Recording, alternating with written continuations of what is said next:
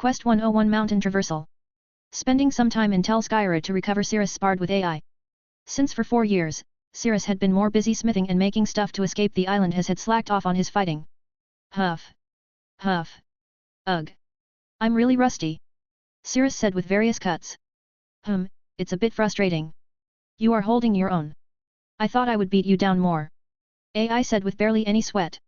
I am a level higher than you, but, Cirrus touches the cuts she made on him. Your skills are certainly better than mine. Then let me clean up the rust. AI then resumed her relentless assault. While watching Cirrus spar with AI, Nox was eating to regain some of the weight she lost along with Circe, who was eating modern-day foods. This meat tastes so good. Circe said. When we returned to Nam. Orario. Nox said with a mouthful of food. I'll take you to some good restaurants. By the way, Nox thanks for leading the hunters to, Circe said, looking down. No worries, I'm glad a fellow spirit from a night goddess has survived. So they really won't hunt us? Nope, in fact, most of the ones that went after us are dead and our contractor is one of the strongest people in the world. So no worries. On second thought. I need to keep a careful eye on him when he does stupid stuff. He told me how he got to my island. Yeah, thank you again for saving him. No worries. If he didn't show up, I'm sure I would still be alone on that island till, who knows how long. Back also spared with AI, but with mixed results. Her sister would peek around the corner for a while and then leave. After some days, they were ready to leave. BWA ha ha ha ha ha ha. It's nice to see you up and ready to go, said Kelly. Yeah, well, I would like it if you didn't give me a tattoo, Cirrus said, touching the right shoulder, which had a very geometrical appearance that went down to his elbow in geometric shapes. Along with a haircut and some new clothes. It's showing you can come to and from Tel Skyra. Said, back. It's our way of apologizing for what had happened to you. And also we got a new batch of strong Amazonas, said Kelly. Those Poseidon familia sure do have an appetite. AI, why didn't you get one too? It's frowned upon in my homeland to get a tattoo. Only criminals get them. She said. But, it looks good on you. She said with a smile. I see. Cirrus said turning to face Kelly. Say I saw the improvement to the quality of life the men have. Ah that. Well I took it into consideration after this one. Kelly pats back on her hip. Asked me and it's been going well. We got a lot more Amazonas. Ah. I see. Cirrus was regretting this, the life of a Amazonas in Tel Skyra was a brutal one. Maybe not being born would have been a mercy if you ensure this hell. Cirrus turns his head around, deciding to no longer wish to add or know of the country of blood.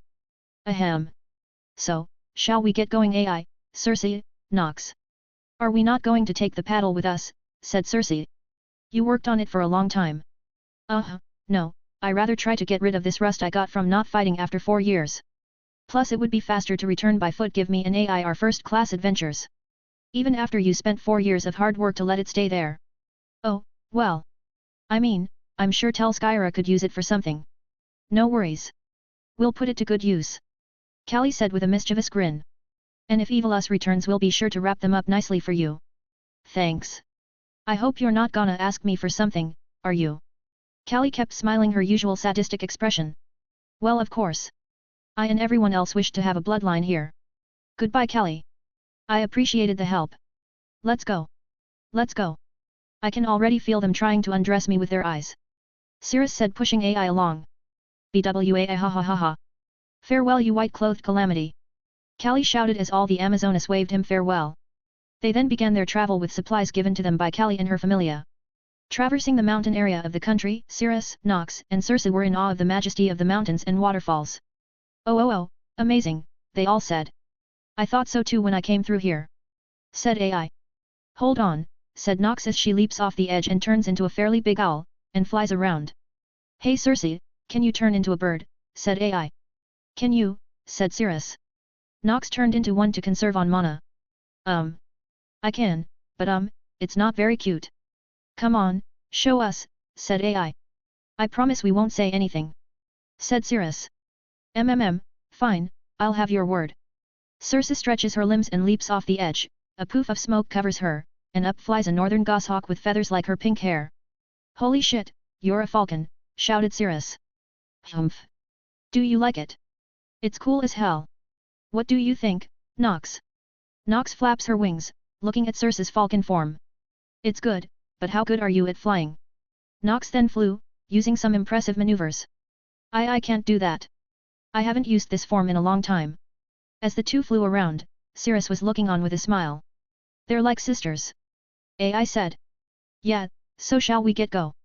As Circe turned around, AI gave him a surprise kiss on the lips. Thump thump. She smelled of flowers when she leaned in for a kiss. It was something Circe wouldn't forget. Phew, I wanted to do that since I saw you, but we were around Nox and the others. She said with a sly smile as she made her way through the mountain range. I did it. I did it. AI thought to herself excitedly. With all of those beautiful and sexy dark-skinned beauties fawning all over him, I bet he wanted a kiss. AI wanted to win him over. To do this she has and did take the first step. Circe had a surprised and blushing face as he softly touched his lips. Oh wah. In the 4 years, AI had grown aggressive in her tactics from the times she would hang out with Aisha on her off days. The result of this would bear itself later down the line. Volume 2 Quest 102 back in Orario. After a few weeks of travel, they made it to the outskirts of the labyrinth city. Now we just... Yeah, I'm going to have to stop you there, AI, Circe said.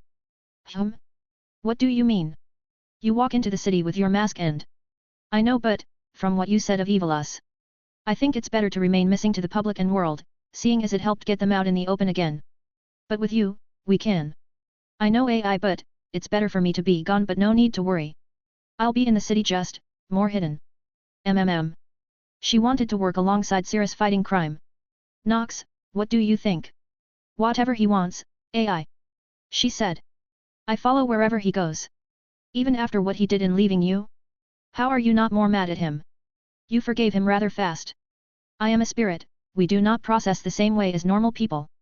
She is right. Circe backed her. Our emotions are, well, it's complicated. Just know that so long as we are by our masters we will fine with anything they do and say. Sounds kinda messed up. AI immediately thought of a slave broken in by their owner. She saw it only once and it was enough for her. We were created to serve, just how the gods made us. On a side note regarding the previous question before we went on this spirit emotions things. I would assume Circe would need to reacclimate himself with how the current state of affairs are, right? Though I can say that about myself as well. That's true, but I can help. Yeah, speaking of that, how did you get permission to leave Orario from Susanoo or even Kaguya? They're both very protective of you. Circe said with a curious look. They are not gonna be happy. Well, she began to sweat bullets. Circe, Nox, and Circe could see AI's tail began to go a bit in between her legs. Her thighs are pretty thick. Circe glanced before looking at AI's eyes. But I am also not in a better situation. Seems we're both in hot waters, AI. How about this, once I'm settled in Nox, we'll deliver you a letter for you to meet up? Is that good for you? Why yet?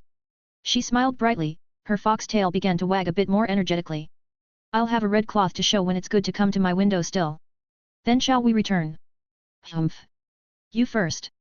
Fine, but hey, want to have a race to who can return back to the city first. Hey, what do I get if I win?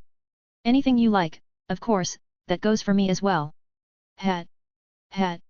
Deal. She then broke into a sprint towards the city's entrance. Nox, can you show Circe to Lenoa? I'll be going to report to Aranos. Sure thing, come. Both she and Circe turned to birds and flew off to the city. Watching from a slight hill on the outskirts of Orario, Circe could see AI running towards the city's entrance. Poor AI, you may have sharpened your... He gently touches his lips and smiles. Boldness, but you need to think outside the box.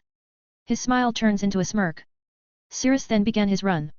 He started to go a bit away from the people and to in between of the wall of the east and southern entrances. AI, who made it to the line, turned to see Circe running a bit away from her in a different direction. Where are you? She looked where he was going, and her eyes widen. Afu! Running at full speed, Circe tossed his weapon, having it impaled on the top of the wall. He holds up his hand as his magic circle appeared. Damocles! If he could move things to him, then shouldn't it also works the other way? This was one of the few discoveries Circe found while working on his boat. Circe flung himself over the wall while grabbing his weapon along the way. He gave a wink to AI as he jumps down into the city, keeping his momentum. Damn it, AI said, kicking a rock over. Ugh! She grunted to herself. I wanted to win. Walking through the secret tunnels, Circe felt a sense of nostalgia looking at the pathways. Ah, it's been too long. I wonder how Aranos is going to react. After a few minutes of walking, Circe made it to the end. He placed his hand on the wall and it opens up. Walking in the room of prayer, he could see Auranos at the glances of his peripheral. He could see his eyes widen as Sirius walks in the center and kneels down. "Hello, Lord Auranos," Sirius said with his eyes looking down. "It has been 4 years since I last saw you upon your lone throne." Sirius looks up with a smile. "Yes, it has been a long time, it is good to see you healthy and well. It seems your absence has changed you much. Ah well, being stuck on an island with another spirit will do that to you." "Yes, I can see, another sprite." Sirius explained to Auranos some key events of what had happened. "How extraordinary, to think you would find another spirit of Noxus. Actually, no, Circe said she is the unique sprite of witchcraft, yes." "Yup, so like magic and stuff, right? More like being a highly skilled maker, her abilities lie in creating rather than fighting like Nox." "Well, I should have put that together since she helped make the boat I made, guess I was busier making a way out than to ask questions. Nevertheless, I am joyful you returned. It's unfortunate Fels is out doing a job. If you wish, I could call Royman to announce your..." "Yeah, about that. I think for now I'll remain missing from the public eye." "Oh, can I ask why?" "I learned that after I was announced missing that Evilus grew bolder in their activity, so I don't wish to mess with it, at least not for now." "Ah, very well, I will let you return home. When Fels returns, I will inform them of your arrival, and if you see Sunny Saint, tell her her mission is complete." "I forgot her title is that," smirk. Soon after leaving Auranos, Sirius returns home through the back. "I'm Bayayok," Sirius said softly. "Ah, Sirius," said Lenoa. "You brought back a child who can help with my workload," Lenoa said with a smile on her face as Circe reads several books on herbs and tonics. "There is so much development." "It's way more than what you said, Sirius," she said with a big smile on her face. Yeah, Lenoa about. I knew you weren't dead. You're a level 6. It'll take a little bit more than water to kill you," she said. "I don't know what to say, I'll be in my room." "Oh, I told everyone that Sirius went back home to Altina just so you know," Lenoa said. Thank you." The next day. "Time to see Astria, hey," said Nox. "Astria? Star Maiden," said Circe. "Yeah, she's the god who is giving me her fauna, and from what AI said, she has gotten more members, ugh. Sneaking in won't be easy now," said Nox. Whatever, I got a new cloak of invisibility, so let's get going." Could I stay?" said Circe. "I wanted to update my knowledge of the world and there are tons of books here. Maybe later, for now I think it would be better if you learned about the city. Besides, I'll show you a place with even more books." "Ah really?" "Yeah, that place is filled wall to wall with books," said Nox. "Oh let's get going." Leaving out the back, Sirius took the secret passage to head down to Astria's familia's home. Arriving at the home, Sirius looks at it for a while. "Come on, let's get this over with, Sirius," said Nox. Fine." Jumping onto the familia's ground, Sirius opened the door from the back and walked in. Wonder if she's in, should have checked first. Walking through the halls of the home, Sirius could see the slight changes, and as he walked to the living room, he saw an elf and Lyra with Astria. They were talking with one another. Sirius waited a bit for them to finish. "Seems we got a new member." Sirius looked at the elf with long golden hair and blue eyes. "She's pretty, I hope we get along." After a bit, it seemed it was time for them to go on patrol. "Nox, Circe. Is there anyone coming?" "Nope. Not at all." "Good." As Astria cleans up, Sirius equips his deer mask and removed his hood, he begins to walk when a creak filled the room. Astria quickly turned her gaze. "Show yourself. How cowardly of you to sneak up on a goddess." "Well, I wasn't planning on doing anything." Sirius walked out into the light, the gold of his antlers shined brightly. "See Sirius?" "Yeah, sorry I was gone for." Astria quickly hugged him. Relieved and joyous he came back to her. "Where have you been, you stupid child?" she said with tears down her eyes. "You had me worried for so long." The strength of her hug told all Sirius needed to know how much she missed and worried for him. It's a long story." They sat down and Sirius explained to her what had happened and what he's been doing for those 4 years and his plan to stay missing. I'm not a fan of you still being considered missing, but, if that is what you want," she said with a stern face. "So, are you here to have your status updated?" "Yes, to be honest, I was nervous, and fearful of what you are going to do." "Oh no, I wouldn't do anything." She smiled, passing off a wave. "Ah good. Because Artemis is going to..." "Fuck." He didn't like Artemis was going to be angry. "How angry do you think she will be?" Astria gave it some thought. Pretty peeved if I do say so. Welp fuck. Guess I really will turn into a deer. Cirrus does not like his future. Having his status updated in Astria's room, Cirrus finds it nice there is more stuff in it. So you have more familia, hey? Yes, just 2 years ago we recruited an elf named Ryuul Lion. She doesn't like to be touched. Like every other elf. I'm afraid it's more ingrained in her, but there are few people who can touch her, so there is small progress. That's good. Little steps help you along. She's already better than most elves. Yes, I couldn't oh? Seems you can level up. And some new skills, of course. Really? Yes. But what you did was beyond reckless, she bonked his head. Why yeah, so any new development skills? Well, there is chain attack and initiative. I'll go with chain attack. Very well. A few seconds later, she hands Cirrus his last stats as a level 6. Cirrus Zephyr. LV6. Strength, E475. A876 Endurance, E499. SSS1197. Dexterity, E468. S965 Agility, E480. S989. Magic, E499. SSS1132 Mage, D, C. Immunity, D, C. Martial Arts, F, E. Crush, H, G. Blacksmith, H, G. And his new status. Cirrus Zephyr. LV7. Strength, I0 Endurance, I0. Dexterity, I0 Agility, I0. Magic, I0 Mage, C. Immunity, C. B. Martial Arts, E. Crush, G. Blacksmith, G. Chain Attack, I. Diacrisomelos, Veltio _ Super Short Chant. Enchant Type. Kalos Perdita.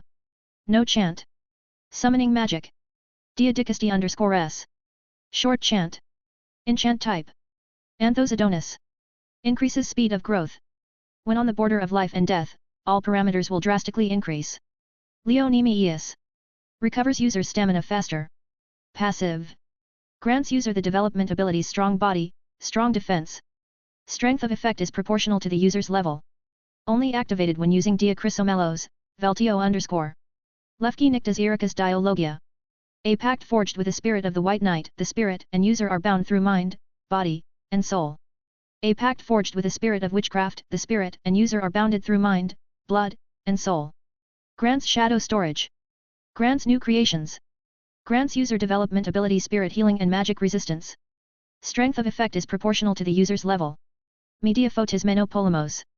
When engaged in battle, user thoughts will be accelerated. Grants user development ability Metalworking, Mixing, and Mystery. Strength is proportional to the user's level. Anemos Samael.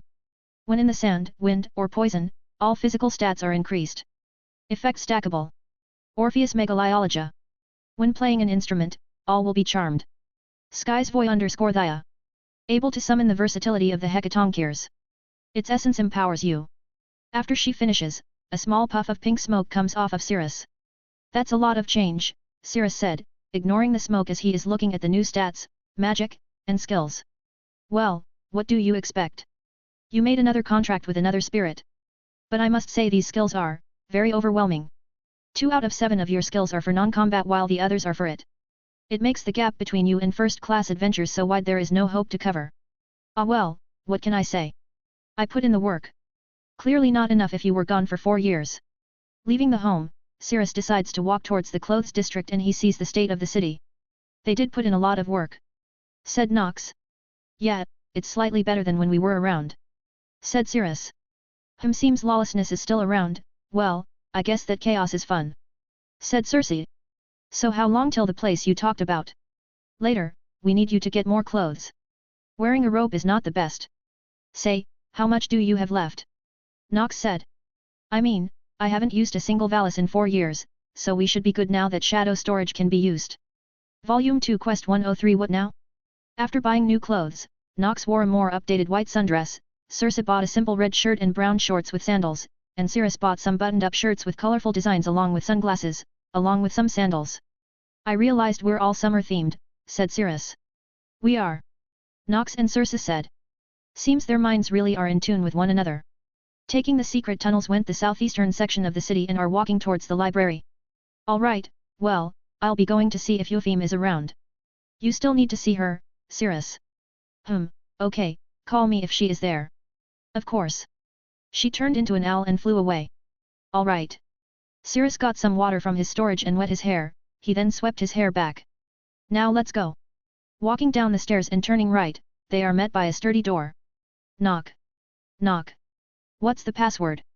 Red fish, blue fish, what are you doing? Kill them. Dee looks at Cirrus and Circe. Welcome to the library. Dee opens the door, Cirrus walked in first, then Circe. Oh wow. There's so many books. So long as you abide by the rules which are on the wall, we give you free access to our collection, Dee said. I see. I'll be sure to follow them. As Cirrus was walking away, Dee stopped him for a moment.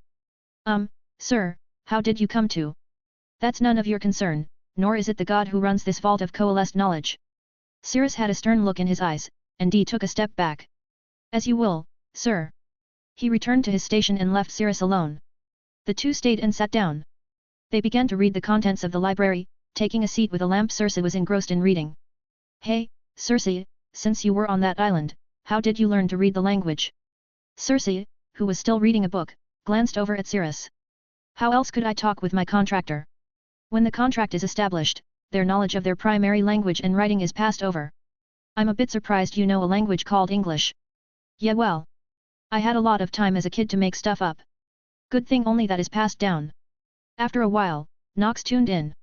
Oi, she's back, and it seems she went to the dungeon. Cirrus closes his book and takes a deep breath. Hey. Are you good here? Yup, just summon me if anything happens, Circe said while reading her fourth book. She's a fast reader. Standing outside Eupheme's shop, Cirrus could hear her hammering away. Okay, just go in and hope she doesn't hammer you in.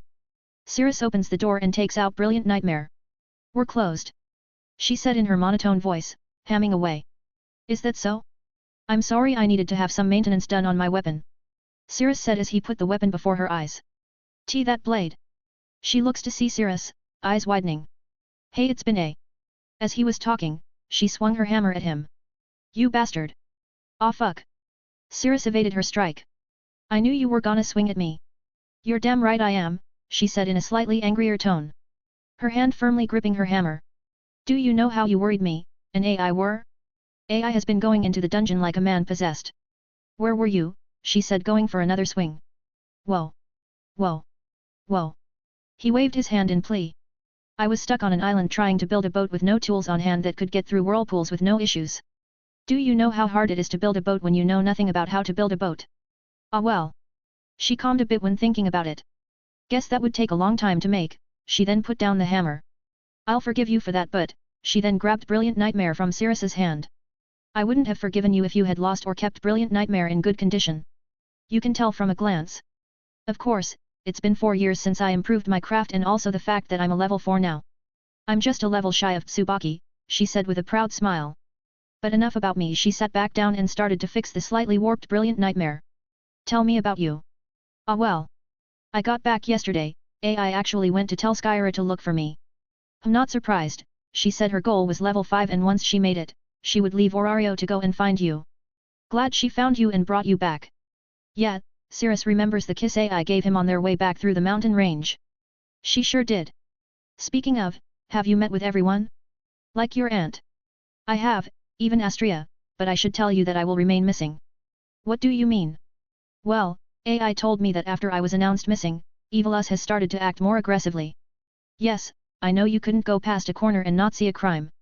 Well, I thought if they still think I'm gone, AI and the others would find the zenith to crush them. It's your choice, but you won't be leaving, right? No, I'll be staying in the city but, what I'll be doing, I really don't know. Well, you can help with my orders, seeing as you have spare time. Might as well, I guess. He would spend the day helping Eupheme and, with his 4 years of crafting without the use of proper equipment relying on his electricity, the two would finish the order and spend the rest of the day experimenting with this blend of metallurgy. Some bar in Warsaw. What's wrong Zald, said Althea. The drink is not to your liking. No, these drinks are fine for a country at war, but I wish to have more of a challenge. I can understand, say, aren't we a few miles away from where we killed the behemoth? We are, its poison still lingers inside me, good thing that new antidote from Orario really worked well enough to manage the poison. Who knew those times we killed the amphispina that its liver would have been the thing to help me? Yes, you even gained a skill from it, right? Yup, unfortunately, no one is strong enough to even consider using it on. Then how about an Orario? A voice came up behind them. They turned to see a god with black hair with 2 cadet grey locks, and grey eyes. His divinity was pitch black, as though the depths of space were concentrated around him. What is your name, god? Said Althea. My name is Erebus, and I have a proposition for the silence and the gluttony. What for? Said Zald with sharp, keen eyes. Erebus sat down along with them. To bring about the promised time and the arrival of a new hero who would slay the dragon that ended your respected familia's reign. Volume 2 Quest 104 The Musician. Spending a few days thinking of what to do, he mostly spent it sparring with AI in the backyard behind Leno's shop. Gah. So this is a level 7 hey, said AI, struggling a bit. I still can't get a good feel for my strength yet, maybe I should head down to the dungeon. And be away again, she said. Fine. I'll go in 2 more weeks, for now, I guess I will sharpen my fighting skills some more. Be ready. Right. Cirrus used a fraction of his new strength to exchange blows with AI. Clack. Clack. Why don't you help your aunt, said Circe as she's mixing stuff into a potion while ready a book in the shade. Clack. Clack. Maybe? But I like to make my stuff and said stuff are, experimental at best. Clack. Clack. Like those boots that let you walk on water. Said Nox. Clack. Clack. You can make something like that, said AI, all the while keeping her focus on the spar. Clack. Clack. Yeah, but I lost them at sea, so they're probably on the sea floor right now. Clack. Clack. That's a shame. I always wanted to walk on water. Clack. Clack. Well, you could if you are fast enough. Clack. Clack. I could. I will try to see after patrol. Clack. Clack. Speaking of, it's already going to be 11 a.m. said Circe. Gasp. Really, she said, stopping mid-swing. Yup, from the time you arrived and me brewing this potion, about 2 hours and 23 minutes have passed. I need to go. Kaguya and Susanoo are going to talk my ears off if I'm late. See ya, Cirrus. She then took her to leave. Ah. Now I'm alone with my thoughts, said Cirrus as he crosses his legs. What about wrestling? Remember, we saw Artemis fight that other goddess and she had a tough time. Nox said with a big grin on her face. Music. I could be a musician. A musician. Circe said, looking up. Why that? Who cares why we're getting the band together? Like back in the Empire, Cirrus. Nox said enthusiastically. I hope you're not expecting me to join you. As you know, I'm not a good singer. Said Circe. Is she saying the truth, Cirrus? No, she has a good voice, but she's better if she knows what she is singing and also she prefers to be making potions and stuff. Well, if you wish to join us, you're more than welcome. But considering that most people know you, I think we should change your appearance slightly, Cirrus said, getting up. What do you have in mind? 3 days later. I never thought I would look good with blonde hair, said Nox with her icy blue eyes and blonde hair. Even her snow-white skin was tanner, all changed with a magic item dangling around her neck. I think I did pretty good, Yoru. Said Cirrus with a brighter yet relaxed appearance with his sunglasses even more tinted and a scar running down his right eye. Not as good as that scar across your eye, Sora. It's fairly easy to disguise yourself so long as you have one recognizable feature, they won't know it's you when you change. I'll take your word on it, so you wanna start here in the park around Babel. What better way to gain recognition than to go where the people are? Guess so, so shall we begin? As they get ready, they already see a few people looking at them, but then they began. The melody slowly built up, but it quickly gathered attention. People started to come and enjoy the music. Cirrus is playing his guitar. He placed the case before them, and it quickly filled. Woohoo! Encore! Thank you! Thank you! Nox said. We are a traveling group called Night Sky. My name is Yoru, and this is my brother, Sora. We thank you for your patronage. We will be back tomorrow. She then gave a bow, and many gave a round of applause.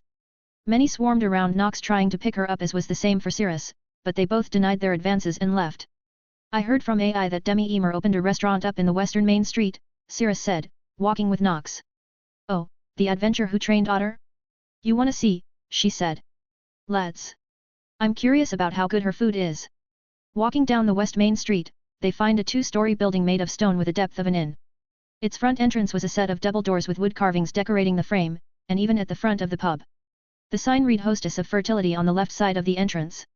Cirrus and Nox enter to find some people inside, and at the counter was Mia herself in a blue dress with an apron tied with a yellow sash. "Oh, customers. Anya. Come and take their order," she shouted. Coming out from the back was a cat person, her brown short hair and eyes paired well with her cat ears and white headband, and a green dress with long puffed sleeves with a white collar. "Yes. I'm coming." "Meow," she said, "coming." She led them to a seat and handed them the menu. Seeing the menu, Cirrus ordered the pasta while Nox ordered the steak. Anya took a while to get it down, but she got it and went to the back to place the order.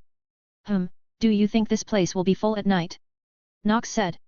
"Who knows, but seeing as it's run by Mia, this place is pretty damn safe, so I would assume it's pretty packed." They talked for a bit when the food came. "Enjoy." Meow. They got the utensils and took a bite of the food. "Damn, this is fucking good," said Cirrus. "And the steak is so juicy," said Nox. Mia, who was at the counter, made a grin as she cleaned the beer mugs. Volume 2 Quest 105 Dangers of the City. Some days later. Overlooking the plaza area around Babel, two people could see Cirrus and Nox performing. "So, your name is Ryu Lion, right? I heard Kaguya call you that." AI said to the elf covered with a green hood and mask covering the lower portion of her face. "Yes, that is my name," the elf named Ryu who turned to meet AI's gaze. "It's an honor to work with you. I heard a lot from you from Kaguya. This is our first time working with one another." "Ah, thank you. You getting a bit out of your comfort zone, hey?" "Yes, I have, some more work to do regarding that." "That's nice, so do you like their music?" "From here, you can hear them playing and even see the girl dancing. It's nice. I have heard them play every now and again, each time they would change what they play. I liked it when the man with the scar plays a gentle melody, and a sense of peace fills the plaza." "I see, well, because of their popularity, many people have started to target them and thankfully none have succeeded. Thanks Uzanu for that. If they were caught in a dark alley, we would find the attackers bloody and battered beyond recognition fighting against Cirrus. That is good, but who would want to ruin this source of enjoyment? From what Lady Astria has said of them, that many of the gods wished to have them in their familias but were all declined. I'm sure you heard of Evil Us, right? Of course, they are the ones causing so much chaos in the city. Right, and they have." Ryuho cut AI short as she sees a thief run off with some of the money Cirrus and Nox made. Targeting them from the shadows, "Come." They jump down and quickly chase after them, and fortunately. OOF. The thief is struck to the ground by Artie. "You know it's bad to steal, right?" Artie said to a child with chestnut-colored hair. Shut up," she shouted. "Hama. AI. Lion." Artie's attention then turned to them both. "Where are you going to go after this child?" "Yes," said Ryuho boldly. "She is a thief, so she will go to jail for stealing." "Lion, she is a child. Look, she has tears in her eyes." Ryuho and AI turned to see the child with teary eyes. "Before we do anything, let's ask the people she stole from to decide on what to do," said AI. Walking up were Cirrus and Nox. "So is this the little thief?" said Nox. "What do you want to do with her, miss?" said Artie. "Sora, what do you think?" Cirrus walks over and looks at her. "How old are you?" "7. Cirrus looked at her to find she was very much malnourished. She has been living off the streets for too long. It was even more clear how bad it was that she stole in bright daylight in a crowd. "A palamic, and one with fire to survive, tell you what." Cirrus bends down and takes the money back and goes through it and hands the girl some money. "If you work for us, you will get to eat and have some spare money." "Ah really?" both the girl and everyone said. "Yes, so long as you don't steal from us again, you will find a stable enough income. What say you?" "Why yes," she said graciously. "That is far too easy on a criminal," Ryuhu said. Cirrus looks at her. "That is not for you to decide," he said as a glimpse of his emerald eye glared at Ryuhu enough to jolt back. Cirrus helps the girl up and readjusts his sunglasses. "Oh, by the way, what is your name?" said Nox. My name is Lilyruka Arte." "And your name is Artie, correct?" said Cirrus as Lily walks with Nox. "Yes. Thank you for being so understanding. You are too soft." You're too soft for this era." "What do you mean? How is being kind to a child soft?" Artie says, perplexed. "It's not the child, it's your personality. You and this elf should take a page from each other's books." Cirrus leaves before they could say anything.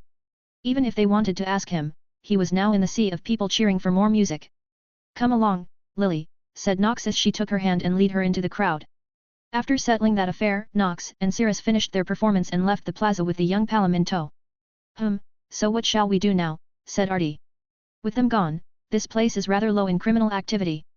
Then we will head to the south section of the city, AI said. And we will not be so lenient with them as you or that bard, said Ryu. Come on Lion, Artie said, patting her shoulder. Even criminals need a second chance.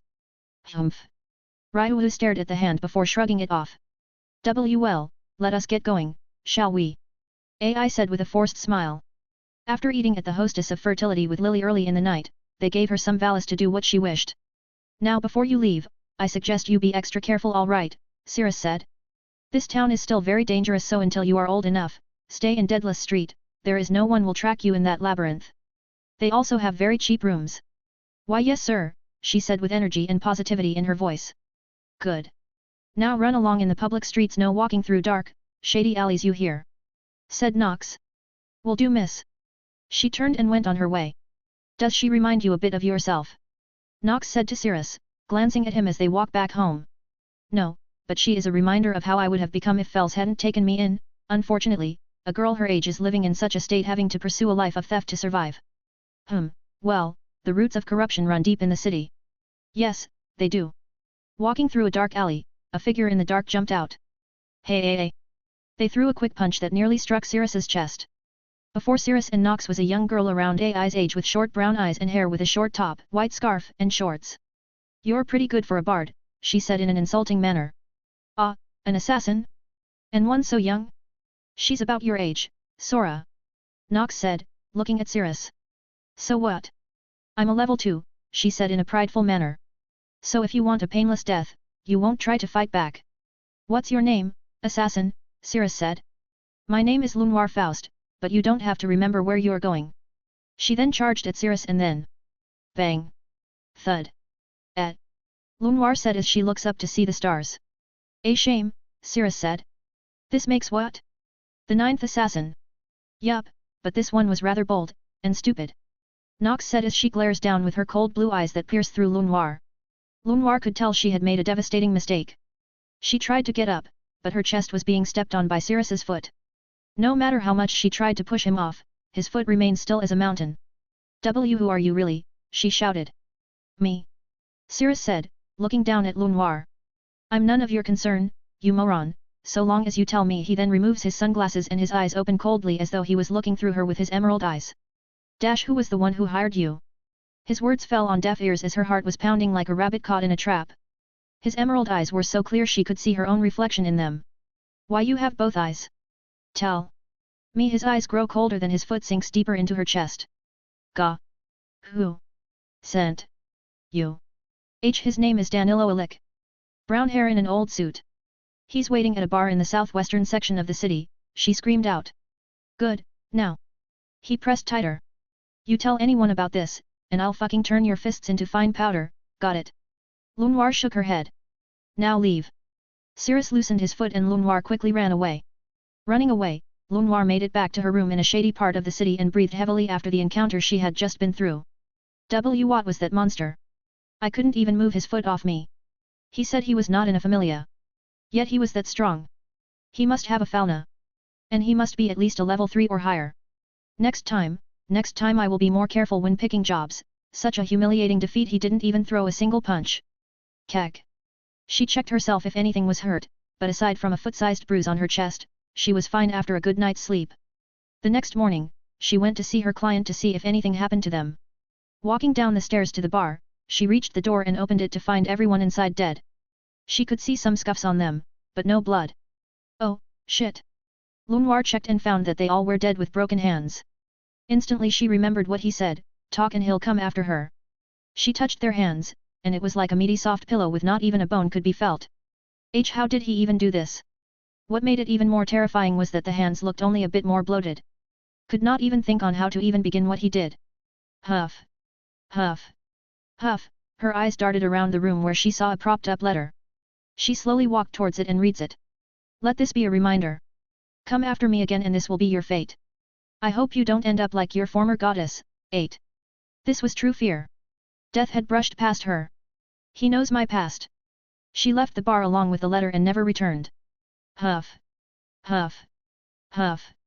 A few days later she had walked past it to find some other sketchy group of people occupied it.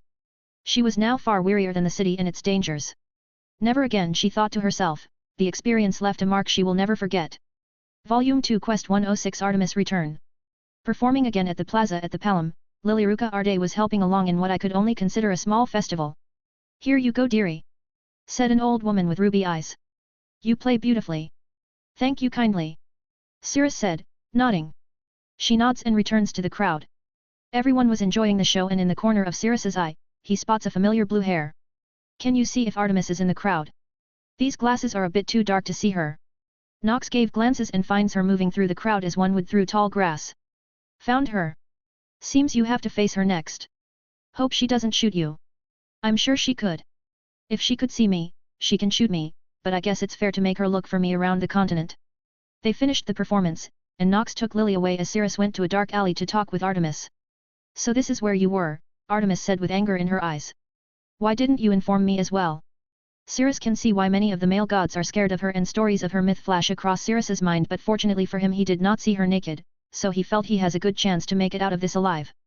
Well, I'm going, to be honest with you, Lady Artemis. Lady Astrea told me you were going to do something. And you assume I was going to do something bad. Cirrus could see the gears turning in her head as cold anger took its place. Well, you shot me when we first met, so, you know, I figured you do something along those lines. Seems your 4 years on an island did not diminish your intelligence but affected your bravery. If it makes you feel any better, I really appreciate you still looking for me. He gave a small but genuine smile. I don't know how I would show my appreciation for that or the time I made you waste. You're very welcome, Zephyr, but she said with an excited look on her face. But I said I will. I'm going to make your archery training as hard as I can when you come back. Oh, and to make up for the time I spent searching, I'll add some pancration in it as well. Of course, I talked with Astrea about it and they will seal your status for that. So no fauna. Phew. At least it's better than getting turned into a deer and getting mauled by my own dogs. The next few days. Miss Yoru, where is Sir Sora? Asked Lily. He's attending to other matters. Nox said. Seems our skills reached a girl's ear and came for my brother. Will he be alright? She said concernedly. Yes, but he will be gone for a bit. Until then, we will make do with what we have. She said, taking out some simple instruments that anyone could learn. Outside Orario in the woods, Cirrus was getting a crash course in archery. Thwish. Thunk.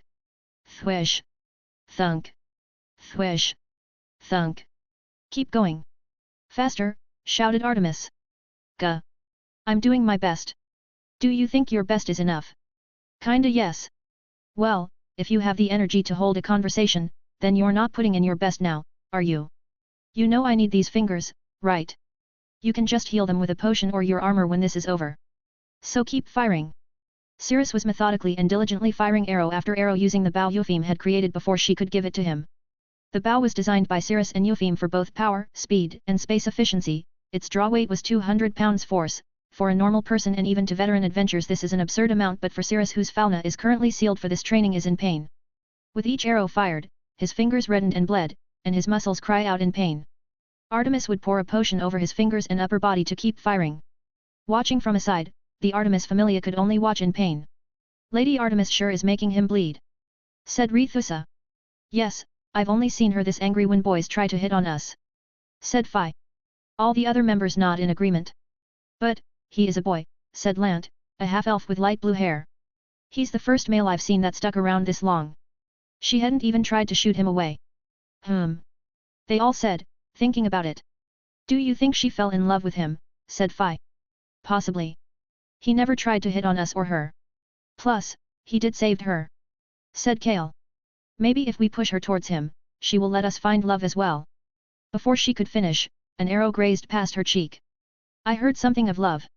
You haven't been thinking of it, right? Artemis said, looking intently at her familia. And not at all, they all said. Good, now come and join in. Getting lax will dull your draw.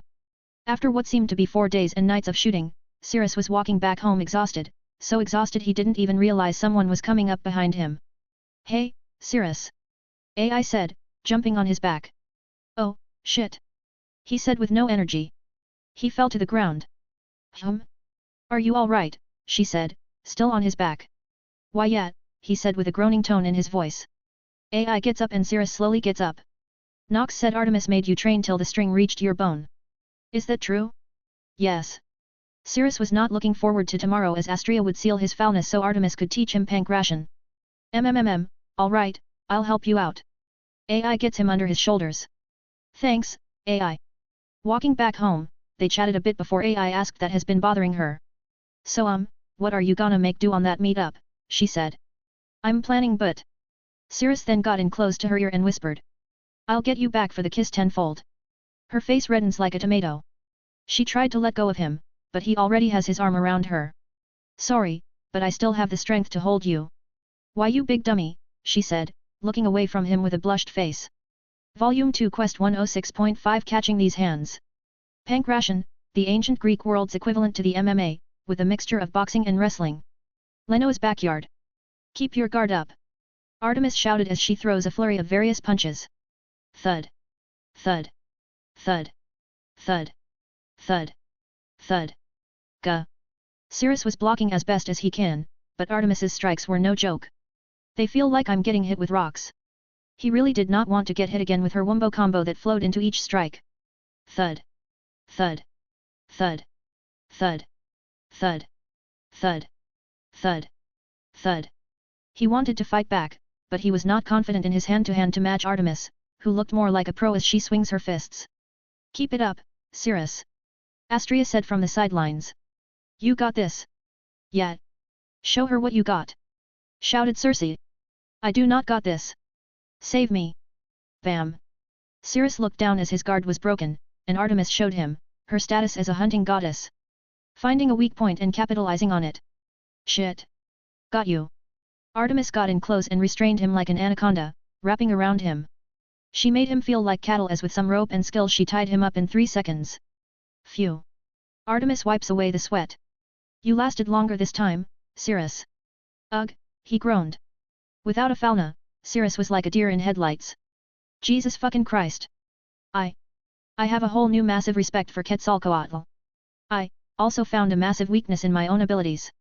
He saw how Artemis held her own against Quetzalcoatl and resting alone for a bit before Quetzalcoatl overpowered her in both technique and strength. So he was not looking forward to this training.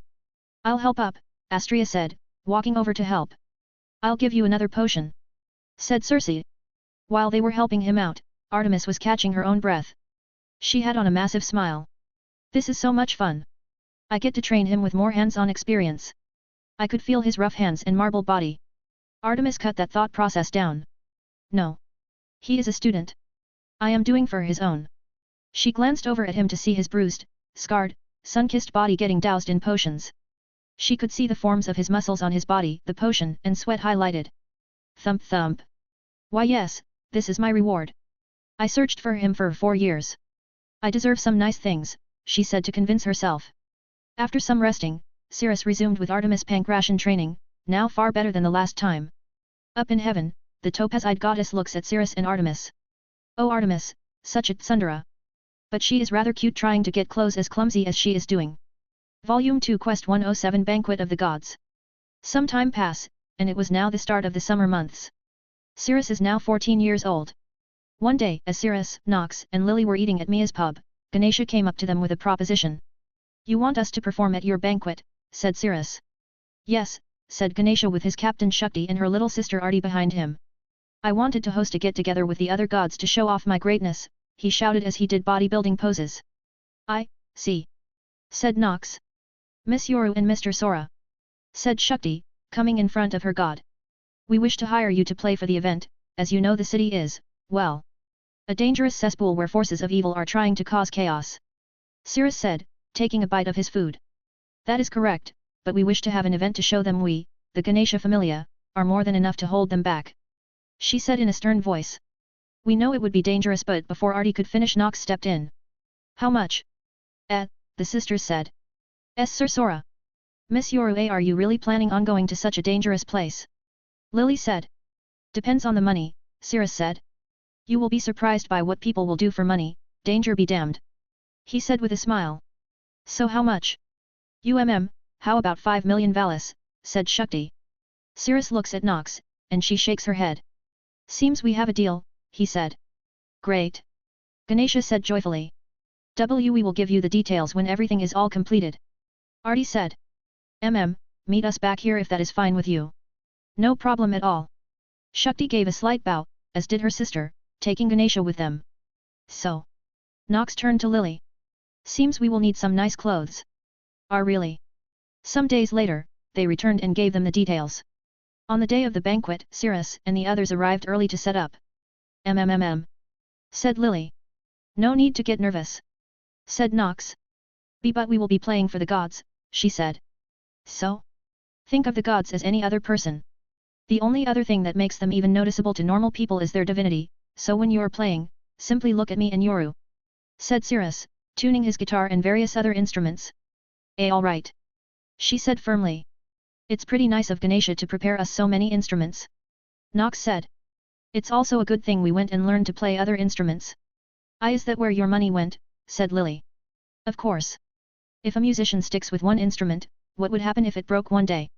They would be lost. And starve to death. Cirrus said dramatically. Don't worry, you'll be fine. You're rather good with the flute. Nox said with a smile that made Lily a bit at ease. Alright, she said confidently. A bit later, the party starts, and many gods arrive with their children. Loki came with Finn, Freya came with her captain Otter, Hephaestus brought Tsubaki, Susanoo brought Kushida, Astrea brought Elise, Hermes brought Lydia, and Artemis brought Rethusa. The music filled the room, and everyone was enjoying themselves. Hey Cirrus, you notice we were getting some intense stares. Nox said, giving glances at the guests. I know, it's from Freya. Freya? Why her? I asked Artemis about her, and she said because she is a goddess of beauty, she naturally has a passive charm effect. And that explains her staring because she isn't just a goddess of beauty, she is a god of death with many other attributes much like Artemis is the goddess of the hunt and moon. If she used her arcanum she could manifest a bow as large as the moon, and shoot anyone she wants. It would stand to reason that since she is mostly known as a god of hunting and chastity, she would be more proficient in those rather than anything. So Freya is a god of death. So what, she can see souls or something? It's a high possibility given that she is a god of magic, so she must have some natural ability to see something no one could hide. Yes, and she knows I am Zephyr, but she does not know of my lineage. Astrea told me she and Hera did not get along very well. Good to know Otter is a man of his word, then. The night went on to see many of the gods dancing with their children, and nothing occurred.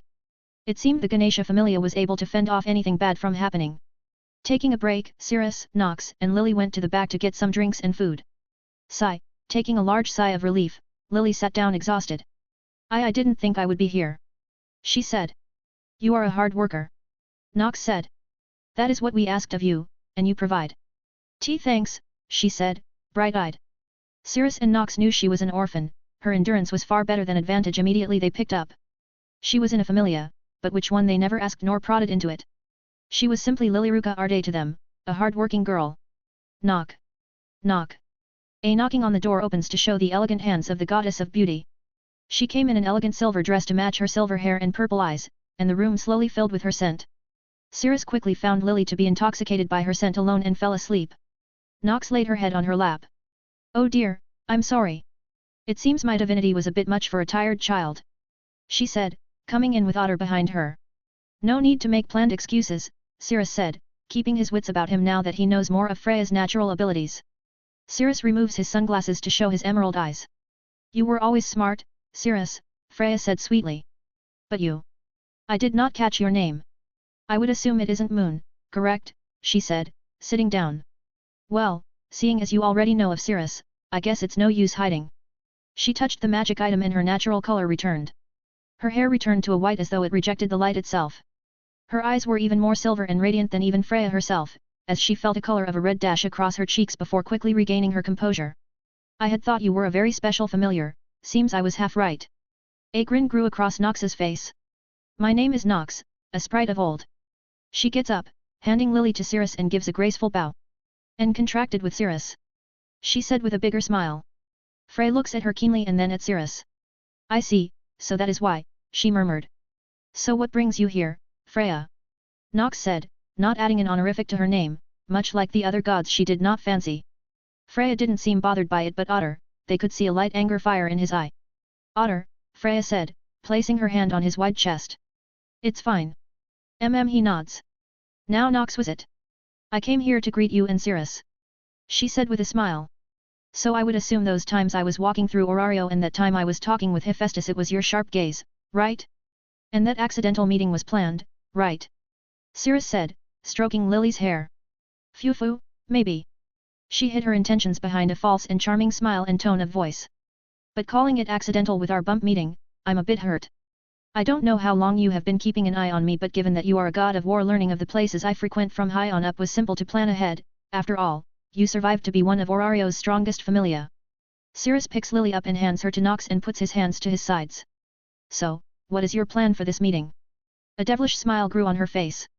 Volume 2 Quest 108 Love or Infatuation.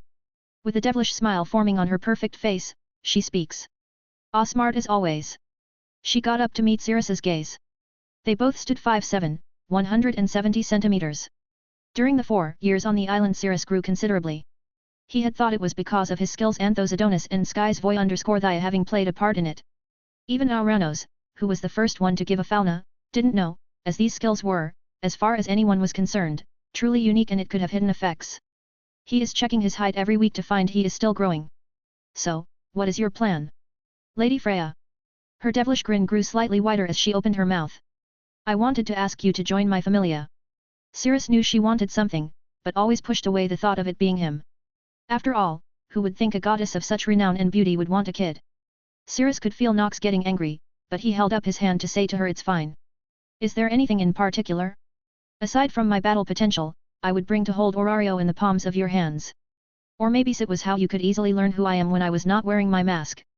She walked around Cirrus, moving her hands around his shoulders and whispering into his ears. It was your soul, your beautiful radiant soul, she said in a low sultry voice as she continued to walk in a circle around Cirrus, her words were laced with affection. Your soul is something truly special. It's like a cornucopia of colors. A pure white. She said, glancing at Nox before returning her attention to Cirrus. A valiant gold, a bold red that tapers off into a soft glow of blue and pink like that of twilight. I could see it flicker as you move through the city's back streets, popping up in places like hidden gems. That is why I. She stops in front of him and glares into his eyes. Want. She leans into his ear. You. Hearing her say that made two things pop into his mind. One was how much of a boost of confidence he had that a goddess like her wanted him, a male or anyone for that matter would have the confidence of a white Wall Street stockbroker doing cocaine, a confidence that would let one try to conquer the world. The second thing that popped up was AI. Cirrus had enough time to sort out his feelings. If he didn't know what the characters on his charms were, then he could at least learn flower language and connect it with past actions he put together. He decided to see where it further goes with her. As cringe as he admits, his heart is telling him AI. Cirrus smiled as he took a step back. I very much appreciate your offer, Lady Freya, but I must decline. Her eyes and perfect face wavered for a second. Oh? May I know why? This wanting? How would you describe it? Cirrus then paced around Freya as she did to him. How to describe it? I didn't think too much about it, but I would say it was an intense love to have you as one of my children. She said flat out. An intense love, tell me, is it love? Or, Cirrus stops pacing and stands next to Freya. Is it infatuation? Freya stood there thinking about how to respond. Define them in your words. Cirrus walked to be behind her. Love is knowing the good and bad of someone and still loving them all the same. He then walked in front of her. An infatuation is when you first see someone that you are attracted to and immediately feel there is a connection based on that. I see. So you think I have a mistaken infatuation with love? Yes. It's something that most gods of love have in common. They are always so insightful about everyone else but themselves. She sat back down and pondered. Can I ask you a question? I'm all ears. How would one go about finding love as a goddess of love? She asked. If I were you I would look for one who is not affected by your charm, that way you may know them as who they are, their love is genuine and in turn, you will have to put in the effort to claim their heart. A smile grew on her face as she gets back up and looks closely into Cirrus's eyes. Thank you for your advice. I hope we can at least be amicable. Of course, Lady Freya, Cirrus said with a gentle smile. Oh how I envy the sunny saint, to think she would see that kind smile every morning. She said before turning to Otter. Cirrus kept his gentle smile, but his eyes had a slight edge to them. Worry not. I won't do anything. She said as she made it to the door. You may have declined to be my Otter, but I'm sure he's out there somewhere. As a goddess, I'm sure waiting a few years wouldn't be that hard. She slightly raised an eyebrow before smirking. Phew, make sure you make her happy or else I might come in and snatch her from you for rejecting the love of a goddess. I will keep that in mind.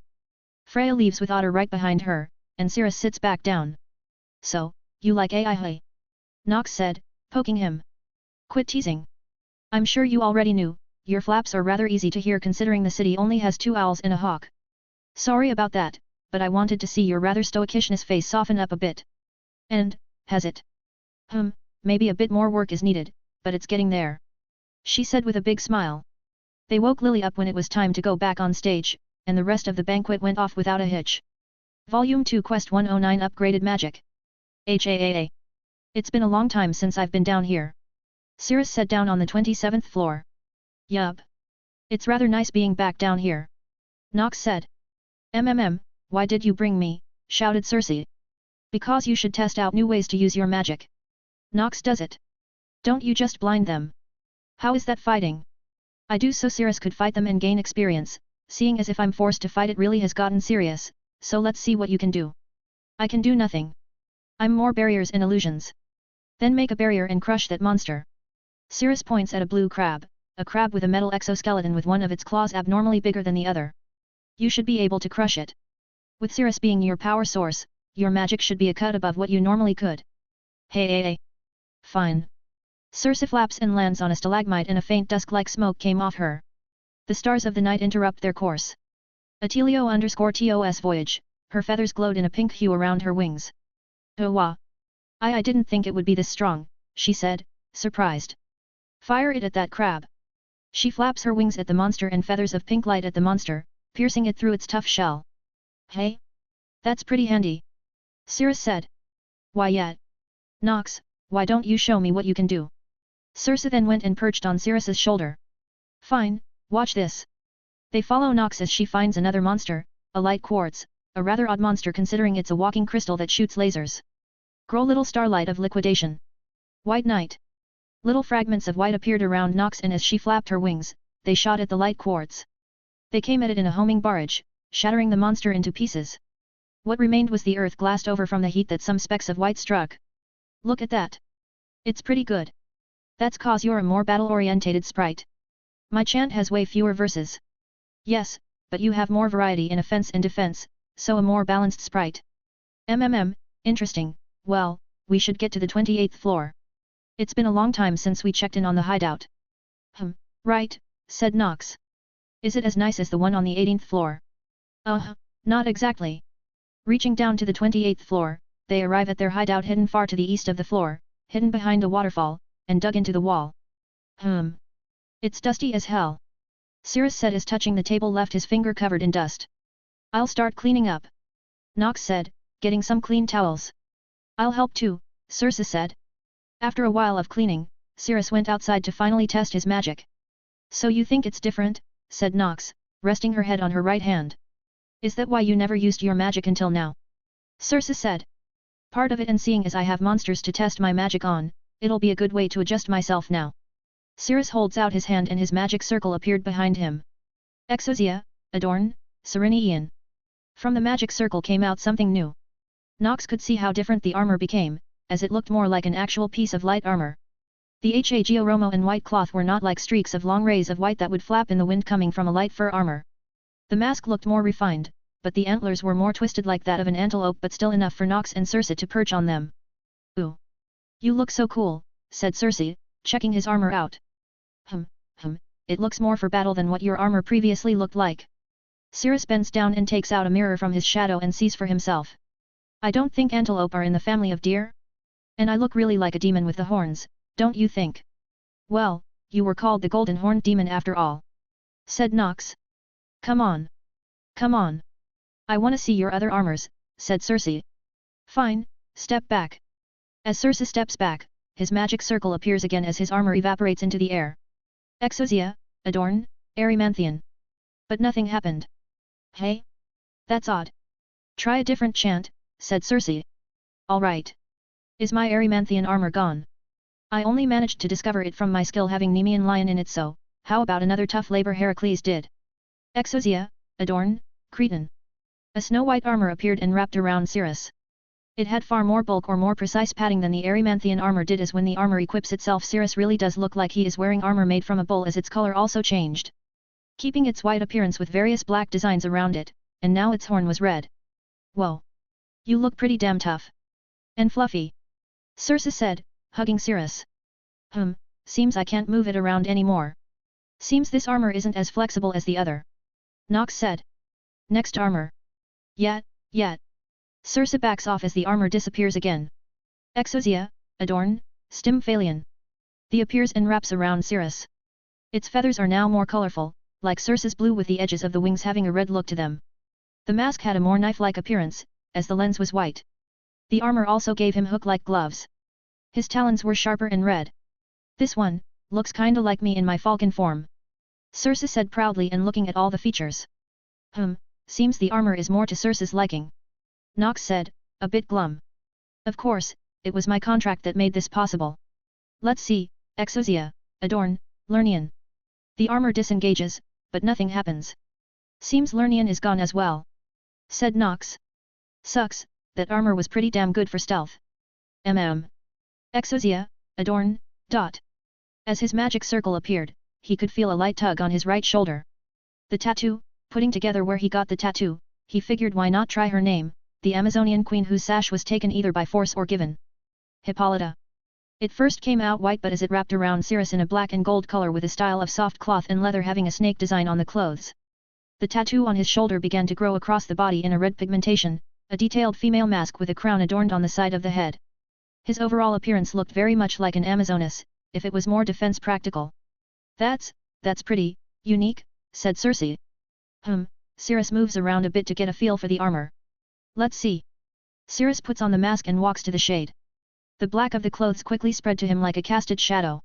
When he returned to the light, it returned to normal. I need to test this armor out more. Now and last, the Cerberus armor. Nox said, waiting to see what comes next. The armor disappears and the tattoos return to normal. Exosia, adorn, Cerberus. Much like before when summoned, it's pure white, but the armor was now more like a knight. As the armor slaps itself on, the clanging of metal quickly became apparent to Cirrus, as when the armor was finished his first thought of it was the Berserker armor. The armor has a very striking appearance to the armor of the struggler, aside from not having an underjaw. It does, however, have two dogs on the shoulders with loose chains with spikes at the end of them. Cirrus could feel something off about the armor, but he couldn't put his finger on it at the moment. That's pretty cool. Nox said, checking the armor out. Yeah, like a dark knight. Circe said. He moves around in it a bit and he could feel himself craving violence. This armor. I need to do more testing with it. Tomorrow we'll start to go down faster into the dungeon. I'm a bit curious about what these new armors are capable of. Volume 2 Quest 110 Daily Life. While Cirrus is in the dungeon, many of the people up above are busy with their daily activities. In the Hostess of Fertility, Lily was working. So how's being a waitress, kid? Said Mia. Tough. I didn't know it was this much walking. Lily said. Well, good thing you're more agile than that one over there. She said, pointing at Anya. She is getting better. Yeah, Mia said, making a slight smile. So how long are those two going to be gone for? They said for a few days. Do you think everything is all right? She asked worriedly. I'm sure they're fine. Sora is a lot tougher than one would think. Really? Even if he doesn't have a status. I'm sure he can give a level 1 like you a good run for her money. Now we have customers. Right, she said, getting back to work. At that moment on the dungeon's 38th floor. Cirrus is slashing his way through the horde of Spartoi. What's wrong? Asked Circe. I felt like people are slash. Enough thinking and more action. We still have a lot to map out. Nox said. Cirrus and Circe turned to see a tunnel full of Spartoi. Haa. Ray. Cirrus charged headfirst into battle. Back on the surface, out on patrol. Nothing again. Said Lyra. It's boring without night sky around to draw in criminals. AI said, looking bored into the distance. Say, did you find what you were looking for? What do you mean? AI turned to her in puzzlement. Well, you were gone for a while. Lady Astria said you left leaving a note behind, so, did you find what you were looking for outside of Orario? Her face blushed. Lyra got closer. Tell me what happened. Did you meet a guy? AI turned her head. Did you go in for the kill? she said with a smug grin. I am going to meet up with Ryuhu-san, she said, quickly walking away. Come on. Lyra said, chasing after her. At least tell me it worked. I was planning on using it to get Finn. Currently, the Loki Familia are on the dungeon's 12th floor. Whoosh. Whoosh. Whoosh. Huff. Huff. Huff. Breathing heavily as a young golden-hair adventurer with a fortress of wind surrounding her as a black wyvern slowly turns to ash. Whoosh. Whoosh. Whoosh. Ace. It's all right, shouted Riveria. Whoosh. Whoosh. Whoosh. Gareth, try to get to her. These winds are strong. Finn shouted. Whoosh. Whoosh. Whoosh. Grr. Grr. Making his way through the wind, Gareth reached Ace and held her. Whoosh. Whoosh. Whoosh. It's fine, Ace, you're safe, you're safe. Gareth continued to comfort her until she had a mind down. Riveria, can you take care of her? Asked Finn. Are we going to call it for today? We found some members of the Thanatos Familia. Are you sure we? I am sure I rather not risk the lives of our new members. Finn walks and helps a 13-year-old boy. Thank you, Captain, he said. Come, lad. We need to get moving. Gareth said, slapping the back of the boy. My name is Raoul. At the Freya Familia's home. Freya said as she crumbles some paper. What is the problem, Lady Freya? Otter said as he comes into the room. I wanted to ask you, is there a job that will help one know people? If this is about money, I can go into. Oh no, my dear Otter, I was just thinking about his words from that night. I see. I heard Mia opened a pub with Alan's little sister. Ah. A waitress. She began to write. How do you feel about a town girl? A town girl, he said, squinting his eyes. Yes, bring Horn in, it seems I can make do on our deal. She said with a smirk on her face. Somewhere in Orario. Damn it. Those damn dogs of Astria, shouted Alecto. They have been riding us hard since we killed their damn prince. Well, what did you expect? Said Apate. How would you feel if one day Turn is killed? Grr. So what then? They and the damn Susanu Familia grew far stronger than what we expected, especially that saint. She alone has proved more of a threat than the prince. Well, your familia has been pretty brave in your activities, I heard you're even starting to break your way into Kekia's old business. Tried is more accurate. Ishtar has been relentless. Since she absorbed a majority of the familias who tried to fight her into her own familia, so now, it's like a fortress of third and second-class prostitutes that litter the streets like snow. Well, seeing as your familia is stronger and has more members, why not destroy her with the war games? I'm sure when you win, it'll cause the city to fall deeper into chaos. Yes, a big smirk appeared on her face. I'll crush that familia of justice. Do you want me to help set up the best moment too? No need. I'll bide my time. For now, my children are going to have to build up their strength. I can't wait to see. Apate said with a big smile on her face. By the way, where is Erebus? Him? Who knows, last I heard, he said he was going to find some muscle for his grand plan. He's an odd one, is he not? Outside of Orario in the north. Ruhu. The Wendigo falls dead on the ground as Zald and Althea dust off their clothes. What amazing work! Erebus said, walking in, clapping. You sure this was a monster from the Age of Gods? Asked Zald as he takes a bite of it. Most positive, he said playfully. So with this monster done, shall we get ready for the trails? His face grew serious as well as his tone. It's a shame we couldn't fight that kid, said Zald with monster meat in his mouth. Ah, the one that fought that mountain-sized monster? I think his name was Zephyr, said Althea. I wanted to see how strong he was, and what kind of noise he made. Then we have to settle for the currently living hero of Orario, said Zald as he picks up his great sword. I'm sure that Otter is pretty strong now after 7 years. True, and Riveria as well. I like to see how strong as a mage she has grown. Back to Cirrus, Nox, and Circe. While Cirrus is fighting, Nox and Circe hang back. Nox turned her head. Circe, did you feel that? Yes. I felt it for a second, but I'm sure of it. Let's keep an eye out for it again. Another spirit made themselves known. They turned to see Cirrus wearing his Cerberus armor. Rhea. Come on. More. More. Put up more of a fucking fight. Where are the elite, you lizardmen? Come here. Rhea. Cirrus was indulging himself a bit too much. Confirmed, the armor makes him a bit more bloodthirsty, said Nox. Yeah, little is an understatement, said Circe, making a mental note of it. Down in the depths of the dungeon, an ancient being felt a breeze. Arya it thought for a brief second before its consciousness returned to slumber. Volume 2 Quest 110.5 Not yet. Leno's backyard. Huff. Huff. Huff. Huff. AI was sweating and breathing more heavily, leaning on her wooden sword. Phew, she took a deep breath and her breathing settled. It's unfair how talented you are, Cirrus, AI said, a bit salty. Not my fault, after Artemis's training and diving the dungeon so intensely that rust quickly fell off after a few months. Why are you complaining about that? You getting more of a challenge now. You're lucky I'm busy doing your job. Oh, speaking of that, me, Nox, and Lily are going to Melon for a little trip. What? What do you mean a trip? The Poseidon Familia hired us for some sets, and for some other reasons. And those are? Making up for giving up searching for me. Cirrus thinks about that. How did he know? Can I go as well?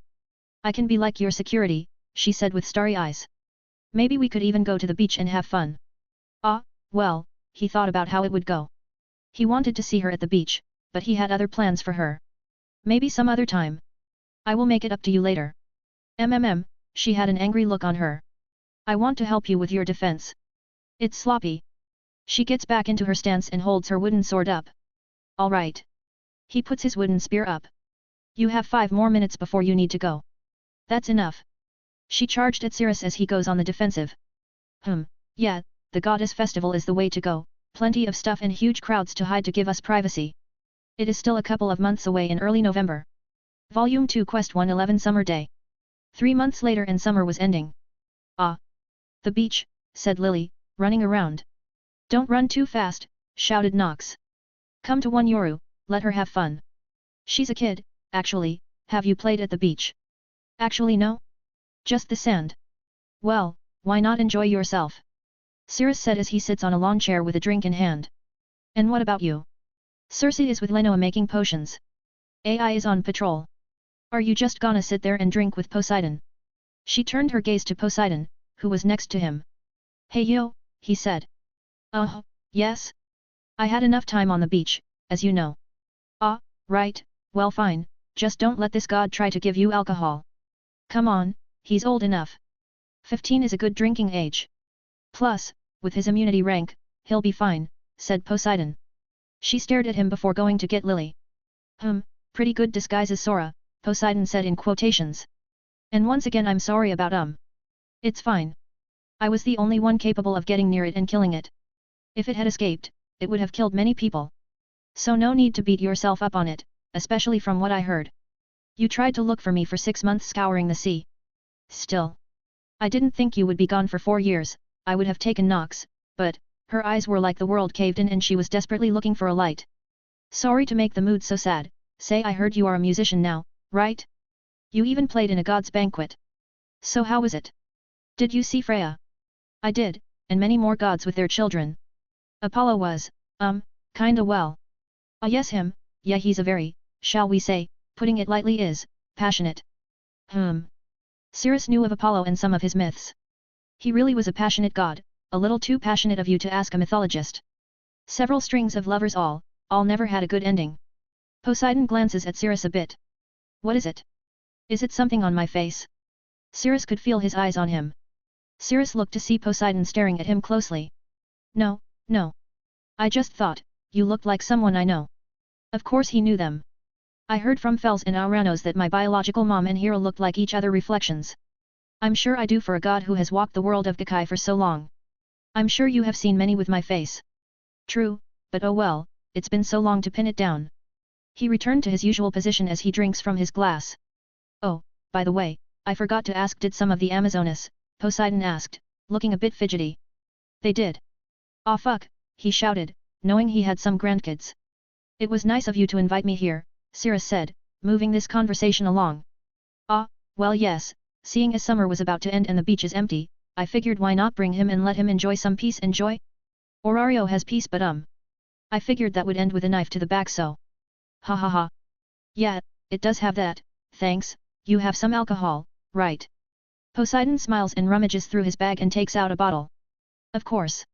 Some time later, as the sun was setting, Cirrus fell asleep, Poseidon left drunk, and Nox took Lily back to the inn. Whoosh! Whoosh!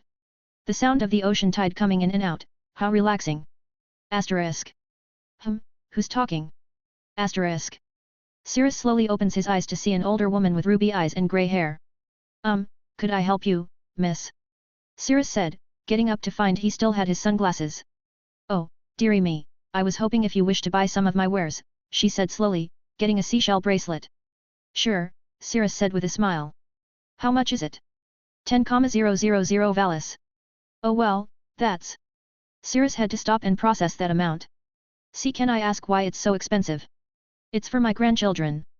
They're too young to work out at sea, so I'm selling my wares at a higher price than I would like. Ah, how very, I don't have a word for it. Hard-working. She eyes Cirrus up and down. Tell me, boy, you have a girl in mind, don't you? Cirrus stared at the old woman carefully. His shadow had a hand ready to attack. Sorry. Sorry, dearie. I just have an eye for these kinds of things. She rummaged through her bag and pulled out a red spider conch earring. What's this? It's a red spider conch, very rare to find one, even more, to find one this small. She said, holding it up to the moonlight. It's said to let you hear the soft, loving whispers of your love. Cirrus's face reddened. Don't worry, young one. She said with a smile. This one costs 30,000. Cunning is more like it. Here for your grandkids. Cirrus reached behind his back and hands her 30,000 valis and she hands him the earring. So I just... He looked up to see her vanish. Ah fuck, was she a witch? In Melon, on the town's outskirts, the old woman enters her home. So, how was your grandkid? Waiting at the table, looking at his glass of water, was Poseidon. He looked to meet the old woman's ruby eyes. He was nice, Poseidon. The old woman took off her hat and sat down. This makes us even, right? Of course. She snaps her fingers and peacock feathers quickly run across her to reveal her true self. The dull grey hair became as lustrous as gold. But... She placed her arm on the table and rested her head. It's a shame you didn't know where Zeus was. A smirk formed on her perfect face. Hera, Poseidon said with a disgruntled face. I already feel bad for leaving the kid out at sea, but doing this, you know I don't like. You've grown before. You were a lot like Zeus, well, maybe a bit of him is still there. She said, getting up to get a drink. Then, are you done here? I don't really know. I don't want to rebuild my familia, it has no more purpose anymore if Zeus is not with me. I don't want to get back at Freya or Loki, even if they struck us when we were down. You know they did it so evil us wouldn't. I'm fully aware of it, but still would you be able to forgive Njord if one day your familia was weakened, and he came in and kicked you out? Fine, but what then? You want to spend time with Nephili's kid? The thought raced through my head. I did plan on it, but seeing him in person and, well, it brought back memories of her, and why she left. She poured herself a drink and sat back down. When I first saw that you come to Melon, I had thought you come to retake your place in Orario or that Zeus was here. Yes. I made sure you told me everything that happened that day and of that spirit. Are you really just going to look at him from afar? I'm sure he would like to talk with you. He's fine, she said, taking a drink. Whoever raised him did better than what I or Nephili could have done, what do you think? Well, he can handle his liquor, that's for sure, but, the kid is good, he has good sea legs and a good head on his shoulders. Oh, listen to his music. He's very talented. Hera smiled gleefully as a grandmother would for their impressive grandchild. I'm sure he is. Phew, I bet you are jealous of my grandson, hey, she said in a mocking tone. Bah. There's that damn mocking tone of yours. I'll have you know that I have some grandkids of my own. With Callie right.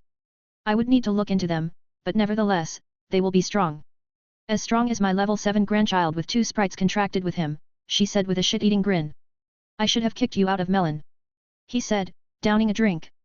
Ma ha ha ha ha. Hera laughed out loud. The 2 old gods would drink well into the night. The next day. Sorry, Lord Poseidon is usually here, Lance said. It would seem he met up with some old friends and went out drinking. His loss, said Polly. Polly watch, shouted Lance. Polly walked into an open door, hitting his eye. Ah! My eye! Again! Well, it was nice to have you play for us out here, Lance said with a smile. Not at all. Cirrus went in for a handshake, and Lance leaned in. It was nice to see you again, Zephyr. I can say the same. They both leaned back with a smile. They waved goodbye to the residents of Melon as they were being taken to Orario. In a small glimpse, Cirrus saw the old woman, but as he turned to see her, she was gone. Something wrong, Sora? Asked Nox. Yeah, you look like you saw something. Lily said. Seems I need to drink more water. Cirrus gets out of his canister and drinks from it. As he drinks, Lily notices a red spider conch earring on his left ear. Where did you get that? She shouted and pointing at the earring. Bought it. Sorry I couldn't get you or Yura one. They only had one. I think. Watching her grandchild leave from the shadows of Melon, Hira smiles. So did you enchant that earring? Poseidon asks, drinking water like he was out in the desert. Maybe. She said with a smile. A red conch, hat, who's the lucky girl? I'll know soon enough. I am the goddess of marriage.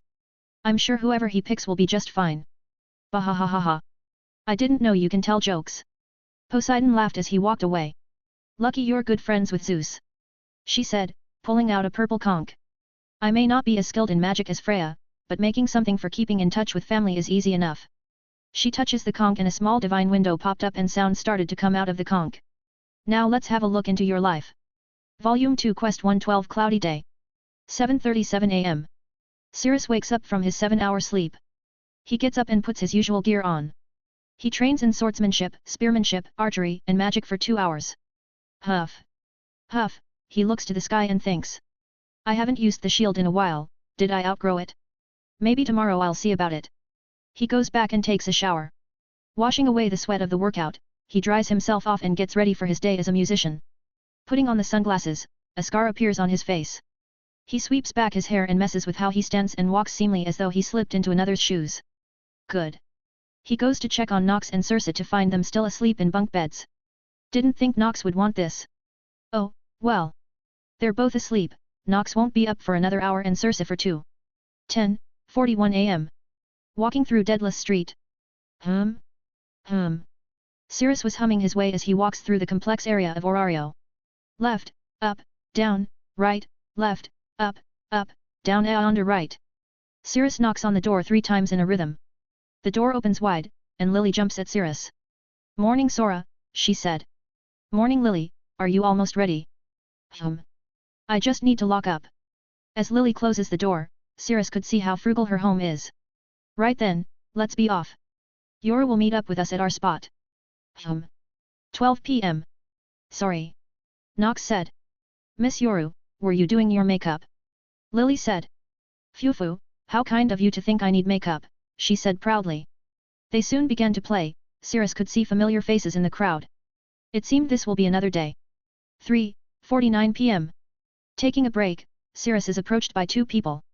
So what pleasure do I have to meet the Sunny Saint and Antianira? Cirrus said, looking at the Renard and Amazonas. My goddess wishes to have you play for the upcoming goddess festival, Aisha said. Is it for the festival or specifically her? Both, actually, Aisha said confidently. I brought this one here since she's a good friend of yours. Cirrus turns his gaze to AI. Is that true? Yes. It's a festival being planned by all the goddesses of harvest, Lady Freya, Demeter, Hathor, Damia, and my goddess Ishtar, Aisha said, slightly disheartened. I see, so you wish to have me help make a grand time for the goddesses. We will, of course, pay you like what you did for the banquet a few months back. You went to that banquet. Lord Susanoo didn't explain it properly. Yet. I do hope by pay you mean actual currency and not what the rumors are saying. Cirrus gave a glance at Aisha. I will, inform her of it, she said with a painful expression. How about we settle this after the festival is over? Cirrus said with a smile. Is that fine with you? Why yes, she said with a calmer look. Seems I won't be getting any money from this, oh well. 4:49 p.m. Mia's pub. Are you sure it was okay to get paid after the festival? Nox said. Yeah, what if that big familias don't pay? Lily said. I see no point in it seeing as there will be other people there and I'm sure the other goddess will be generous enough to us. Can I ask what rumor you were talking about? Asked AI. The rumor that Ishtar has been using her status as a goddess of love to get advantages. Advantages? AI and Lily said. Oh, how pure you two are. Said Nox. AI, I'm a bit surprised you didn't know, considering you're friends with Aisha. I was busy in the dungeon. And I would hang with her outside the entertainment district. Pure like sunshine. Said Cirrus. They sure are, said Mia, putting down their plate of food. What? Tell me. AI shouted. Yeah, said Lily. Lily, you're too young for this and AI has Susanoo or has anyone ever told you? Cirrus leaned in and told her. Her face reddened. Oh, she understood what they were talking about. Aisha never told me that during our... As they were talking, he felt a faint whisper fall to his ear. Cirrus looked around. What's wrong? Asked AI. Nothing. Murmur. Another faint whisper fell to his ears. He touched the conch to find it slightly hot. Oh, is something wrong with the earring? AI said, leaning to touch it. It seems ow, she quickly pulled her finger away. Why is it hot? I knew it was from a witch. Cirrus tried to remove the earrings but couldn't. Why didn't I think it was fucking cursed? He tries to remove it, but it was stuck and oddly cool to the touch. That is odd. It's cool but... As he tries to think about it, he feels his mind avoiding the conclusion like a word on the tip of the tongue. Why didn't I? Ha ha ha ha ha. Laughed Nox. At least it's not burning you, right, she said with a snicker. And with a simple distraction, the thought process was cut and changed. No. AI is your hand find. Why yet, she looks out the window to find it pretty late. Aw shoot, I'm still on patrol. Sorry, I need to get going. Thanks for the protection, Sunny Saint, shouted Nox. Yeah. Sunny Saint. Sunny Saint. Several people in the pub chanted her name. See, come on. I'm getting embarrassed. Come on, everybody, shouted Cirrus, standing up. Sunny Saint. Sunny Saint. Sunny Saint. Sunny Saint. Sunny Saint. Sunny Saint. Sunny Saint. Sunny Saint. I'm leaving, she said, running away with an embarrassed face. A round on me, shouted Cirrus. Hooray! The pub erupted in cheers. Volume 2 Quest 113 Cloudy Night. 8:17 p.m. I'll go take Lily back to her home. Alright, see you back home Sora. Nox takes her to leave.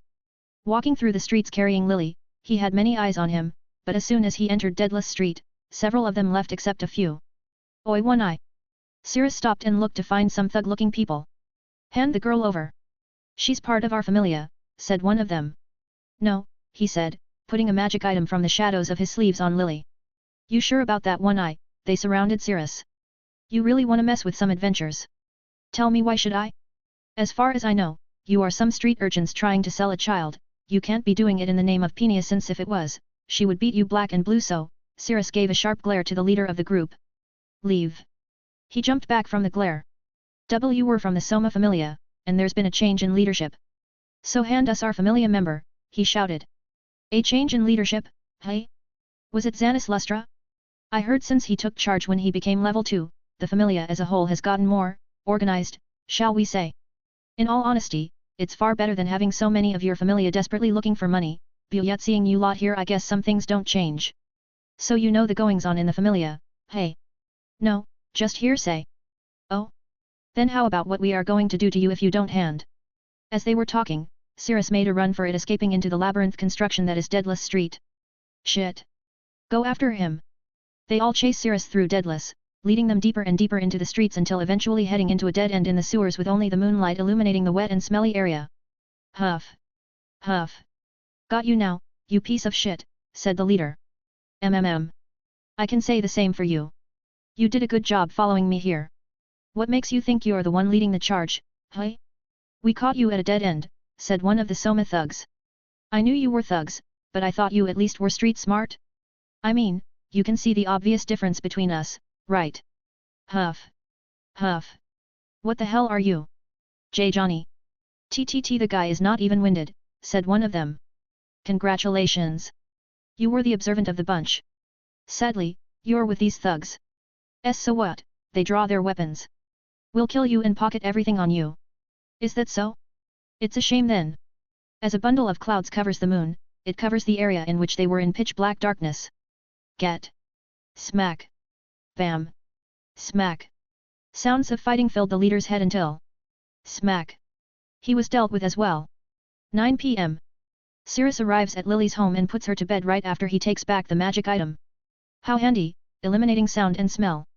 He covered her and left. Walking back home, Cirrus touches the earrings again. It's cool to the touch, odd. I wonder what magic or curse it has, I should have Cersei or Fels look into it. Ha, what I would give for healing magic that can heal anything. Bump. Oh, sorry, kid. Cirrus looks down to see a rather dirty-looking child with dirty silver hair and purple eyes wearing rags and holding a bag made of worn-out cloth. Sorry sir, would you like to buy a potion? She gets out a very dirty-looking potion that has unknown stuff inside. Cirrus picks it up and looks at it. Bottle is clean, but what's with the flakes inside? They're apples. My mom said an apple helps keeps you healthy. Cirrus could see the look in her eyes. She was alone. Do you want to be a healer? Why yes. But no one is willing to accept me. She touches her ragged clothes. I see. Well, then you made this potion on your own with scrape. Why yes, my mother taught me before. Interesting, so you are not in a familia. And no, sir. Cirrus pulls out a small note and pen. He writes something on the paper and hands it to her. Here, hand this to Diane's sect. You know that white building in the north? Why yes. That's where he is. Hand him the note, and if he says no, show him the potion. All right. I don't know what. Before she could say anything else, Cirrus had already left. She looks at the paper and sighs. Better than nothing, I guess. 9:47 am. Cirrus returns home. Cirrus sits at his desk thinking with a pen and paper. What are you writing? Asked Nox. An invitation. Oh, she turns into a bird and lands on his head. Is it to?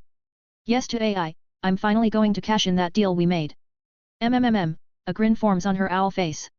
Hurry and finish it. It's almost time for me to sleep.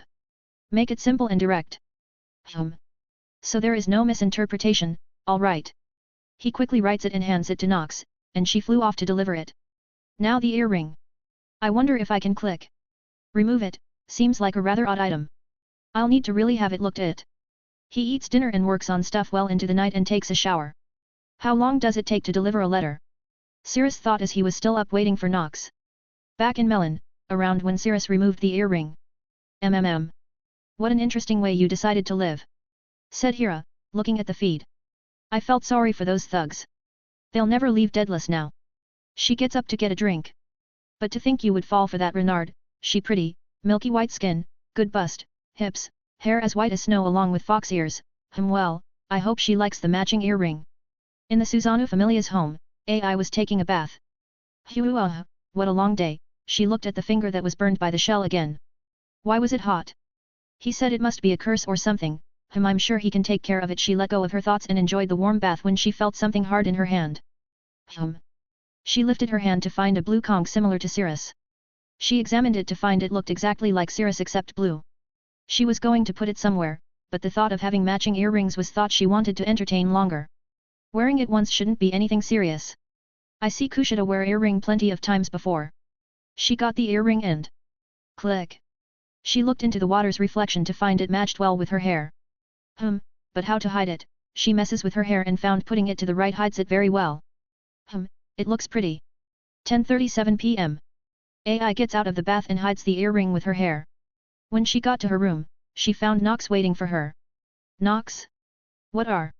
Nox turned back and handed her the invitation. I have been waiting here for you to come. Here. AI gets it. What is? Read it and give me your yes. AI opens it and reads it. Oh, her face turns red. That's a yes then, right? AI nods. Why yes. Phew, what a cute expression, Cirrus, it's done. In a flash, she was gone. AI simply looks out into space for a second before getting into bed. Her eyes were wide open. She was so taken aback she didn't realize the soft whispers coming from the earring. Murmur. Murmur. Goddess. Yukata. Confess. AI. She would eventually fall asleep without realizing it. Back in Melon. How cute, she makes the cutest of expressions, Hera said, drinking a glass of wine. Volume 2 Quest 113.5 A God's Greed. 2 days later. Hello. Cirrus said, entering the Dian sect Familia clinic. Ah sir, said the once dirty-looking silver-haired child. Now she was all cleaned up with good clothes, cleaning up the clinic. Thank you. Lord Dian took me in. That's good. Say, can you call him for me? She nods, leaving to get her god. A while later, Dian sect came out. An old grey-haired man with the face of a greedy businessman, his clothes laced with gold and jeweled rings adorning his fingers. Ah, Mr. Sora, said Dian sect. Hello, Lord Dian. Could we talk in private? Of course. Ermit goes and cleans up the other rooms. Yes, Lord Diane. Goodbye sir, she said, leaving the room. Thank you for sending. I need to tell you this. I didn't send her here because I like you. I need to make that clear, Lord Diane. I sent her here because my Aka's familia is too busy working to nurture her. TCH. So I'm what? Second fiddle to that poor god. Yes, this place is far safer than with my Ake given how. Cirrus looks around to see how empty it is. Expensive it is to use your service. It wouldn't be if a certain golden-horned animal didn't.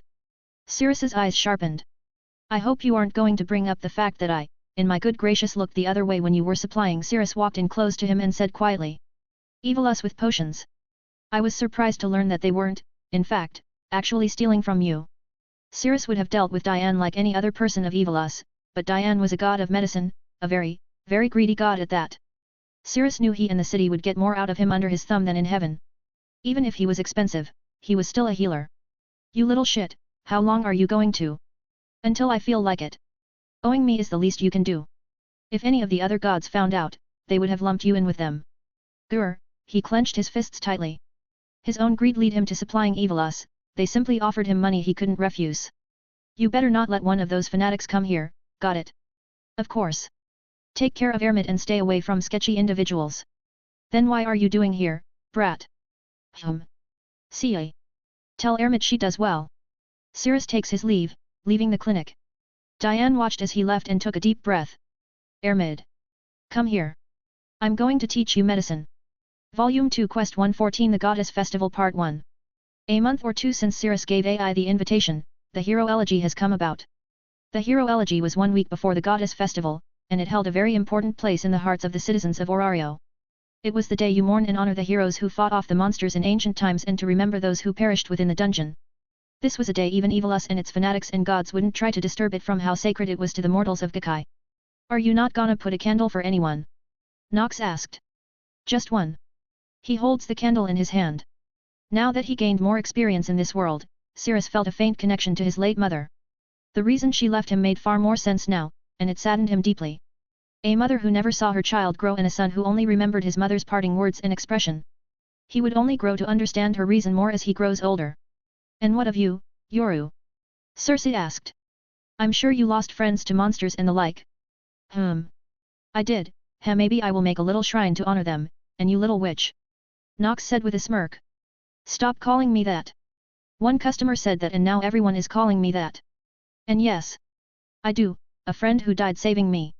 His name was Odysseus, a kind-hearted fisherman. I'll get started on the shrine. You two can go get the candles. Can I put mine next to yours, Sora? Asked Lily, holding two in her hands. Yeah. By all means. He knew who they were for her deceased parents. Cirrus built a quick little shrine. Nox, Cersei, and Lily put their candles on the shrine. Lenoa came out putting several candles. Seems you lost people too, hey, Lenoa, said Cirrus. Of course, I have lived a long life. I have seen many a mage buy stuff from me and never returned. I still remember their fresh faces. Well, I hope they're in a better place now. The five of them would spend the elegy together. 1 week passed by and the Goddess Festival was on its way in early November. The guild along with the Astria, Loki, Susanoo, and Ganesha Familia were working overtime to ensure this festival goes off without a hitch. Day of the festival. Got your badges? Yup, said Lily. Of course, said Nox. Come on. Come on. There is food to eat. Cersei said. Yoru, do you mind if? Say no more. Come on, let's go find some good food. She grabbed Lily's hand and left.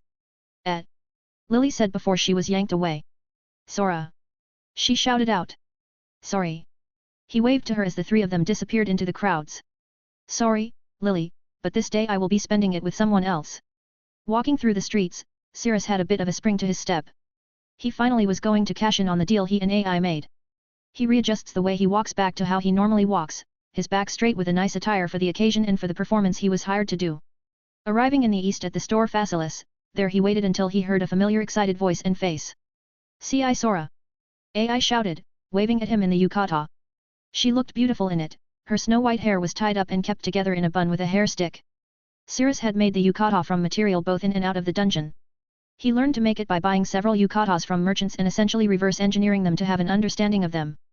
Unfortunately for him, he didn't know AI's measurements, as she was helping set up the festival, so they are WO. Big on her to be safe. I got you. Cirrus quickly catches her before she falls.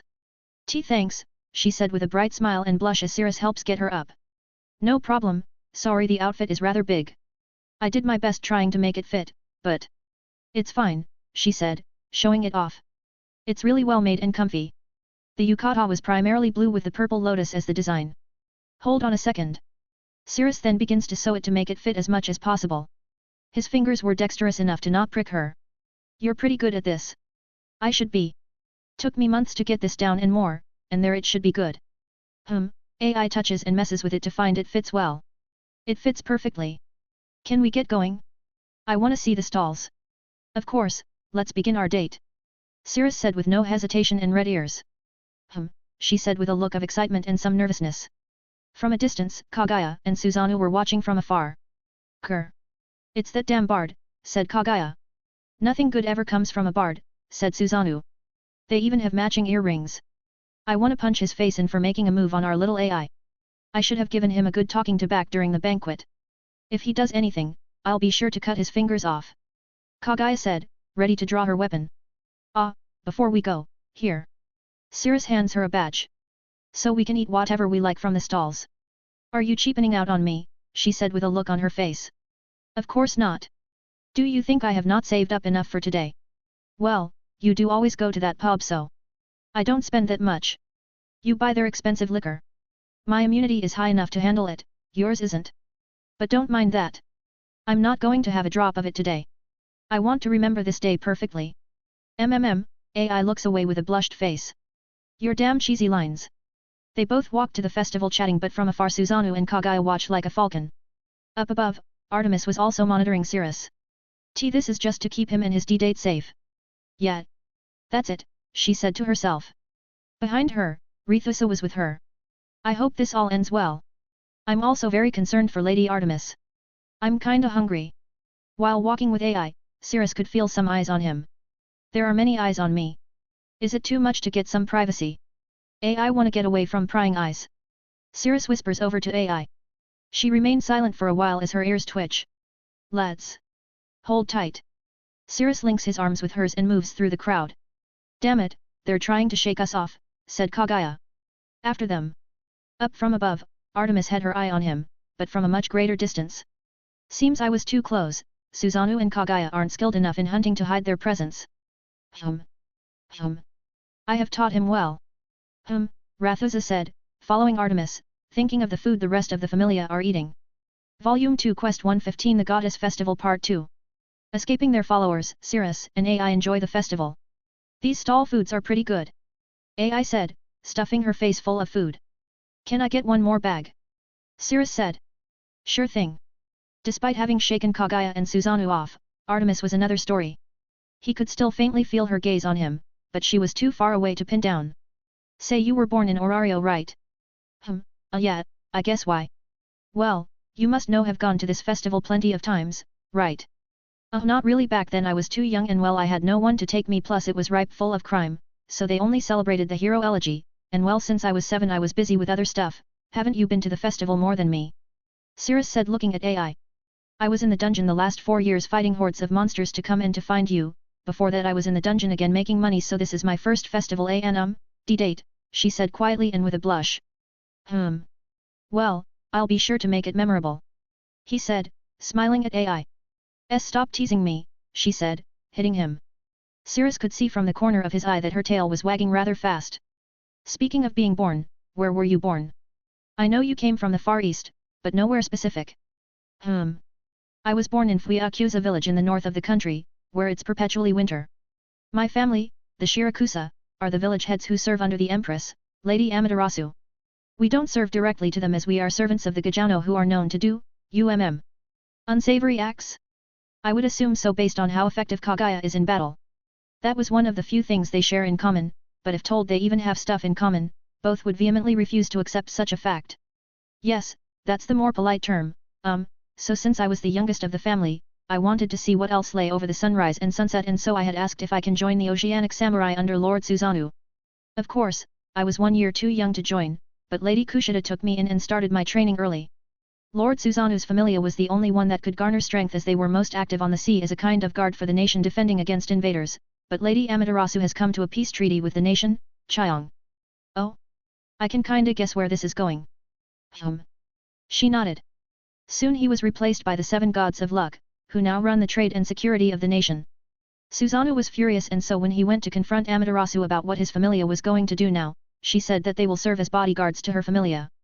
In the process, it whittled down all his familia, and he was only able to keep 3 of his children as they sent the rest to Lord Bishamontan, as they were the strongest fighters in the country.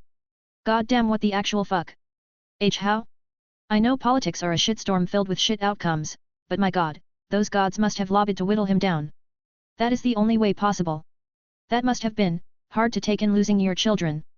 It was. One day while still harboring those emotions he drank too much and caused some damage, resulting in Lady Amaterasu's rice fields getting destroyed and various other matters. It resulted in Amaterasu shutting herself away in grief and anger. She let Lord Tsukuyomi, who was punished for a separate accident, decide what to do with him since back in heaven, the 3 of them were extremely close. I can guess what happens next. She nods. We leave our home and traveled to Orario to grow in strength and to, never mind that. What? Cirrus said curiously, and to what? It's nothing important really. She said, waving her hands to disregard it, but Cirrus has seen and met enough liars to know she was hiding something. Also, her tale told him everything. Alright, I'll leave it be. He would for now. But if the chance ever comes, maybe one day you can show me around your home village. That will be an. Her face quickly turned red from what she just heard. Are you serious? Of course, even if your familia is in exile, I'm sure I can at least smuggle you back in with my experience. Really? Of course, and I mean I am a level 7, so it's a very doable promise. He holds his pinky. I promise. Ai looks at his pinky and smiles. She gets in close and links her arm with his. It's a promise. She said, giving him her bright smile and bringing him in close to her. Why yet? Cirrus said, a bit flushed. Ai could see the same face as when she surprised him with a kiss. She was happy with Aisha's advice, and even some of Lyra's helped get her to see this rare sight twice.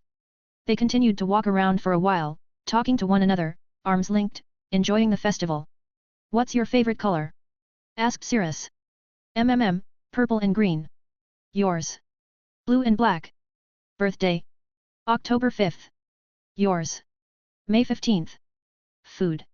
They were happy spending time together and having a nice time eating and playing at the stands. A while later, when the main event was close at hand. Hey Cirrus, it's almost time to perform. Are you at the plaza? I'll get there. Hey Ai, do you mind if we head to the plaza? Oh, is it time for you to perform? Yes, seems the main attraction is coming. They moved towards Babel, and they met up with Nox, Circe, and Lily. Why, you were with the Sunny Saint, Sora? Lily yelled out. Now Lily, save that energy for the show. You about that I'm not so Cirrus could see her fidgeting along with a look of terror on her face. It's fine. You can stay here with Circe. But the show will. It's fine. We can handle it. Nox said. You go wait in the crowd. Don't worry Lily, was it? We will be close by. Circe said. Alright. Good luck out there. I said. As they leave Nox and Cirrus get themselves ready and off to the side before Babel on a stage, Hermes and next to him were Lydia and Asphi, now more grown. Cirrus began to play some background music. Hello, ladies, gentlemen, and gods. I'm proud to be introducing our goddess of harvest. First is Hathor. A goddess in a red dress with turquoise jewelry and tan skin that was much lighter than the Amazoness. Damia. A goddess wearing a rather clean farmer's outfit with some dirt on it showed that she was working in the fields till just recently. Then the head of the Demeter familia, who without her the city would surely experience an eternal winter. Demeter. Walking up was a goddess. Many could say really is bountiful with wavy golden honey hair and orange eyes in a light pink dress with a golden belt around her waist.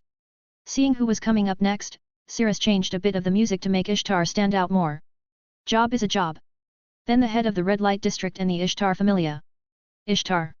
A bronze-skinned beauty with an attire similar to those of her Amazonas children, having only a single red-orange piece of cloth around her neck that barely covers her with a matching pareo that goes down to her ankles. She is covered head to toe in expensive jewelry, quickly taking the spotlight from Demeter's fields. But her attention and music were quickly stolen when the next goddess took to the stage.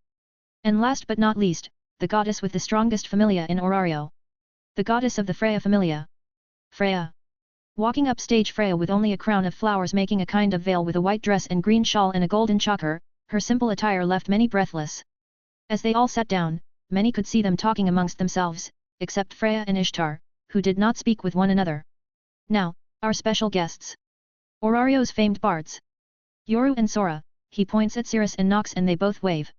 They are here thanks to Lady Ishtar's generous patronage. Oh! The crowd cheered as Ishtar bathed in their cheers. I can see why Freya is more likable. Ishtar is really narcissistic, said Nox to Cirrus. There was bound to be one Nox. After some cheering, they started to play. The people were enjoying it and the festival was starting to kick into full swing when... Boom! Crashing down onto the plaza were Ryu and Knees. Thud. Thud. Gah. Knees falls on her back, trying to get up. Damn it, said Ryu, using her sword to pick herself up to fight. As they both tried to get up, a woman jumped down. Black hair adorned with a gold circlet and a fairly long scarf and a pair of whips, one to her left hip and one currently in her hand. It's suspensus, shouted an adventure. Evilus is here. Run. As panic was about to begin, Finn and the Loki familia stepped in. Everyone stay calm. We will deal with this. Finn shouted. Mata. What are you planning? Shouted Riveria. Me? Nothing at all. My goddess simply asked me to deliver a message to Lady Astrea, is all. A message? Ryu said, confused. That's right. But you didn't even listen to me and attacked me as quickly as I showed my pretty little face. She said with a playful attitude. What's your damn message? Knees said, getting up. Ahem. The Electo Familia hereby challenges the Astrea Familia to a war games. The news spread like wildfire, and the look on Mata's face showed it all. This was the plan, wait until it was the goddess festival and steal the spotlight for the duration of the festival, and it worked. The screaming crowd turned to shouts of excitement. Everyone wanted to see this. Volume 2 Quest 115.5 Ruined Opportunity. Susanoo Familia's home. I can't believe they did this when I was spending time with Cirrus. I said while punching her pillow. And I was, her face reddened, and she stuffed her face into her pillow. He was going to confess, I know it. But it was ruined. Agonizing over the missed chance, a voice rang through her ears. It was as calm and elegant as it was softly muttered into the young Renard's ears. The next time you are alone, follow your heart. She lifted her head up and clenched her fists. There was still a chance to get what was lost. I'll make sure to follow my heart. Wait. She looked around. Who said that? Back in Melon. There, now when the next opportunity comes, it'll be easier. But honestly, I feel bad for Electo's Familia, they're going to be utterly crushed for ruining a planned out date. A smirk formed on Hera's perfect face as she turns on Cirrus' feed. I can't wait to see you shine once more, Cirrus. She watches as he prepares himself. As AI slept, Hera would whisper to her advice from the conch. Volume 2 Quest 116 War Game Announcement. Soon after the announcement, it flooded the city with talk of the war games. Cirrus himself had never seen a war game since it rarely happens, as it would need to be a drastic escalation to the point of all-out war and it needed to be contained. The day after they cut the festival short, the gods held a Dinatus to set the rules and the type of war game it will be as well as the reward the winner would receive. Babel's Tower, 20th floor. It's been a long time, Electo, Astrea said, surrounded by other gods in the city with Electo. Phew, it has. Sorry about my child causing you trouble, Electo said with a grin as she sits before Astrea with a long table separating them. Now ladies, please, said Hermes, mitigating the conversation. How about we start with the reward? Hey, he looked to the both of them. I'll make this simple. I want to crush your Familia and send you back to heaven. Murmur. Murmur. The gods all talked amongst themselves. How very blunt. Astrea said with a stern look on her face. And if I win, I want your Familia imprisoned and you in heaven after you tell us everything your evil group has on the others and any plans. I'm sorry, but this is not about them but about me, Electo said with a glare at Astrea.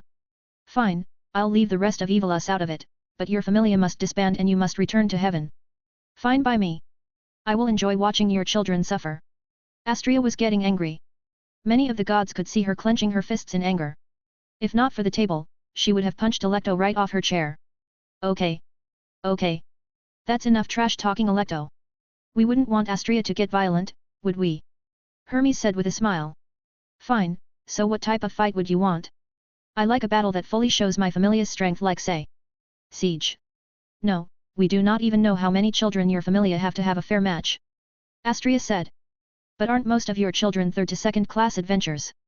Alecto said looking at Astria for a weakness. And yours has first and second class in spades. Alecto could not see past Astria's strong demeanor, she hid her emotions well. Then shall we do a lottery then? Hermes suggested. It'll be the luck of the draw that decides if you two can't come to an agreement. Fine, they both said. After a while, every god wrote some suggestions and placed them in a box. Hermes shook the box around to really ensure it'd be lucky. All right, I'm closing my eyes, Hermes said as he sticks and moves around the notes in the box for a slip of paper. On it. Hermes picks one and draws it. He opens his eyes to find it says. Capture the flag. Ah. Ah ha ha ha ha ha ha ha ha ha ha. Alecto laughed as hard as she could at the result. A numbers game. In the end, we get this, the grin on her face was now an ugly smile that was ear to ear. Fine, we will. Oi Astria! Loki shouted. Are you sure you don't want our help? Huh? Stay out of this Loki, no boobs. This doesn't concern you or even Freya. Alecto cuts Loki off, not willing to let her help Astria. This is between me and her. You Astria, said Hermes. Are you sure? I know they were responsible for his disappearance, but taking them on with 11 children is. Hermes, Astria said calmly. Loki, I appreciate the help, but this is between the two of us and this is partly because of the monster you, Astria looked directly at Alecto. Released. Revenge, Astria? My, how Kakai has changed you. Then as mercy shall we start the war games within 2 weeks? Just so your children can get as strong as they can before my familia comes down on you as the ocean did to your. Bang. Astria punched the table began to get lightning-like cracks from her strike. Many of the gods gulped in fear. They do not wish to see the goddess of justice angry. Now Alecto didn't Hermes said not to trash talk or else, her eyes were full of anger, they could see her divinity flare up. Alecto felt the same feeling as Damocles when the king, Dionysius, offered to let him taste the fortune of a great man of power and authority without peer, surrounded by magnificence that was Dionysius. Only to be sat on a throne with a sword hanging up above him from only by a single hair of a horse's tail to evoke the sense of what it is like to be king. I'll cave your skull in, Astria words and divinity truly soaked into everyone at the gathering. And make sure even your children know it in their bones. Fine. She said, getting up a bit shaken, composing herself well. I'll see you back here in 2 weeks. She then takes her to leave. As every god slowly leave the news will quickly spread, and many of the gods felt bad that Astria would be going in blind to this war games, all but for 3 gods. Diane sect familia home. Ha ha ha ha. I'm going to rake in some good money. Diane laughed manically at the prospect of the wealth that is to come from the betting. Lord Diane, could you help me with this passage? Ermid said, studying a medical book. Oh right, that. Freya's familia's home. Phew phew phew. I'm amazed by how good her acting was. Freya said with a smile on her face. Then the long-lost prince will return for this. Otter said. Probably yes, if not for that, then I would think rage-blinded Astria to refuse Loki's help. I will look forward to seeing him return. Me as well, Otter, we will need to get special snacks to watch the games. I will have the familia secure food and drinks. Back at Astria's home. Lady Astria. Will we really be doing capture the flag, said Noin. Lady Astria, I'm sorry Mata beat us, Ryuhu said solemnly. Yes, we are and get up lion, knees, we have 2 weeks to get ready, so I want you all to work hard all right. Astria said, bringing up the mood. Right, they all shouted. Good. Now Loki, Artemis and the Ganesha familia will help to cover for us while we get ready. So no need to worry and go into the dungeon. But what of you Lady Astria, asked Lyra. I will stay here, Ai of the Susanoo familia will be my bodyguard until the war games begins. Ai-chan, said Kaguya. Does she know this is a? She knows that is why she volunteered to safeguard me. But law. Kaguya. Astria shouted. Yes, she said, a bit taken by her shout. Trust me and go, every second you stand here is another second you could be in the dungeon. I hope you don't have to make me repeat it. And no Lady Astria, they all shouted. I will make sure we all come back in time, Elise said. Knock. Knock. Big sis Kaguya. I'm here, shouted Ai. We will return stronger, Ryuhu said, with eyes full of conviction. Astria then looks out the window to see a familiar white owl. I know you will. She then gives her children a bright smile. Little down Alecto know that sword hanging over her has already fallen a while ago but was waiting for a fool to sit under it to finally make its existence known. Volume 2 Quest 117 The War Games Preparations. The night the war game was first issued. Tap. Tap. Tap. Tap. Tap. Tap. Cirrus was tapping his finger on the table thinking about the war games and how to go about it. Do you think they're really going to accept it? Circe said. Of course, they will. It'll be insane if they don't. Nox said. Cirrus, what do you think? Asked Circe. They will accept it. I see no better way to get rid of the Electo Familia. It'll give the city a boost in morale knowing another Familia of Evilus is gone and to know that the Astria Familia are strong enough to keep the peace. But what if they have a trap? I don't think they will play fair in all of this. Even the full strength of the Electo Familia isn't even known. Accepting it would be walking in blind into the dungeon. They will have to accept that fact. This is far too good of an opportunity to pass up. Even if it's a trap. Yes, but unfortunately for them, they picked the wrong Familia to fight. A grin slowly grew on his face as he stands up. Are you finally going to step into the spotlight again? Nox said. You're going to be active again. I thought you wanted to lie low and uproot as much as Evilus as you can. Circe said, surprised. Seems that I will be cutting that short. I can't let the ones helping keep this city from fully succumbing to chaos. It was nice these last few months, but Lily, what to do with you? Seems we will have to tell her eventually. Nox said, sitting down. Do you think she will work at Mia's place? Probably, well, we can't exactly leave her, so we will find a place for her. I'm sure she'll be safe with Mia, but what she wants to do after learning of us will be up to her. Guess so. I'll be at Eupheme's place for a while. I need to make a few adjustments to my gear and weapons. Maybe also polish myself up a bit more. I'll tell Lily you will be gone for a while. Next night after the meeting discussing the war game. So your children really left for the dungeon in a hurry, hey, Astria? Nox said, sitting down on the couch. They're training very hard for the war games. Is Cirrus going to join in? Asked AI. He left in a bit of a hurry after they cut the festival short. He is and it will be his official return. Really? AI said excitedly. I'm sorry for making him. It's fine, Astria. Nox said while kicking her feet up on the coffee table. He knows his break was going to end eventually and well, I'm sure he's a bit angry they ruined your date. Nox glanced at AI. Oh, Astria said, looking at AI sitting next to her in surprise as it filled AI's face with embarrassment.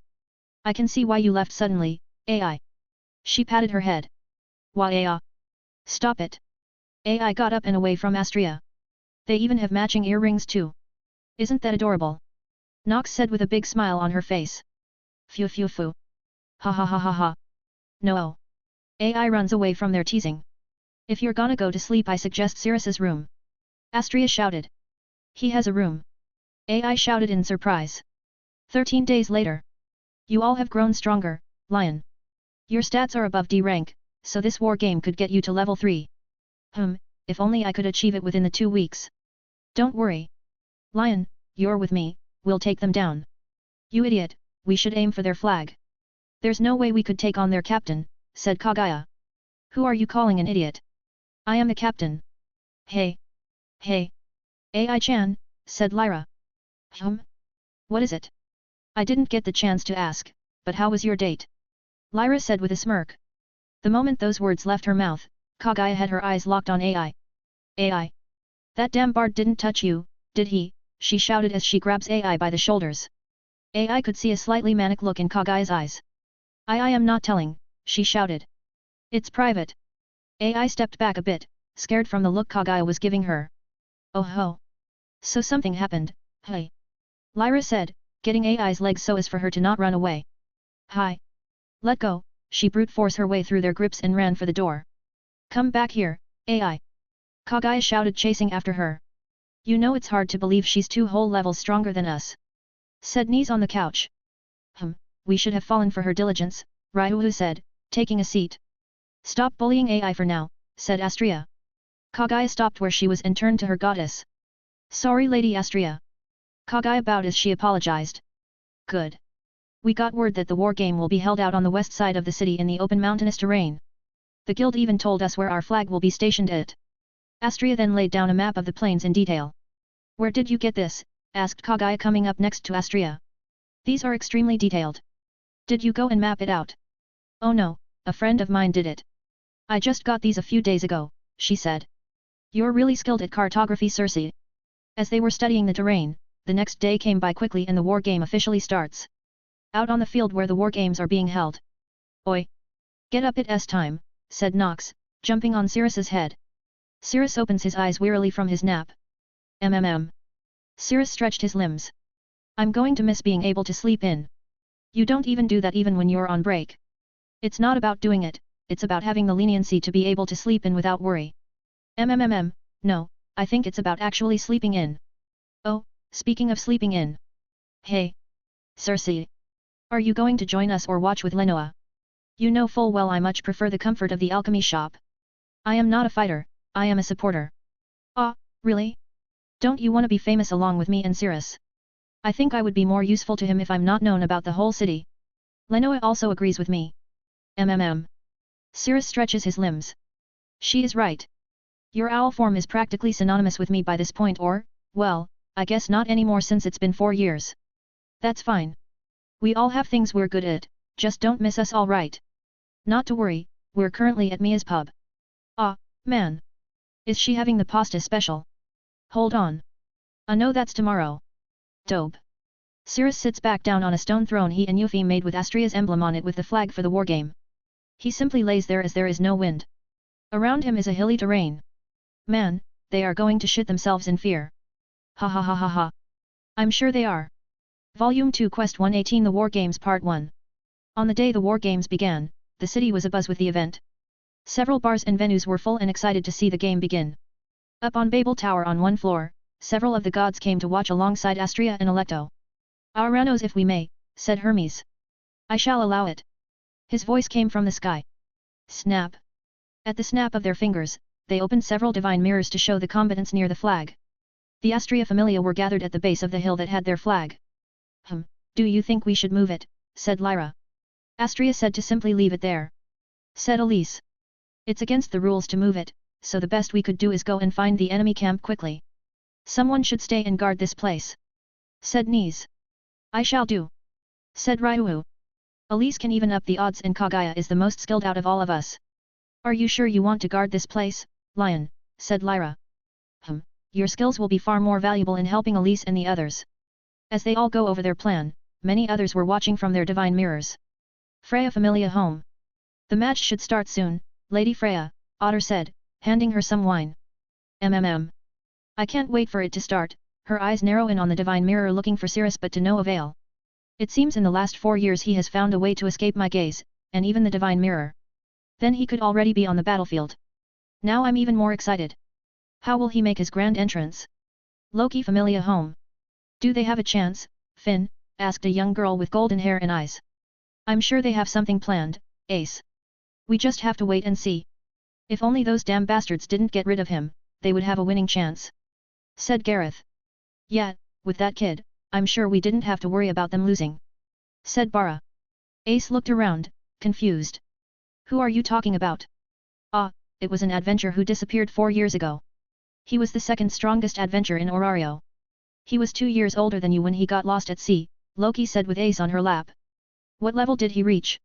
5 officially, but we all suspected he was level 6, a true monstrous child that reached level 3 outside of Orario from what the guild records said, Riveria said. His magic was also very versatile and powerful. Well, that's all in the past now.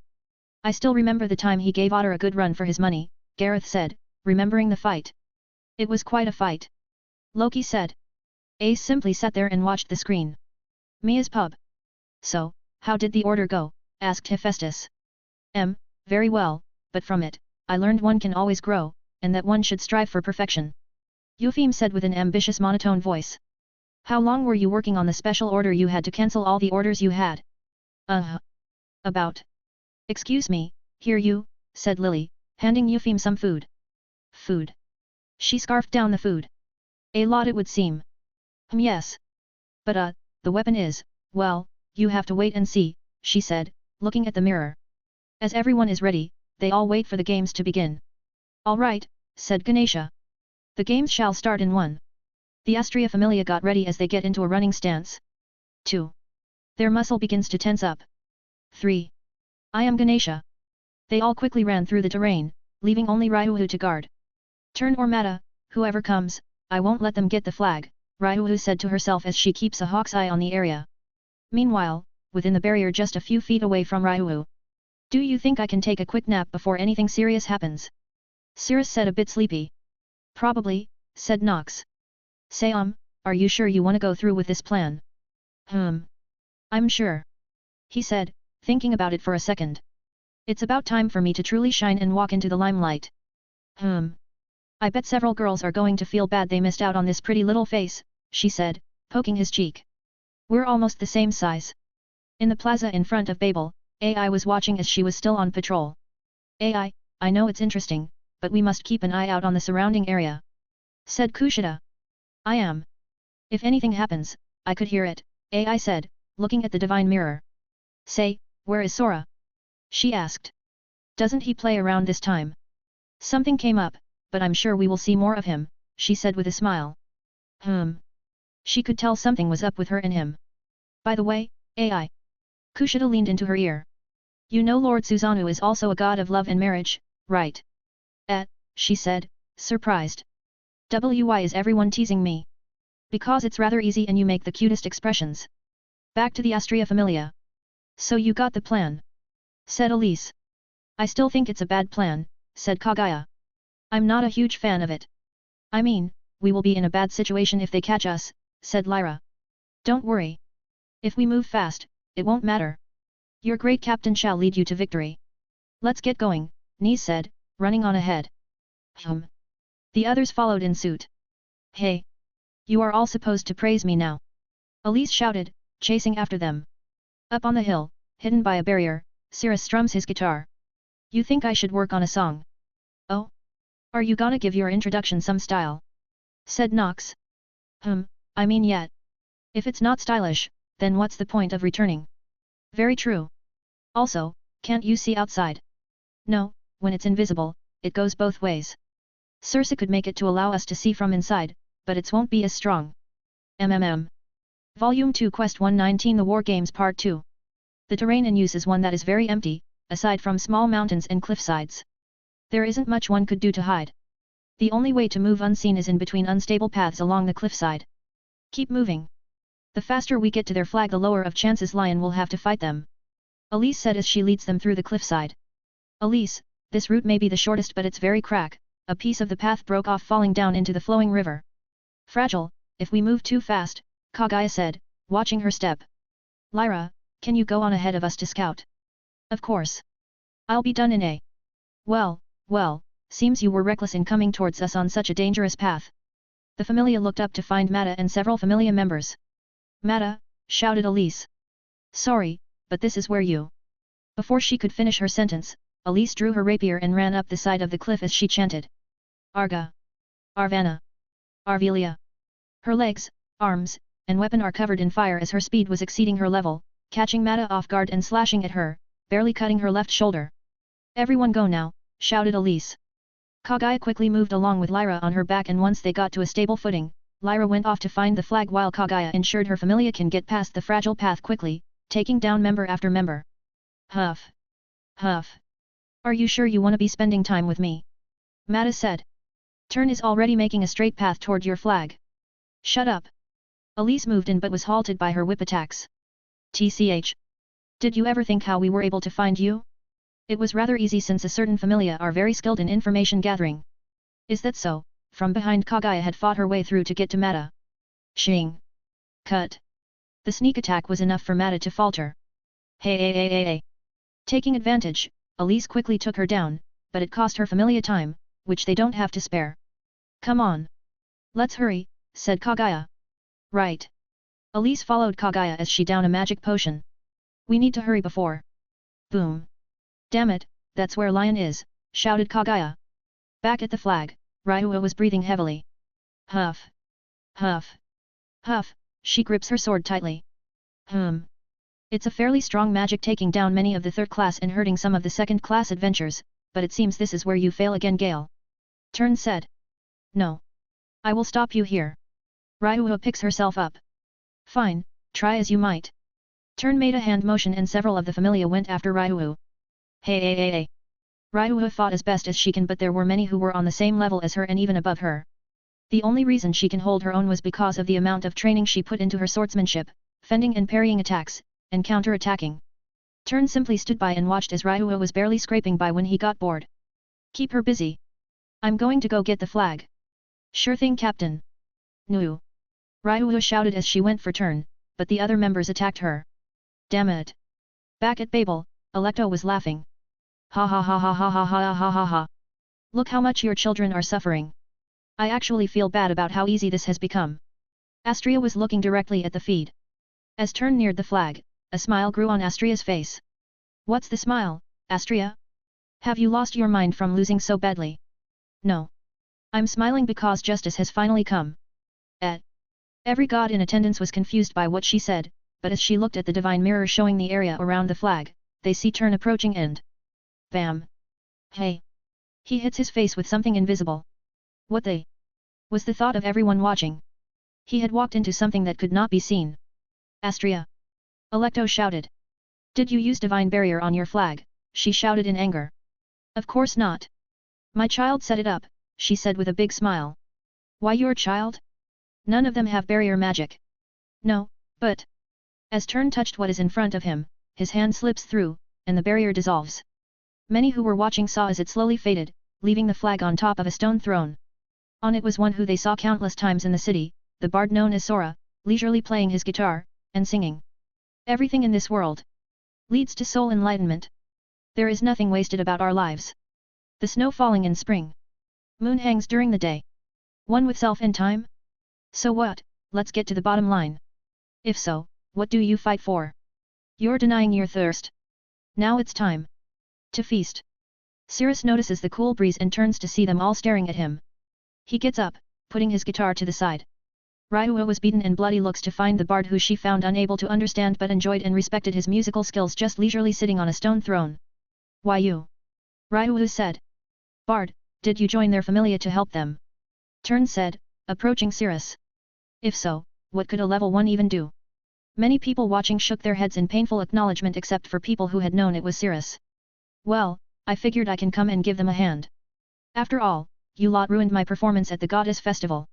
So it's petty revenge for ruining a gig. He was now standing before Cirrus. He was considerably taller than Cirrus. Partiality, but I came for reparations. Cirrus looked forward, not even looking up at him. Is that so? Turn was now looking down on Cirrus as Cirrus himself was looking forward. Well, tell you what, I'll give you a free hit in as a apology. Hermes could see the smile forming on Sora's face and the delight in Astria's when proper justice was served.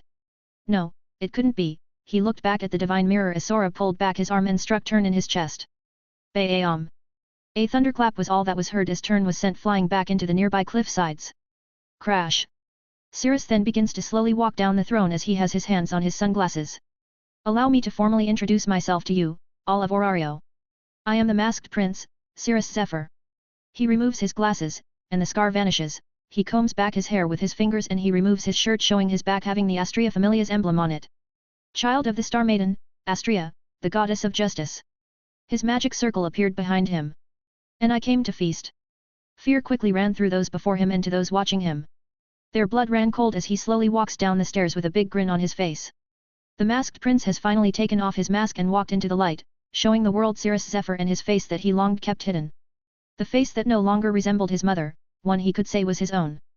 Volume 2 Quest 120 Thunderous Return. With the magic circle behind him, Cirrus said his chant. Exosia, adorn, Serenian. As the armor adorned Cirrus, they could easily find how different it became.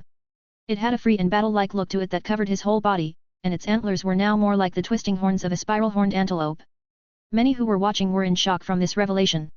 Most were surprised by how beautiful Cirrus was having finally shown his face. Freya's Familia home. What a spectacular opening! Freya said with excitement. I could see the look on Alecto's face as despair fills her face. And in many of the children of Evilus, the monster they thought had killed has returned, Otter said. Hum. He is also very handsome without his bangs, don't you agree? Yes. Otter smiles slightly. He looks very good. You no longer bear the femininity of your mother, Cirrus. Now you can truly establish yourself as Cirrus Zephyr. Loki's home. Ha ha ha ha ha ha ha ha ha. Loki laughed. This was why you rejected our help, Astria. You had him as your trump card. Loki had a face of pure excitement. Look at him, Ace. This is who you should strive to be. The masked prince, said Finn. The second strongest in Orario has returned. Ace could see the look in everyone's eyes as this person returned to the spotlight. I want to see how strong he is. Don't worry, Ace. Said Gareth. He is about to show you how he got his name. Mia's pub. Wah. Lily said. Sora was the masked prince, she shouted out. Damn, I always thought he looked familiar, Mia said. Ki. The boy finally showing his face. Lenoa said with a smile on her face. I can see the influence you have on the city, Cirrus. Circe said while eating. So this was the client, Hephaestus said, smiling. Yup, my first client asked me to help him with a grand return. Babel Plaza. See Cirrus. Kushida looked at AI. AI, did you? Show them. Show them you returned, Cirrus. AI shouted enthusiastically.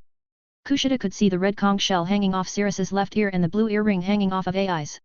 AI, did you know he was back? Oh yes. When I left, I found him and brought him back. And here I thought you moved on from him. At least Susanoo won't worry so much now. Babel Tower. And no, it can't be. Electo said with a distraught face. He should be dead. Phew. Did you all enjoy the surprise? Astria said with a smile. He wanted to give the gods a good surprise, so when he returned, he disguised himself for the right time. Whoa. Yeah. Several of the gods were cheering at the sudden appearance, except for Electo. My, how the scales have tipped and fallen off, Hermes said with a massive grin on his face. Back to the war game. After adorning his armor, Nox came and perched on his horn. See how the rest of the familia are doing. On it. As Nox flies away, Turn slowly gets back up to see several of his familia petrified in fear, and the white beast returned. IITTT thought YYUWW were DDD dead. Turn said, stuttering as a fear was instilling in all of Evilus. My death has been greatly exaggerated. For that I would like to thank you. His words held restrained anger. His magic circle appeared again under him. Sword of Damocles, sing your vespers. Diadicasti_S, a mantle of thick electricity ran across his body like that of a thundercloud. Come. Let me show you my appreciation. As Cirrus moves his hand, he holds one up as sparks of electrify flies off it. Damocles, dot. From the back of his stone throne, his weapon comes swinging over into his hand, and a layer of electricity covers and flickers off it. I need to pay back your familia for setting that monster free. Cirrus got into a stance, and like a clap of thunder, he was gone. Way. Quickly covering the distance, Cirrus had already grabbed Turn's head. Rah! Rubble! And smashed him into the cliffside. With his grip still in place, Cirrus removes his hand to find that he's unconscious. He then tosses him high into the air like he was a phone. Disappointing. He says as he turns to the members around Ryuu. Scared, huh?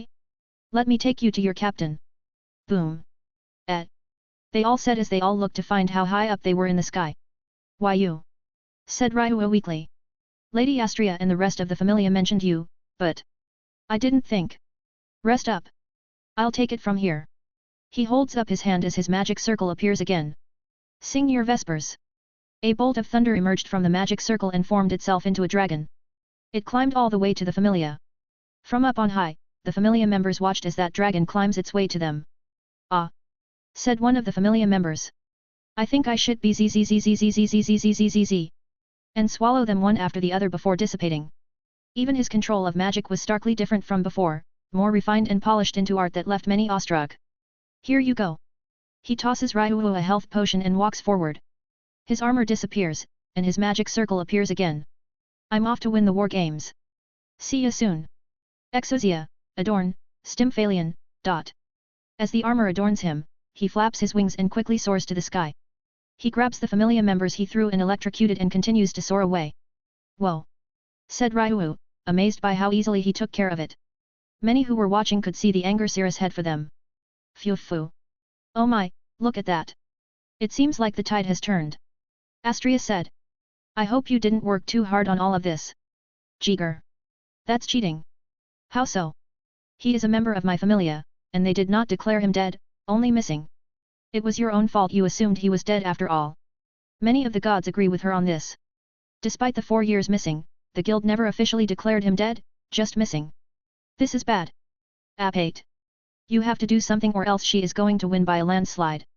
Somewhere in Orario. Hurry. Hurry. Move everything. Apate shouted. That damn monster has returned. Semele. Valletta. Move everything and go deep underground. Lady Apate, what of? She's on her own. Shit. Shit. I didn't think Astria would hide her child for this damn long. Or even hiding her child at all. Outside of Orario and Melon. Electric magic, hey? Interesting, and that armor. I dare say he's like a little Zeus, Fufo demi-Zeus, at least he isn't as bad as him. Hera said, watching her grandson with joy. Volume 2 Quest 121 End of the War Games. High in the sky. Nox, do you know where the flag is? It's in my sight. Elise and the others there quickly cutting through the Electofamilia. That's good. Do you think I can get there before they do? Most likely. Electricity dances around the metal wings, and with a flap, it sends Cirrus soaring ever faster. He spots Nox flying over and dives. I'm coming down. Nox moves from her area of flight. Cirrus swoops down at high speed and drops the familia members he picked from the sky, who are all still knocked out as he slides back onto the ground. Slowly walking, the armor disengages, evaporating into the air. Cirrus puts back on his Serenian armor, putting the mask to the side of his head. Hum? Yoink, he takes the flag and walks back. So to the people watching from their comforts, did you enjoy the war games? He said, looking forward. I'm sure many of you wanted this to last longer, and I am sorry, but it was rather hard to hold back. Ha, what I wouldn't kill for some food right about now.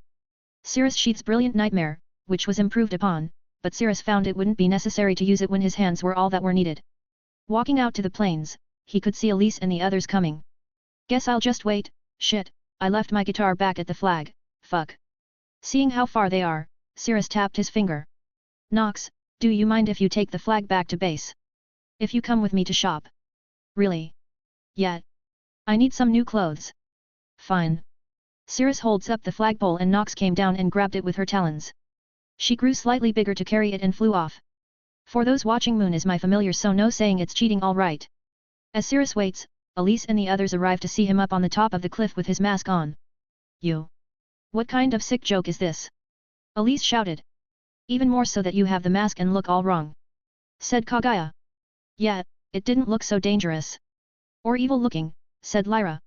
Well, that hurt my feelings. Cirrus dropped before them as if it was on the ledge of a curb. This feeling, why does it remind me of him, thought Kaguya, looking at how lax his guard was. He's strong, said Kaguya, drawing her sword. Get ready. Don't draw your sword, Kaguya, we both know I can easily match you. I never even met you. She said with sharp eyes. Elise. I know. They all draw their weapons. Seems even after 4 years, Astria never taught you to use caution or learn to extract information, hey. Cirrus removed his mask, showing his face to them. Elise was shocked, but Kaguya dropped her sword. See, Cirrus. Yeah, I'm sorry I never told you, I mean hell, I learned faster than. Cirrus. I'll make you pay. She picked up her sword again and clashed with Cirrus. Clang. Still a spitfire, as always, hey? Kaguya. Cirrus then sent Kaguya back to where she was with her familia, pushing her back with a fraction of his true strength. K. Kaguya is he? Tell me, is Zephyr even your real name? Kaguya said with her sword still in hand. Cirrus smiled as he sheathed his weapon again. Allow me to properly introduce myself to my familia. My name is Cirrus Zephyr, the one fool who was stranded on an island for 4 years. Oh, and the one who won you the war game. Hey. A divine window opens up showing Astria. Congratulations. The flag has been returned. We won. But how, said Elise. Another window opens to show Ryua with the flag, and Nox perched on the stone throne. Cirrus sent his familiar to Lion Chan. So go round up all the Electofamilia and return to the city. Astria said before they cut the feed off. Cirrus was it? Elise said, turning her head towards Cirrus. Yes, that's my first name. Shall we have a rematch here, she said with fire in her eyes. Loser has to collect all the Electofamilia. Elise draws a pose ready to fight. Everyone was silent, looking at her. Elise just helps get the damn bodies, Cirrus said, walking back to get the bodies of Turn and the members he fried. Come on, let's go. Kaguya said. Yeah, we have many people to tie up, said Knees. Why is everyone ignoring me? Elise said. Hey. I'm the captain. Listen to my perfect voice. Walking back to the city. So you are the masked prince? Ryuwu said, looking at Cirrus as well as some of the newer members. I really don't like that name. Just call me Cirrus or Zephyr if you want. Hmal. So are you really part of our familia, said Iska Amazonas. Yeah. I am. He said, keeping his guard up around her. I was Astria's 5th child. Kagaya, Elise, Lyra, Nise, how was it when he first joined? Asked Sulti, an elf. Awkward, Nise said. Awkward, said Ryuu. How so? When we first met Cirrus, he was with the Hermes Familia. We came to ally together, and we heard of his actions in Zolingen and the Chaos Desert. Astria was angry at his actions, Kagaya said, looking at Cirrus. Yes, and he disrespected Astria right after the meeting, Elise said. What? The rest of the Familia were shocked. If I remember right, it was right after we came to an agreement to help, but soon after no, actually, it was right after the agreement was done. Astria confronted me on it. Cirrus said with a snarky tone. You shifted the entire balance of power in the 3 desert countries, Cirrus. Of course, she was going to confront you on it, shouted Kagaya. By the way, for you guys to know the Vritra Familia, who at the time was more or less than strong as the Electo Familia, who left Orario and were changing the country using their high status. They were treated as royalty, so getting to them was a pain, and I was not as strong as I am now, so I decided to help their enemy in Schultzard and, well, I was called the Demon of Schultzard. But, you did get rid of the Vritra Familia, right? Ryuu asked. Of course, when that happened, I had already crushed their morale, and with the Hermes Familia, we broke through the royal castle and sent Vritra back to heaven. Speaking of that time during my time in Schultzard, I met my familiar here. Cirrus patted Nox's head. Whoa. But why did Astria get angry with you? Nise asked curiously. Because in that scuffle, he killed several innocent soldiers, Elise said. And many more horrible things. They were soldiers who indulged in the depravity the Vritra Familia made, so killing them was like a clean-up job. I admit there were parts I deeply regret, but I think I'll leave it at that. But much like you two, you guys also killed Evilus members in your youth. I mean, I'm sure none of them joined them to feed themselves or were taken advantage of, right? He looked at Elise, Kagaya, Lyra, and Nise. They all didn't look at Cirrus. And the funniest thing was, Elise called me a murderer, which I took great offense to, so I left to go to the dungeon to release some steam, but your captain over here decided to put me in my place. Everyone looked at Elise and she sweats a little. Elise from the start used her magic and drew her rapier and attacked me until I decided it was enough and I punched her to the ground. If not for Astria, I would have broken her leg. So you were going to do more, shouted Elise. Also, now in retrospect I am sorry I called you that. Ahem. After some of our dealings with Evilus I can't say your actions were not needed to dismantle them. I said I'm going to make sure you can't follow me and your apology is welcomed, Elise. Kagaya, you can keep whatever you were gonna say. Good, because I hate your personality, Kagaya said, glaring at Cirrus from the corner of her eye. Ha, Cirrus lets out a deep sigh. A real tragedy, a beauty, was lost to the contrast of their shit personality. Ooh, Ryuu said impressed, no one talked to Kagaya that way and did not get threatened with being chopped up or actually getting sliced. Quiet you hop hep hobia. Kagaya snapped at Ryuu. You are the last person I wanted to hear that from your vulgar mouth. Maybe I should break your arm again back when we were kids. Ryuu kept quiet while Cirrus returned the insults. My, it seems that noble brain of yours has finally fallen to the same level as us peasants. If I remember, and I do, you sling more cutting words than me, you brown-tongued crow. I saw shit, fuck, asshole, bitch, and every other shit a sailor would say. You say words that cut a man down and then another for good measure. Also, back then I let you dislocate my arm because I am dedicated to my craft. I needed to hide who I was for, well, personal reasons. Cirrus shouted in a clear tone what she got wrong and corrected her misbeliefs. The tension between the two was thick. Elise made an L shape with her right hand and placed it on her chin as if she came up with a brilliant idea. You two should just hurry and, as they say in the entrainment district, bang. Everyone froze before a deep silence filled the atmosphere. What did you fucking say? Both Cirrus and Kagaya stared daggers at Elise. They were so offended by this suggestion they even spoke in sync. Elise could see both of their eyes piercing her. Kagaya was as sharp as her drawing skills while Cirrus. Oh, Astria. Oh, Astria. Oh, Astria. Elise thought to herself, regretting her joke. Wait. Elise looked at Cirrus's eyes and she swore his eyes were slowly beginning to swirl. It was so bad that Elise, despite having a brave and carefree face, was shaking horribly. Her hands were vibrating and her legs seemed as if the wind could blow her over. Seeing this, Asta, a dwarf of the Familia, decided to change the topic before they lose their captain. What happened after Astria stepped in? Asta said, a bit scared to get involved in this tense situation that needed to be diffused. Cirrus looked at the Asta and saw how scared she and everyone else were in this situation. Except for Lyra, she was loving this. Phew, Cirrus let out a deep breath. He calmed himself and forgot what Elise had said. Nothing. She apologized to me for her children's behavior and I left. We would meet occasionally when on patrol, but I mostly didn't interact with them much, even after I converted. That. Yeah. I can see it. Sulti said, grasping what might have been those early days working with one another. Good, Kagaya said, also calming down. Then let's get moving. We wasted enough time talking. As everyone was about to return to walking, Lyra chimed in. So, are you going to be staying at the Familia home? Lyra asked with a grin, wanting more of this tension. Everyone stopped. They wanted to strangle this Palom. Cirrus however kept walking while still dragging the bodies of the unconscious Electo Familia. No, I live with my aunt. But I do have a room, guess I'll keep that to myself. Oh, everyone said but Lyra. TCH. No fun. Lyra said. Fun hui. Cirrus grinned as he glanced at Kagaya. Kagaya noticed his gaze and spat. What are you looking at? Nothing. He turned to her. Just wanted to tell you that you did an amazing job living this long. He said with his lips pulled into a slight frown with his hand extended for a handshake. Humph. Of course. Kagaya decided to accept the handshake. I am the vice captain after all. Yes but. Cirrus tightened his grip. Kagaya was unable to take her hand away. What are you? This is for when we were kids. Cirrus's lips curled into a wide sinister grin as with a pull forcibly dislocated Kagaya's arm. Gahh. Damn it. Cirrus. She shouted holding her arm. Haha. Cirrus laughed as he left. Now we are even.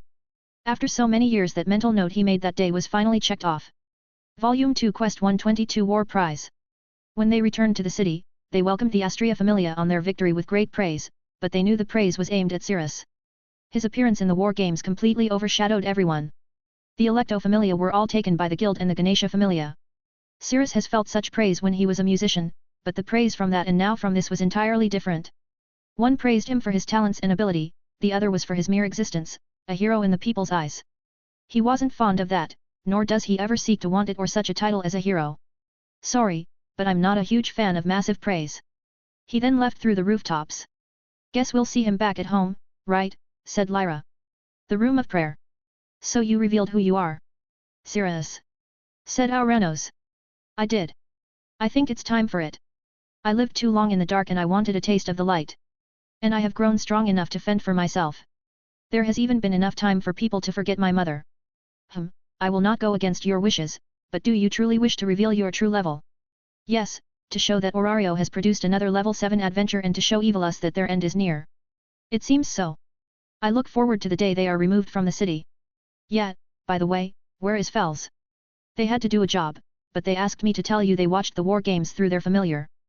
I feel a bit happy to hear that. Well, I should get going, seeing as I'm going to have to pull my weight. Leaving the room of prayer, Cirrus decides to go meet up with Astria and the Familia to discuss the Electo Familia. Hey Circe, do you mind if you tell Lily that I'll talk to her later? Nox is already doing that. Ah, so that's where she went, then how's it going with them? She seems fine enough, mostly she's surprised who you were and what she is gonna be doing now. Tell Nox to tell her I'll come by her home later. Alright, are you going to have another meeting? Something like that. Returning to the Astria Familia's home, Cirrus took the path he always took and went in from the back. Welcome, Cirrus, Astria said with a joyful smile. You know coming in through the back has become a rather bad habit of yours, she said, leading him in. Ah, well, I've been doing it for years. It's not gonna change over time. Arriving in the living room, they all were sitting and waited for Cirrus to return. What the hell took you so damn long, Cirrus? If you are this late, I'm going to have you break up with Ai-chan, said Kagaya. So what of the Electo Familia? Cirrus said, ignoring Kagaya and sitting down on the couch as though it was natural. Don't ignore me, she shouted. Wait. Geez, I had stuff to do. Is stuff AI? Both Kagaya and Cirrus glared at Lyra before she could finish her sentence. Cirrus. Kagaya glared at Cirrus intensely. If you lay a hand on AI, I will. Oh yeah, we held hands at the goddess festival. It was a really fun time between the two of. I'll fucking kill you, she said, full of anger and murder. Try me, bitch me. I'll fucking pop your arms off their sockets. Cirrus glared back. He had his hand open, ready to do what he said. Alright, that's enough. Elise said, stepping in between them before it escalates any further. Geez, how much bad blood is there between you two? It's worse than you and Lion. It would take too long to tell, Kagaya said. By the way, Lady Astrea, did you know he was going to help us in the war games? Well, I knew he was planning on announcing himself eventually, but seeing as this was an opportunity, he couldn't pass it up. He took it and paid them back for what they did. And why didn't you just announce it yourself when you arrived? Asked Ryuhu. Well, from what AI had said since they announced me, missing Evilus grew bolder. If they could get rid of an adventure, who could fight Otter? What could anyone possibly do? So you remained in the shadows so we can deal with them, as they're now more active, said Elise. Yup, and now, after 4 years, I'm sure they had to quickly scramble during the war games to move all of their resources. Speaking of all of their familia has been imprisoned and Electo was sent to heaven. We are also investigating their familia home as we speak. By we, I mean the Loki and Susanoo familia. Astrea said. That's great news. Cirrus said. If they find anything of value, we're one step closer to ending Evilus. So let's all work to finally finish this. Yuru. They all brought out food and drinks and, in the celebrations of the victory, Cirrus however takes his leave. Leaving already, Kaguya said, noticing he was not celebrating. I am. As I said, I have stuff to do. You mean that Palom? I've seen that Palom around you playing your instrument. What do you plan on doing? Yeah, that is what I'm going to work on. Taking his leave, he walks out of the home and looks to find the moonlit night. Exosia, Adorn, Stymphalion, ... Arriving in Deadless Street, Cirrus knocks on Lily's door. It's me. He could hear the small scuffles from behind the door and her unlocking the door. Hello Sora, I mean Zephyr, sir. You can call me Sora if you still like, may I come in? Why yes. Entering her home, he still found it rather plain. The only thing she had was the stuff he or Nox had given her, along with some clothes and a bed. Sorry if it's messy, I was tired from working. It's fine, Cirrus said, sitting down and crossing his legs. Lily also takes a seat. Cirrus could see she was nervous. So about what to do? Yoru said that she and you will find something for me since you are going to be doing more, dangerous stuff. Yes, I'm sure you know I will be dealing with Evilus, and I don't want you to be caught in this. Is there really no way for me to help?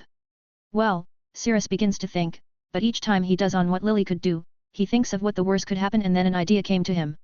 I have one thing you can help and do, and it'll be much safer but, also very dirty. What is it? She said enthusiastically. You see, the Paloms in the alleyways, right? The ones who lost their will to live. Why yes. Can I ask you to join them? Don't worry. I'll help train you in case of anything bad happens. Somewhere outside of Orario, a few days later. So, you saw the war games? Erebus said. What say we return to Orario? You see, the masked prince returns, so why are we here in the village he saved? Because we wanted to know how strong he is. Do you not see this level of destructiveness, said Althea gazing at the aftermath of Cirrus's fight with Hecton. Yeah, the kid even fought that massive monster and killed it on his own. Even for us, it took several familia to bring down the behemoth. Granted, I was the one to deliver the finishing blow.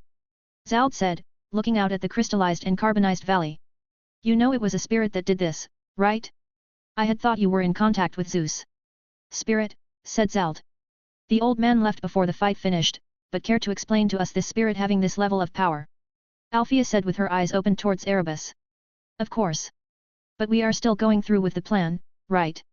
Of course, Zald said confidently. We will go through with it so the world may have heroes who can take our place. That's good to hear. Erebus said with a smile on his face. Now, shall we get going? I'll explain it to you on the way. Volume 2 Quest 123 Meeting. 2 days after the war games ended, the guild announced Cirrus's level up to level 7. Many people affiliated with Evilus began to quickly scramble even faster upon the news, leading to many being captured. It would take some weeks to get the information out of them leading to Falcom. The guild's special back room. So all the big names are coming, said AI nervously. They sure are, Cirrus said with his feet kicked up, reading a book. You should act like you are serious too. So no feet on the table. They're the ones running late. Cirrus. Cirrus glanced over at AI to see she has a stern look. Fine, he put his feet down begrudgingly. Good, now we just have to wait for the rest of them to arrive, she said, getting everything in order. It's odd seeing you this organized. I always saw you as the messy type. Well, I had to help Lady Kushida a lot, so I naturally just sorta got used to organizing stuff. Knock. Knock. The door opens to a Palom and a high elf. Sorry we're late, said Finn. Finn came in followed by Riveria. A member of our familia wanted to come and, well, it took longer than expected," said Riveria as they both took their seats. "Is that all the information you gathered?" asked Finn, looking at a wall of threads and papers. "Yup, these are all connected people and possible connections to evil us we have gathered. I would go more into it when the rest arrive," Cirrus said. Very well," Finn said. "Is something the matter?" Cirrus asked Riveria. "Sorry, I still find it hard to learn you were Zephyr." "Ah well, I did pretty well in hiding who I am. After all, who would think a kid could fool an adult?" he said with a smile. "Then what else are you lying about, I wonder?" Finn says. "You also look similar to many things. Everyone has their closet of secrets, some may have a skeleton or two, others some very embarrassing stuff." "And what stuff are you hiding, Cirrus?" AI said. "That's not important right now. What is important is for the next people to arrive right now." Cirrus points at the door, but nothing happens. "Fuck, I thought they would arrive." "Have you been here long?" asked Riveria. "I have. I've been here since 8 in the morning setting everything up. I got here around 10, AI said. "Sorry, we kept you for so long, then." Riveria gave a slight bow. "Since I have you, I meant to ask you about your magic." "My magic? What, the lightning or armor one?" "The lightning one. You seem to be able to use chant connection." "Ah, that, yeah, I was just messing around with it and found it out." "Why you mess around with it?" "Yeah, like all researchers, do I mess with it and kept notes on the results of each chant and, through testing in the dungeon, I found a few of them to be reliable." "I'm sure you kept notes on your results as well, right?" Yes, I do, but I always researched the chant and see which one fit and which ones are, how do I put it? Too dangerous?" "Yeah, I get that a lot, but if you risk nothing, you won't yield a high return." You are very right." They all talked for a while when the last group of people came in. Shakti and Ilta, the captain and vice-captain respectively of the Ganesha familia. Otter and Alan from the Freya familia. "Sorry, we were caught up in an investigation," Shakti said. It took longer than expected," Otter said as he takes a seat. Soon enough, everyone had come and sat down. "All right," Cirrus said, getting up and putting his hands together. "Now, shall we get this meeting started? We're all busy people. First up." Cirrus took out a long stick. "The eye-close familia. Didn't they disappear in the dungeon?" said Alan. "Reportedly yes, but as far as we are concerned, no bodies were found, nor has their god Eye-close been desperate in finding people to join his familia." Cirrus went over all the stuff he had gotten from Electo's children and several other people caught in the scramble to hide.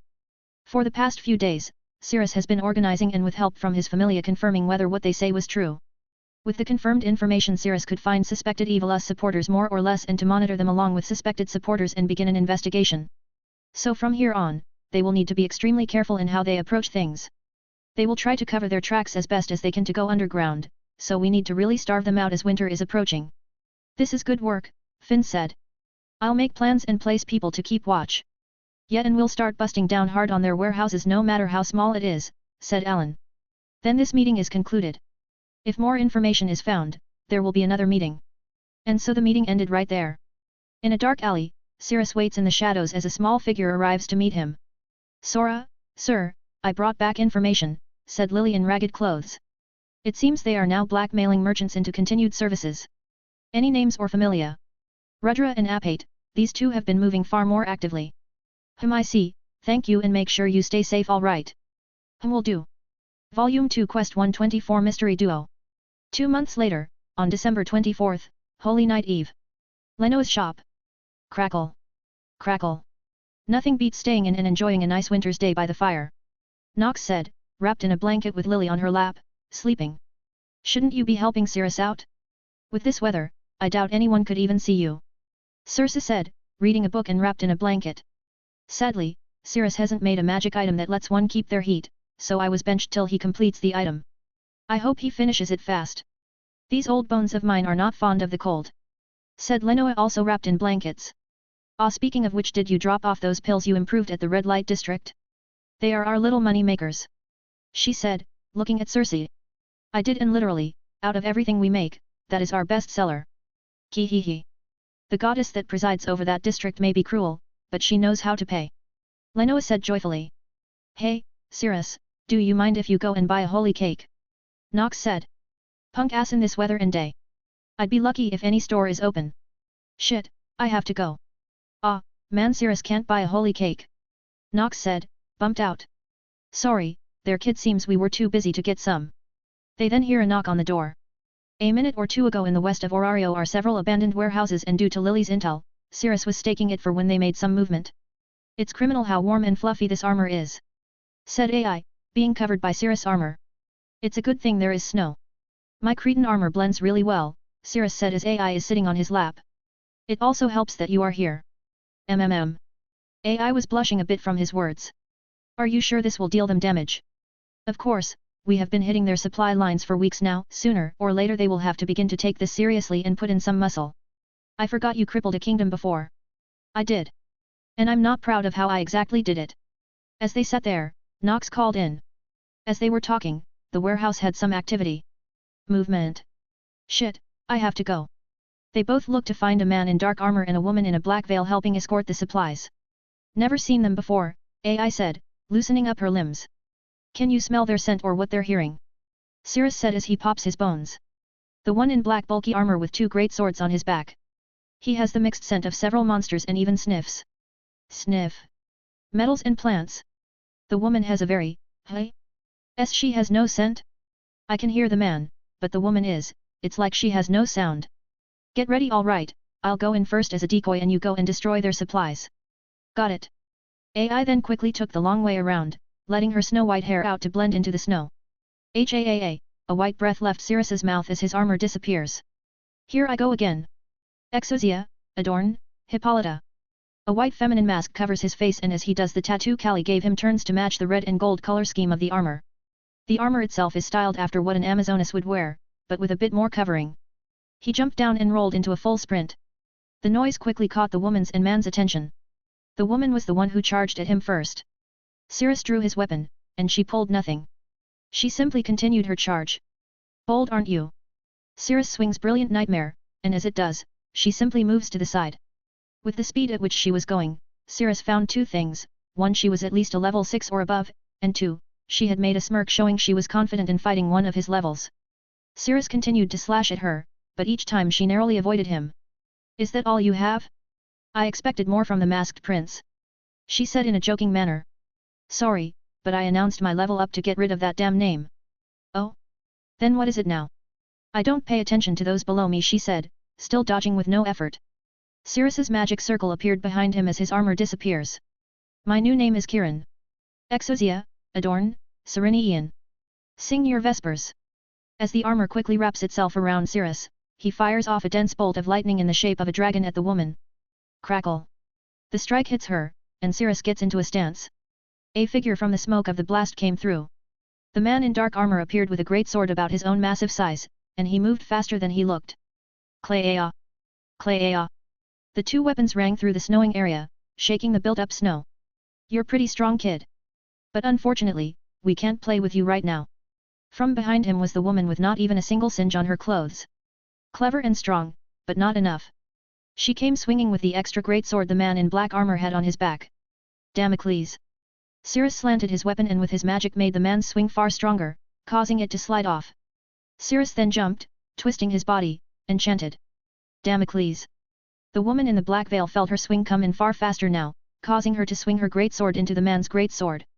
Clea.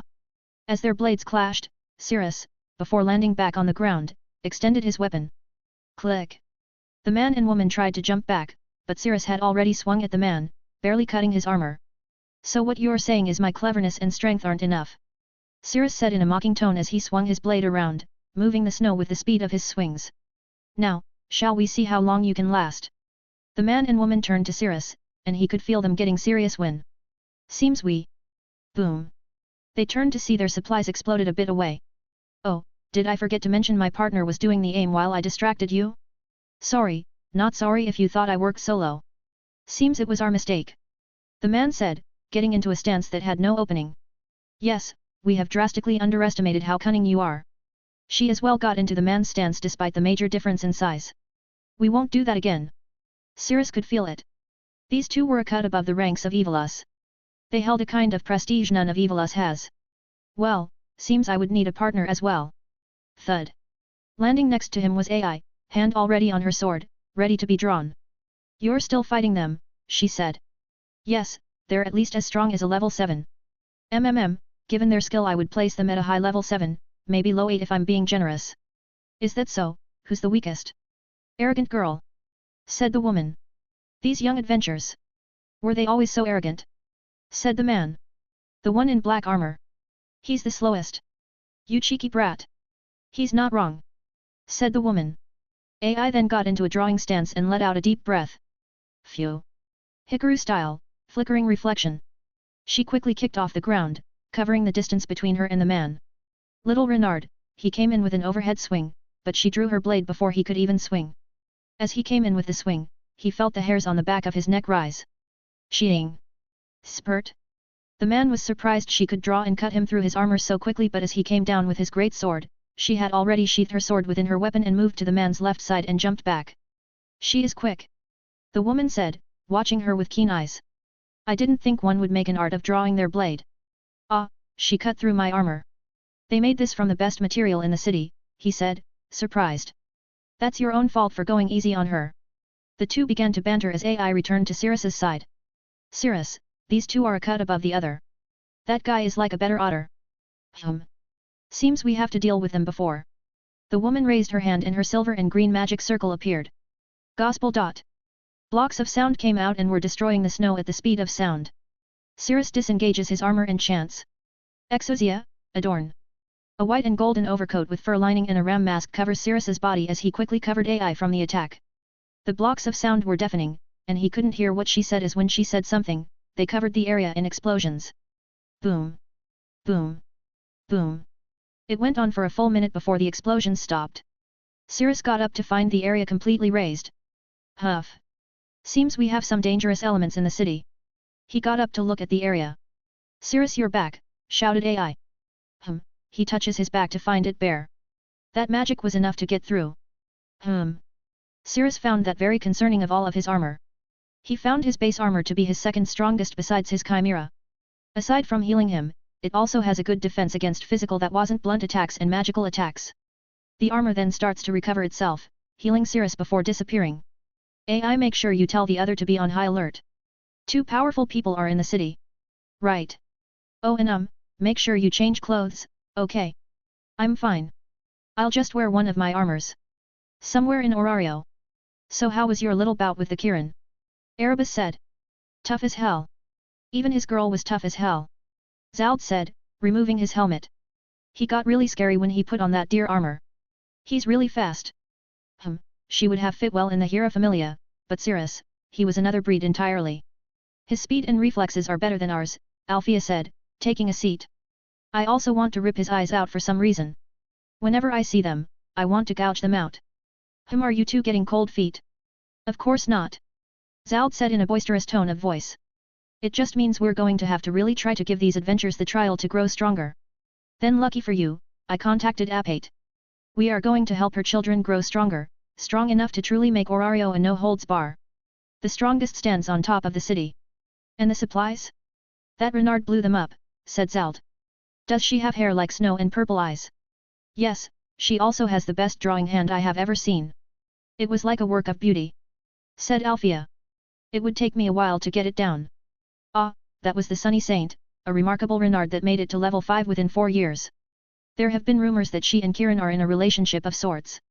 That's nice and all, but the supplies, said Zald, getting Erebus back on track. Ah yes, that. No worries. The one they blew up was a decoy. The actual supplies are being sent through some other method. Volume 2 Quest 125 Holy Night. After informing the guild and the Loki, Freya, Ganesha, Astria, and Susanoo Familia, Cirrus returned home. I'm fucking tired. Welcome back, Sora, said Lily. You're back. Said Eupheme. Ah, welcome. AI said. Welcome home. Nox said. Welcome back, Cirrus. Circe said. Welcome back, kid, said Lenoa. Yeah, thank. AI, he said as he turned his head back. Eupheme? What are you two doing here? I had nowhere else to go and my forge seemed very lonely, so I came here, plus I never actually spent these times with family or friends, so I thought this would be a good change of pace, Eupheme said with some frosting on the side of her lips. I also brought some holy cake. And I bumped into her on my way home and told me, so I came as well. AI said with a smile, with cake frost on the side of it.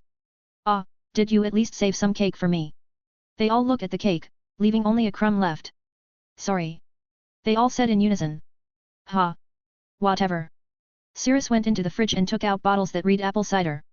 I'll be changing my clothes. As he walks up the stairs, his armor disappears as he enters his room. Glug. Glug. Ah. Luckily, they didn't notice it was alcoholic. The taste really covers it. Thank you to the society where the drinking age is stupidly low. That and for my high status.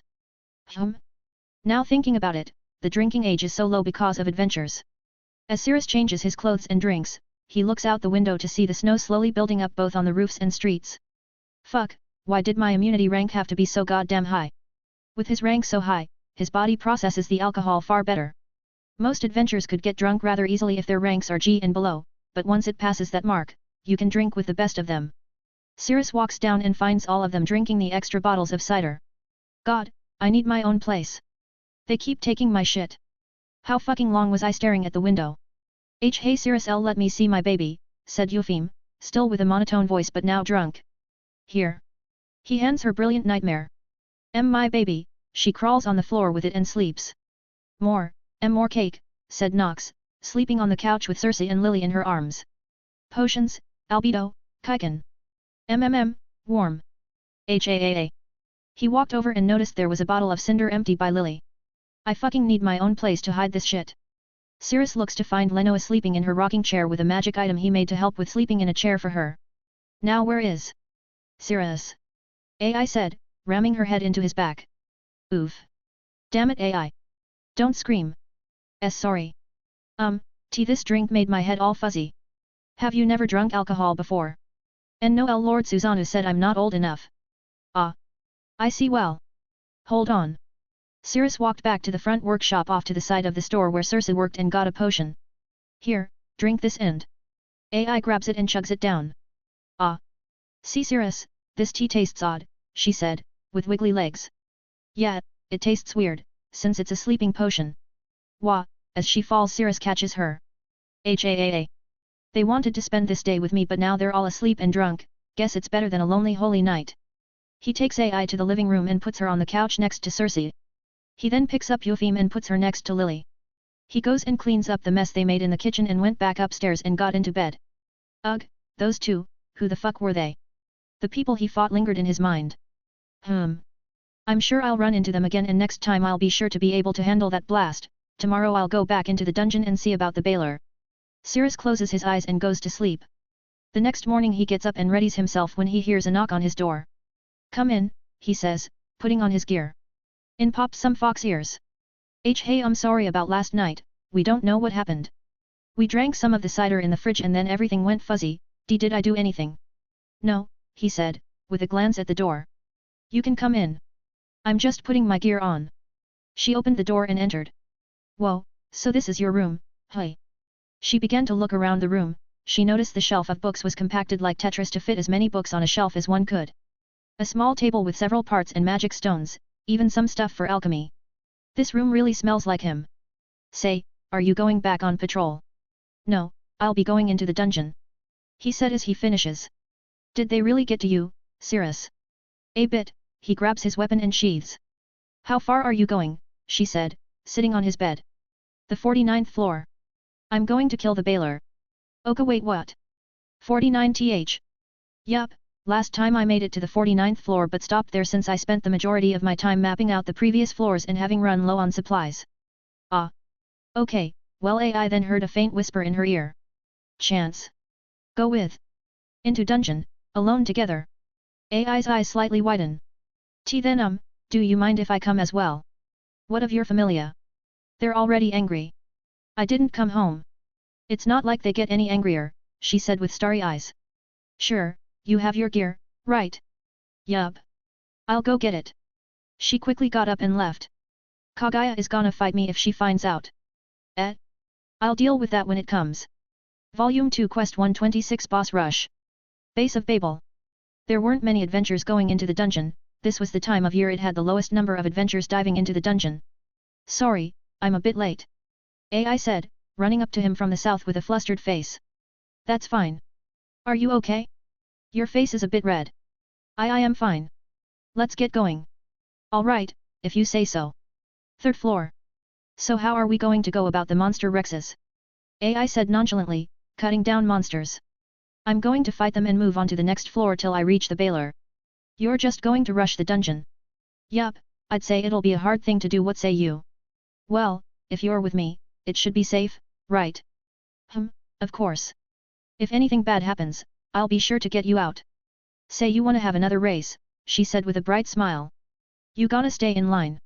I take that as a yes then, she then pushed Cirrus back and quickly ran. Ah well, I guess she does deserve a head start. After about 5 minutes, Cirrus began to run. 18th floor. Huff. Huff. And not fair. I fought the Goliath first. AI said exhausted. You said it was a race, so I killed it and went on my way. Fine. Is that how you're going to play it? So be it. I'll be quick about it as well.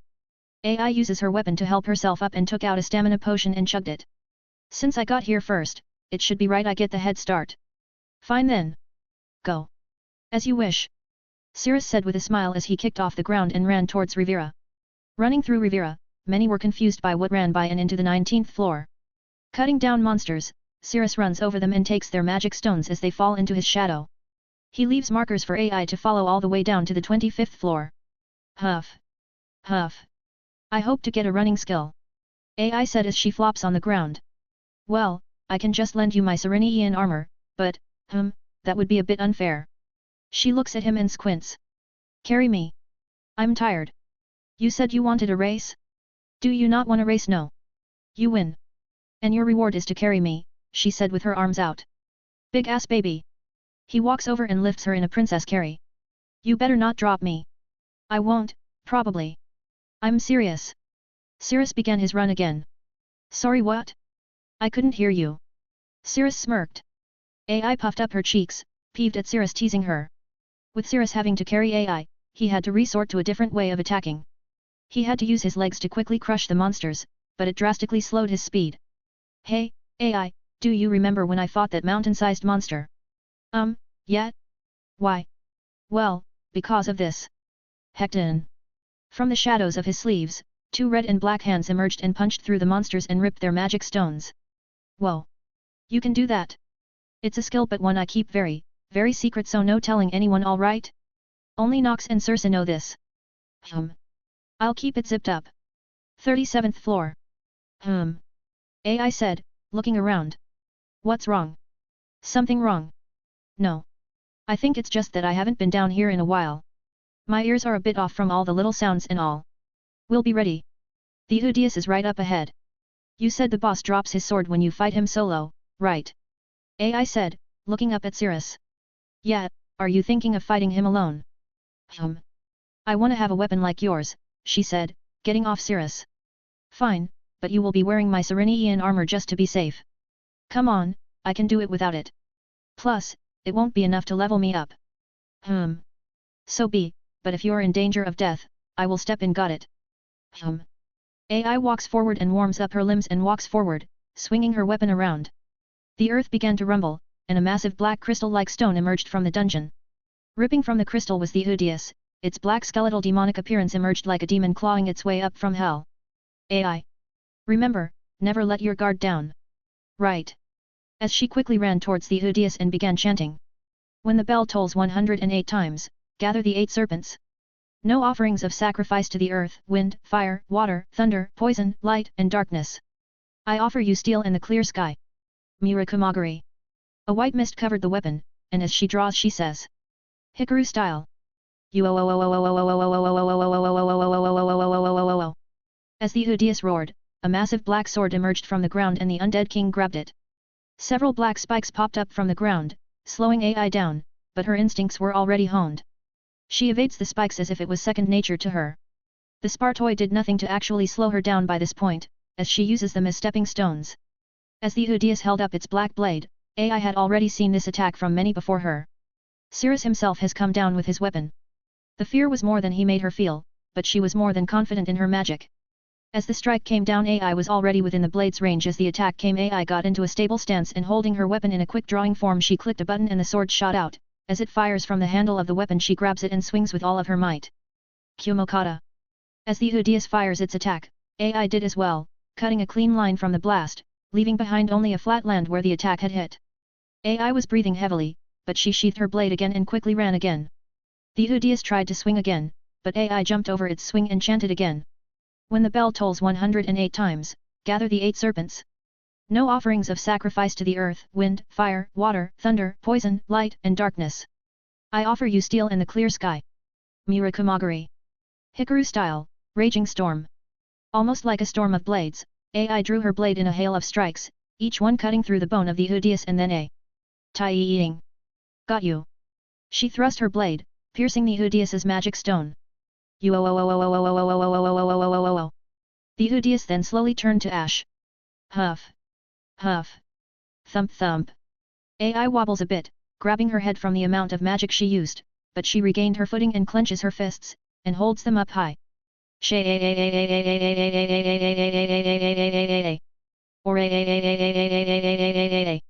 She shouted towards the heavens in sheer joy. Did you see that? I fucking did it. Where's my damn drop? Cirrus couldn't help but make a smile as he walked towards her. Fuck, I love this girl. Cirrus puts the drop item into his shadow and they both continue down into the dungeon. Floor 49. On the sandy dunes of the 49th floor, Cirrus looks out to see the Baler. An imposing humanoid figure that stood twice as tall as Otter with a grotesque pair of twisting horns and deep red skin like the walls of the floor and a long whip-like tail. Whoa, it looks like a buffed-up minotaur, AI said, looking at the monster. Stand back, he is my target, Cirrus said, walking down the dunes of sand. Right. I'll keep watching, she said, looking from the dunes. As Cirrus draws his weapon, the Baler notices him and its eyes were set ablaze.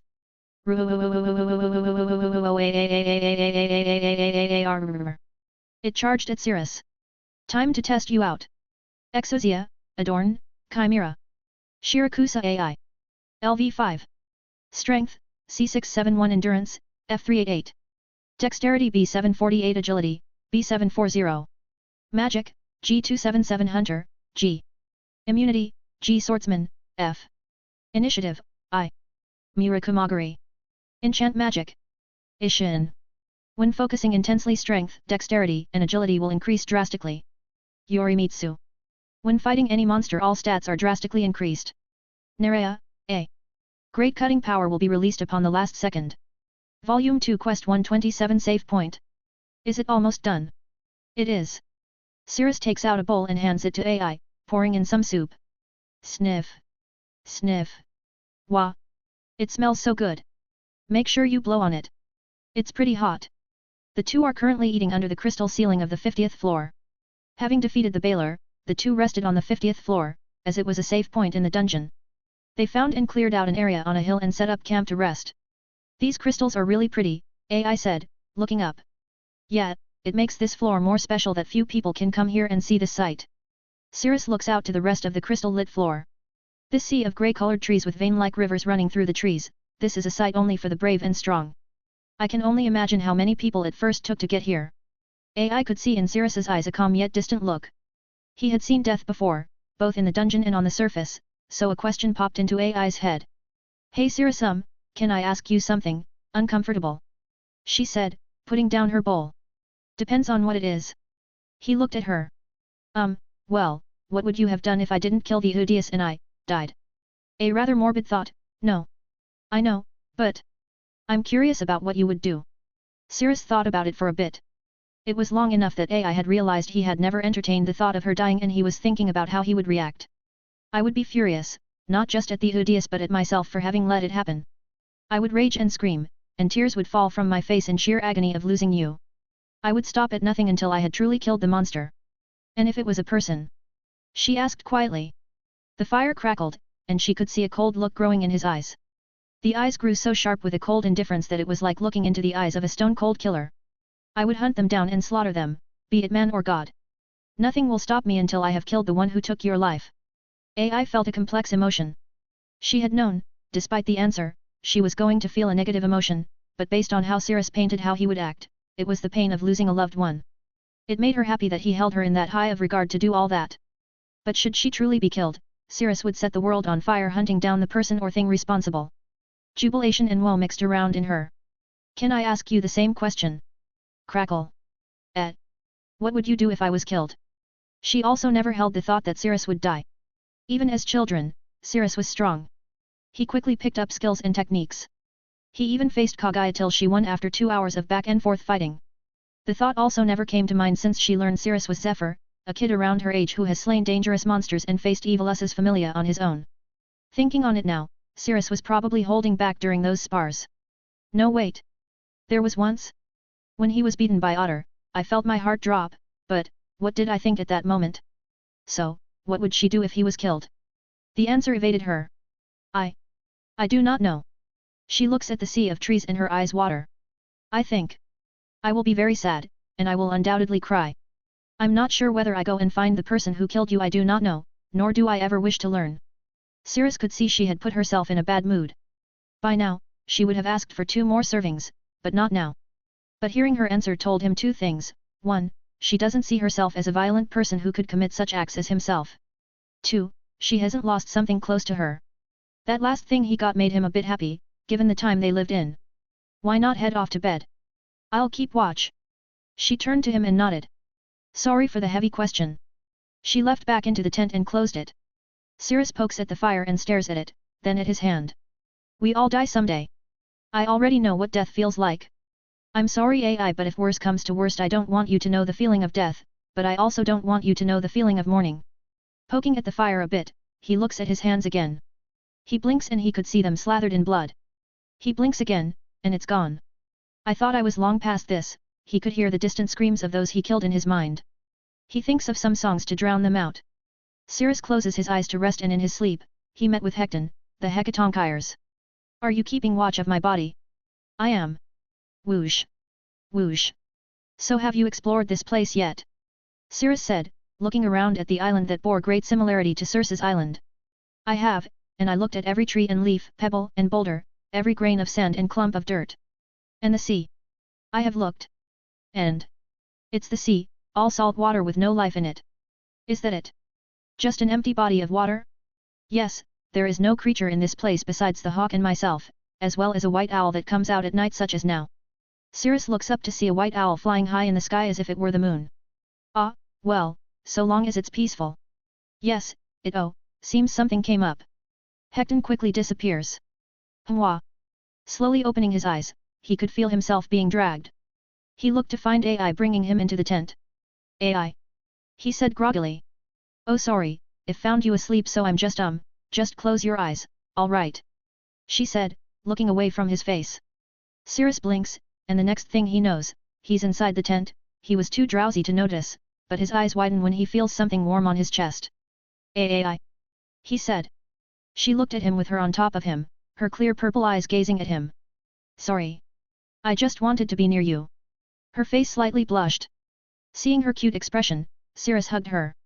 If you wanted to sleep with me, you just had to ask. He closed his eyes and slowly went to sleep as her scent of faint hibiscus lulled him. AI blushed at his response, but she could hear his heartbeat, the way his muscles felt, and his scent, which was clean and crisp like early spring rain. This was right before her, holding her. Thump thump. Thump thump. Thump thump. As they submerge themselves in each other's scent locked in by the tent, they both slowly go to sleep, at least that is what Cirrus had thought. Cirrus, AI said in a sultry voice as she turned him on his back. He felt something heavy on him, a soft warmth on his lips, her hands wrapped around him, holding him in as the warm taste of the soup he made her poured down his throat. His eyes shot open, and the drowsiness was quickly removed by her lips. She has a surprisingly long tongue. Her grip was tight, and all Cirrus could do was drink her in with each breath as it came, the soft tenderness of her lips. It all filled him with vigor. Cirrus felt a primal instinct inside him come clawing out to take control. AI. Kai. Thud. Now he was the one on top, his strength pinning her down. The look in her eyes leveled him. His mind was racing. He didn't know what she would like. He felt a sense of nervousness he hadn't felt in a very, very long time. Thump thump. Thump thump. Thump thump. Thump thump. Thump thump. Thump thump. Thump thump. Thump thump. Thump thump. Thump thump. He did what his body told him to do and followed the flow. He couldn't help himself. She's so cute. He kissed her lips more passionately than before. He took off her white and purple kimono, revealing her deceptively fair bust size. AI removed his buttoned shirt, but as he removed her kimono, she felt a sense of terror and hope with his gaze on her exposed body. He kissed her chest that they were like flower buds that were unopened and down her milky white, delicate skin. He could taste the salt of her sweat. Ah! His kisses are sending shivers up my spine. With each kiss lower and lower, these feelings grew. As Cirrus was making his way down to her firm and toned midriff, he found she had already taken off her pants and she only had red lace panties on. He pulled them down her white slender and toned legs and kissed her beneath what those panties covered. He could feel her trembling with each breath, kiss, and lick. Her trembling body was awash in an intense feeling of love, her mind was swimming in endorphins. Cirrus grabbed her hands, and the sense of terror slowly went melted away into pleasure, washing over her as his tongue thoroughly tasted this fox. Ah! Ah! Ccir ah! Ai convulsed in euphoria, squiring on Cirrus. His tongue. Ai wearily looked at Cirrus as he raises his head. Ah! Cirrus releases a hot breath, his face dripping from her juices. He looks at Ai as he narrows his eyes. He combs his hair back with his fingers and licks his lips seductively. Ai couldn't help but love him even more at this moment. She could see her love nectar slowly dripping down his chest and down his defined muscular body. His scars only made him even more manly. But most of all his eyes, those meant for her. Ooh! Those eyes, they're for me. Cirrus looked at her breasts going up and down from her heavy breathing. Her face was a light red with an erotic, yet innocent look that makes him want to claim this flower and ruin it. He takes off his pants and underwear. Ai could see the look of single-minded passion in his emerald eyes, a look of lust. She looked down to see Cirrus's dick. His size and girth surprised her. It had a malicious look to it in Ai's eyes, yet she wondered how it would feel when it enters her. Thump thump. Thump thump. Thump thump. Thump thump. Thump thump. Thump thump. Thump thump. Thump thump. Thump thump. Thump thump. Thump thump. Thump thump. Thump thump. Thump thump. When she saw it, Aisha's words came to mind about what to do, but she didn't think it would even fit in her mouth, let alone where Cirrus has just licked. But one thing was for certain. If Cirrus's tongue could melt her to this degree, what of his dick? Aisha couldn't properly describe the experience of sex other than intense and euphoric, yet she felt that even before they introduced the main course. Ai! Are you scared to keep going?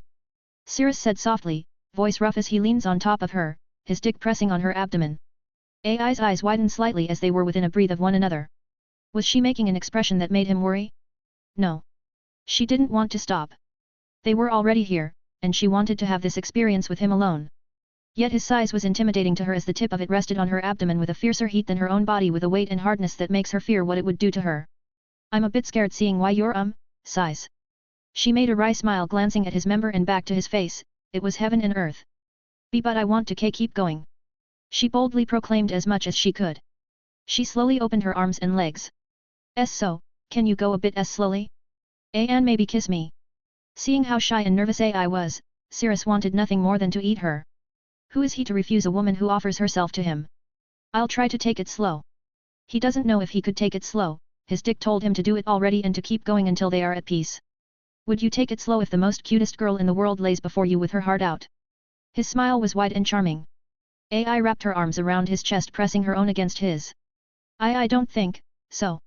She could feel the heat radiating off his large back, heat of his breath on her face, it was tinged with a lewd scent. His heartbeat was so strong, so vigorous that it began to overpower Ai's own heartbeat and she began to match his. Cirrus wrapped his left arm around her neck and held her head gently, caressing as it was his most precious gem. His right hand had his dick and slowly began to penetrate her. Ah! She could feel his dick throbbing as it slowly inched its way into her. Had Cirrus not held her tightly, she would have been pushed up by his dick. It's too big. Too hard. Too thick. Every inch he goes, the more my inside. The tip of his dick was now in her. It was a surreal experience. She felt her heart race so much she thought her heart would burst, and for the first time it was her heart that overpowered Cirrus. Thump thump. Thump thump. Thump thump. Thump thump. Thump thump. Thump thump. Thump thump. Thump thump. Thump thump. Thump thump. Thump thump. Thump thump. Thump thump. Thump thump. Thump thump. Thump thump. Thump thump. Thump thump. By this point love and intimacy melted Ai's brain, her body told her she needed more, she needed to quench this feeling in her heart and loins, she needed to mate. It was a feeling that matched Cirrus. I want him. Ai don't. Ai pulled Cirrus in closer in a reflex, which caused Cirrus to thrust it all in. Plap? Oh.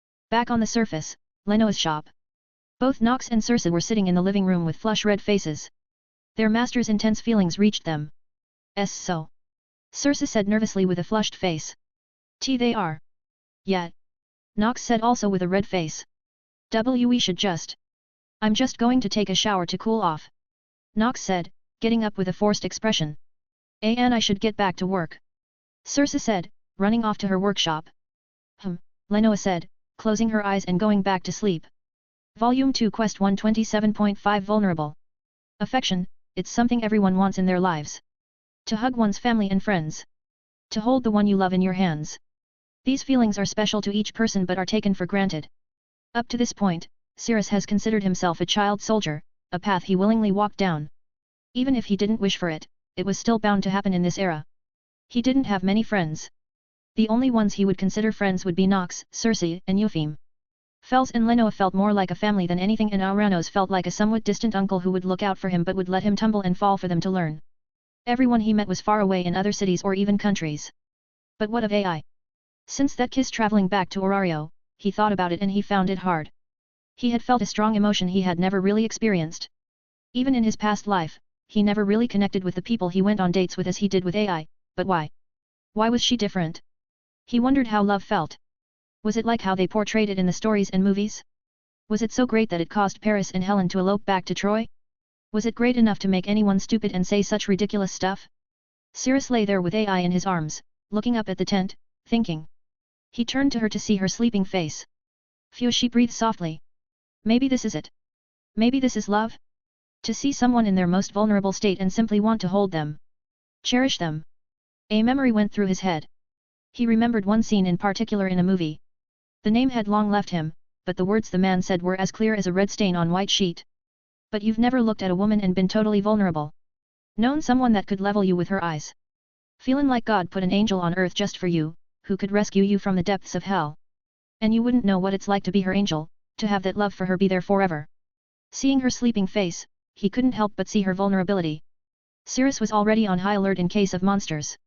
But what about her? She was asleep like a log. So, he thought to himself. Can I be vulnerable like her? When was the last time I was willing to open up to another? He raised his open left hand and held it up. He could see the blood and death he had caused while acting as the golden horned demon. Forgiveness for what he did was something he couldn't bring himself to do. Acceptance was something he could do, and he did. He accepted what he was doing and made peace with himself, and those he killed will be the ones he carries with him. I will one day have to tell you that part of my life. No, I hope that day never comes. Cold. AI hugged him tightly. The feeling of her warm flesh upon him made him think. Maybe this is it. This warm, full feeling in the heart that makes me want to keep her. Is this love? He said it ever so softly into her ears and remembered her. Her white hair got dirty after being knocked down, and the angry expression she had got up to fight him again. The tips of her fox ears twitched from the smallest of sounds and movements, her tail wagging based on her emotions.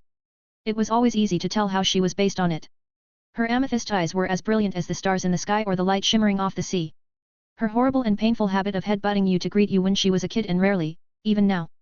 Her expression when she eats something sour, her dreadful smile, and puffed up cheeks when she's mad. Her smile, that bright smile always makes my day, was that it? She hugged him even more tightly than before, and a sense of comfort overwhelmed him. Ah, my stress and doubts wash away, I want this, I don't want to lose this. I can have this, right? After everything I shouldn't have this companionship, this affection. I know. I can be selfish about this. His eyes slowly closed as he hugged her tightly to never let her go and whispered into her ears. I love you. As he falls asleep, her ears twitch. Volume 2 Quest 127.6 Childhood Crush. Whoosh. Creak. Whoosh. Creak. Whoosh. Creak. The storm rocks the ship as the Susano Familia heads to the mainland. Heek. Heek. AI was crying in the corner. I wanna go home. I miss my mom and dad. She was regretting her choice. AI, Susano said next to her. I know you are feeling homesick, but you have to stay strong. This is hard on all of us. He strokes her hair to try and comfort her. Will I see mom and dad again? She looked up at him with tear-filled eyes and stained cheeks. Will we be back for the solar festival? Pain filled his voice. I am sorry, but I don't think we will make it back for it, or the next one. Heek. Heek. Heek. Susanoo held her close as she cried out her sadness. Side of the road on their way to Orario. Swish. Swish. Huff. Huff. Huff. Clack. Ai was exhausted, her body was covered in bruises and dirt. Pick up your sword, Shirakusa, Kushida said. I am tired. We are going to Orario, the labyrinth city that houses the dungeon. There is no tiredness when monsters are around you. Until you have proven to me you are a samurai. I will only call you Shirakusa. But. No buts. If you can't swing a wooden sword with a falna, then I will have to train your body. Girls? Shirakusa will carry our bags. What? You heard me. You need to build your strength and stamina. Orario. Ai looks around, lost. Why did I think I wouldn't get lost? This city is too big. What if some guy tries and... Hey, are you lost? Who are you? She said, nervous and scared. Is he a guy who is going to sell me down the river? Ai looks at the boy with long bangs. She could make up the color of his eyes but just barely. Green eyes. My name is Cirrus. What is yours? Maybe I can trust him. My name is Shirakusa Ai. She stated, looking past his bangs and into his green eyes.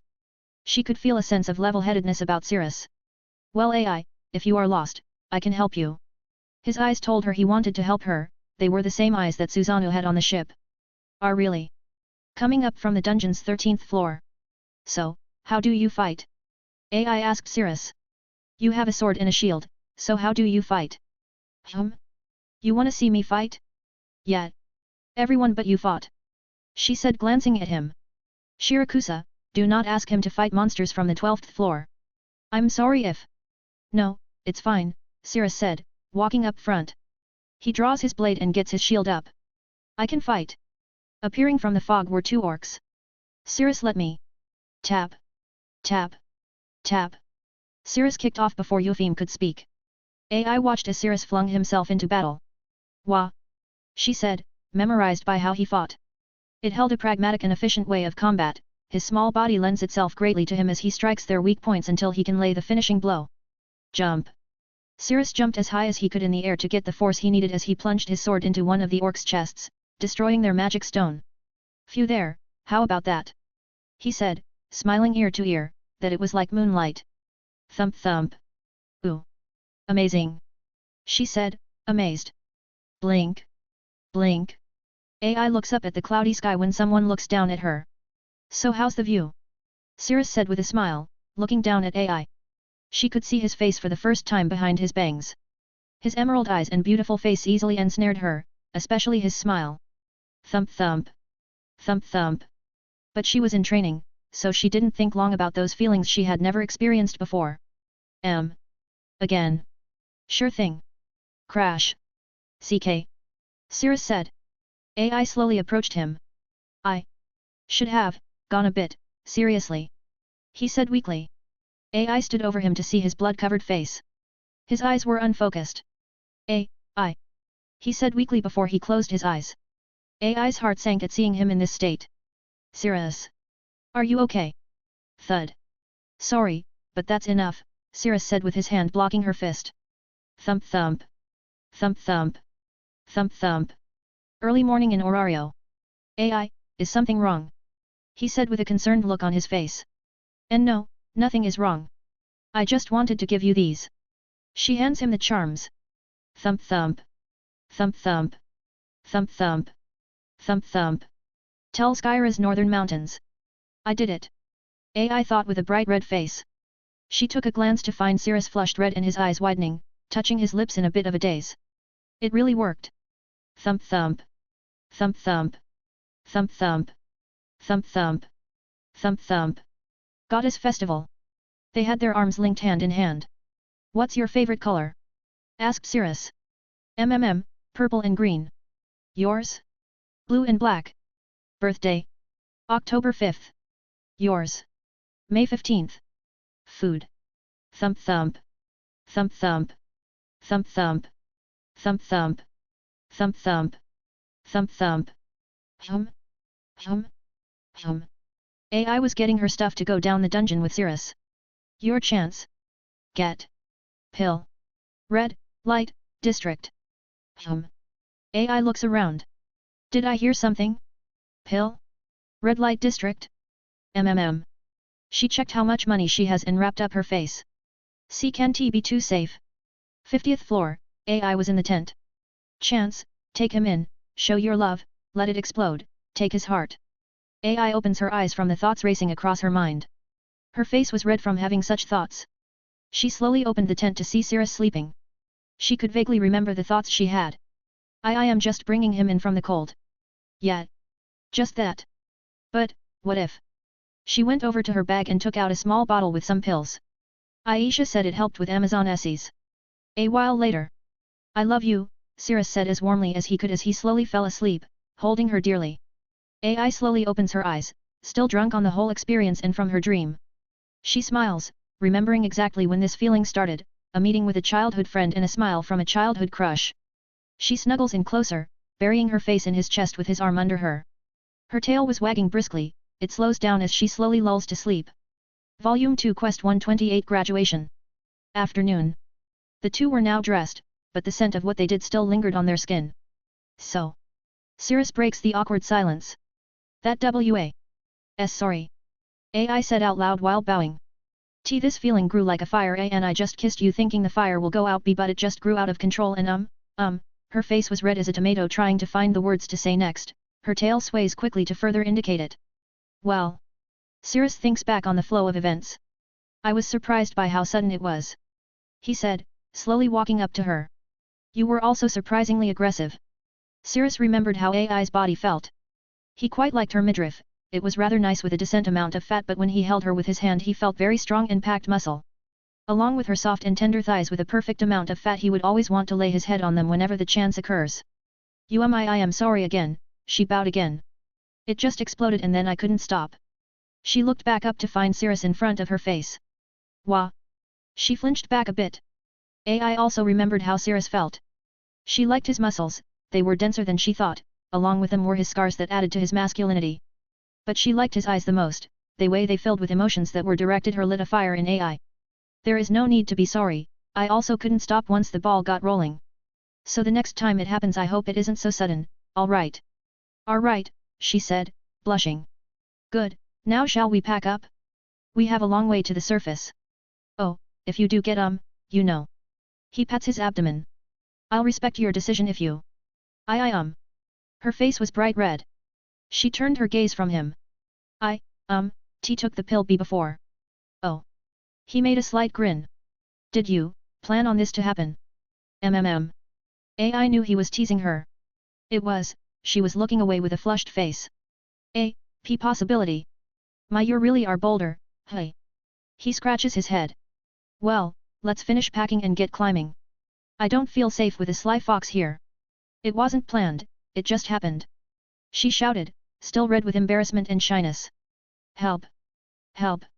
A fox is going to eat me, he shouted, running away with a teasing smile. Cirrus! AI chased after him, flustered.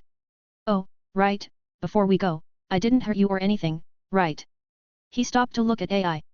AI now stood before him. I was rather rough on you. I am fine. She lightly smiles and nods her head. If a little sore. AI rubbed her hip and lower back. What about your waist? I hugged you pretty tight. He glances at her waist. They're fine, Cirrus. AI calmed down, the redness began to die down. I should ask if you are fine as well. I bit and scratch you a few times. Ah that. Cirrus reaches and grabs her hands to hold them. AI's face once more was stained with a fluster. What are you doing? I am holding your hand. Oh, and I used a potion to clean up the bites. He looked her in the eyes and smiles. Some of them I left as a memento of our moment together and to remind me of a side of you I didn't think you would have. I should tell you that Aisha did give me pointers. She asked you to leave love bites? I am sure she meant hickey. She said love bites, but what are hickeys? Are they different? She didn't elaborate on it. A hickey is what I left on your neck and breasts. AI's eyes widen. Do you have a mirror? Cirrus lets go of her hands. Here. He reached into his short and gave her a small mirror. A few pats with a potion will clean them up. He then reached in and pulled out a potion and a small piece of cloth. After everything was packed and stored in Cirrus's shadow, they walked their way back. Cirrus. What? He said, looking forward. You're not gonna write a song about me, are you? Lord Susanoo said bards sing about their loves. Cirrus stopped in his tracks and turned to look at Ai. Why would I write a song about you? He said in a disingenuous tone. He could see the anger flare up in her eyes. It amused him to see her get angry. I'm joking when the song I already made about you should only be sung to you and only you. Do you wish to hear it? I wrote it when you first stole my lips. Cirrus said in a calm and charming voice, along with a slightly mischievous smile that easily made Ai be taken aback. Really? No, it was actually on the way here. He reached into his shadow and pulled out his guitar. Unless you're too embarrassed to hear it. And no. I'm not embarrassed. Cirrus strums a few chords and clears his throat. As they returned back to the surface, the two young teens grew even closer. They would keep their carnal appetites for nighttime. 2 days later, back on the surface. Cirrus lets out a warm white breath. You think our family and friends will notice? He asked Ai next to him. I don't think so. Ai shakes her head. I made sure there is no more of, lewd scents on our clothes. Your magic really is handy in getting rid of smells. I got better at using it, but yet. I trust your nose. We even mixed in other scents to mask ourselves. Then. Ai walks a bit forward and looks back at him. Until next time. Cirrus nods. Until next time. Both of them went on their own way back to their respective homes. Walking through the back, Cirrus enters his home. I'm back. He said as he walks to his room. Everyone turned to look at him. Hey Cirrus said Nox nervously with a blush. You and Ai you guys didn't do something, right? We kinda cut our connection from an, very intense surge of emotions. He could see the nervousness on Nox's face. He glanced over at Circe, and she looked away, turning her focus on the book she was reading. I'm not going to answer that. He decided to ignore that he shares a connection with his spirits. Cirrus turned to walk upstairs. A seed of nervousness is planted well in him. Now hold on, Lenoa said. Come here. That seed quickly began to grow and spread. What? He said, coming down towards Lenoa. I just wanna go and rest. Lower. He lowers himself, and she grabs his face. Please say nothing. Please say nothing. Please say nothing. Please say nothing. Cirrus thought as he calmed himself as much as he can with a heart that wishes to beat out of his chest. Sniff. Sniff, she pulls back his face and stares at him some more. So you're a man now, hey? Ki. You two owe me 20,000 valis. Phew. El Lenoa, both Circe and Nox shouted. We agreed to not bring it up. Circe shouted. God. Jesus. Whoever reincarnated me, please shoot me down. Oh. I said I would protect your purity. Nox said in disbelief. You guys placed fucking bets. Cirrus shouted, offended.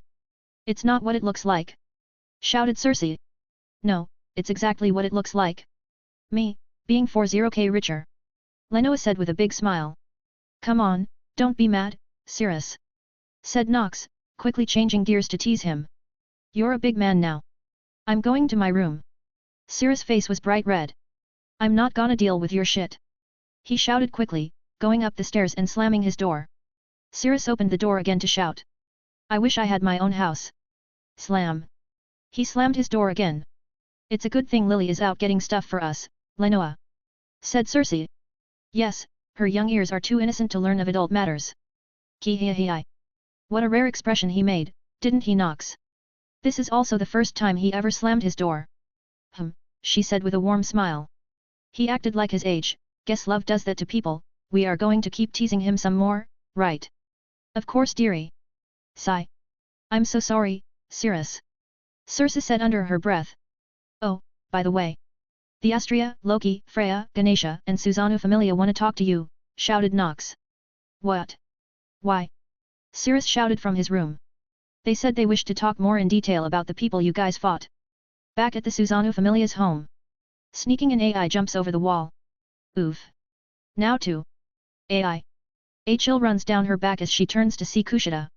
Hi Lady Kushida, she said with a smile. Ai, Lord Susanoo and Lady Kaguya have been worried sick about you. She said in a calm, stern and worried tone. I was in the dungeon. With Cirrus. Kushida tried to look Ai in the eyes, but she averted her gaze. She walked up to her and held her head in place to look at her. Ai, what are you not telling me? She used a sterner voice as her eyes were beginning to frown and narrow. And nothing. It has nothing to do with. You think I wouldn't notice? AI made a surprised expression as a feeling of embarrassment rose. I have known you since you were 5 years old. I know you more than your own family. I have seen you grow from a small child who couldn't even hold a sword properly to a beautiful young girl and now. Gulp. Kushida made a gentle smile as she hugs her. A beautiful woman. AI was a bit surprised and confused about what to do. She expected Kushida to lecture her. Lady Kushida.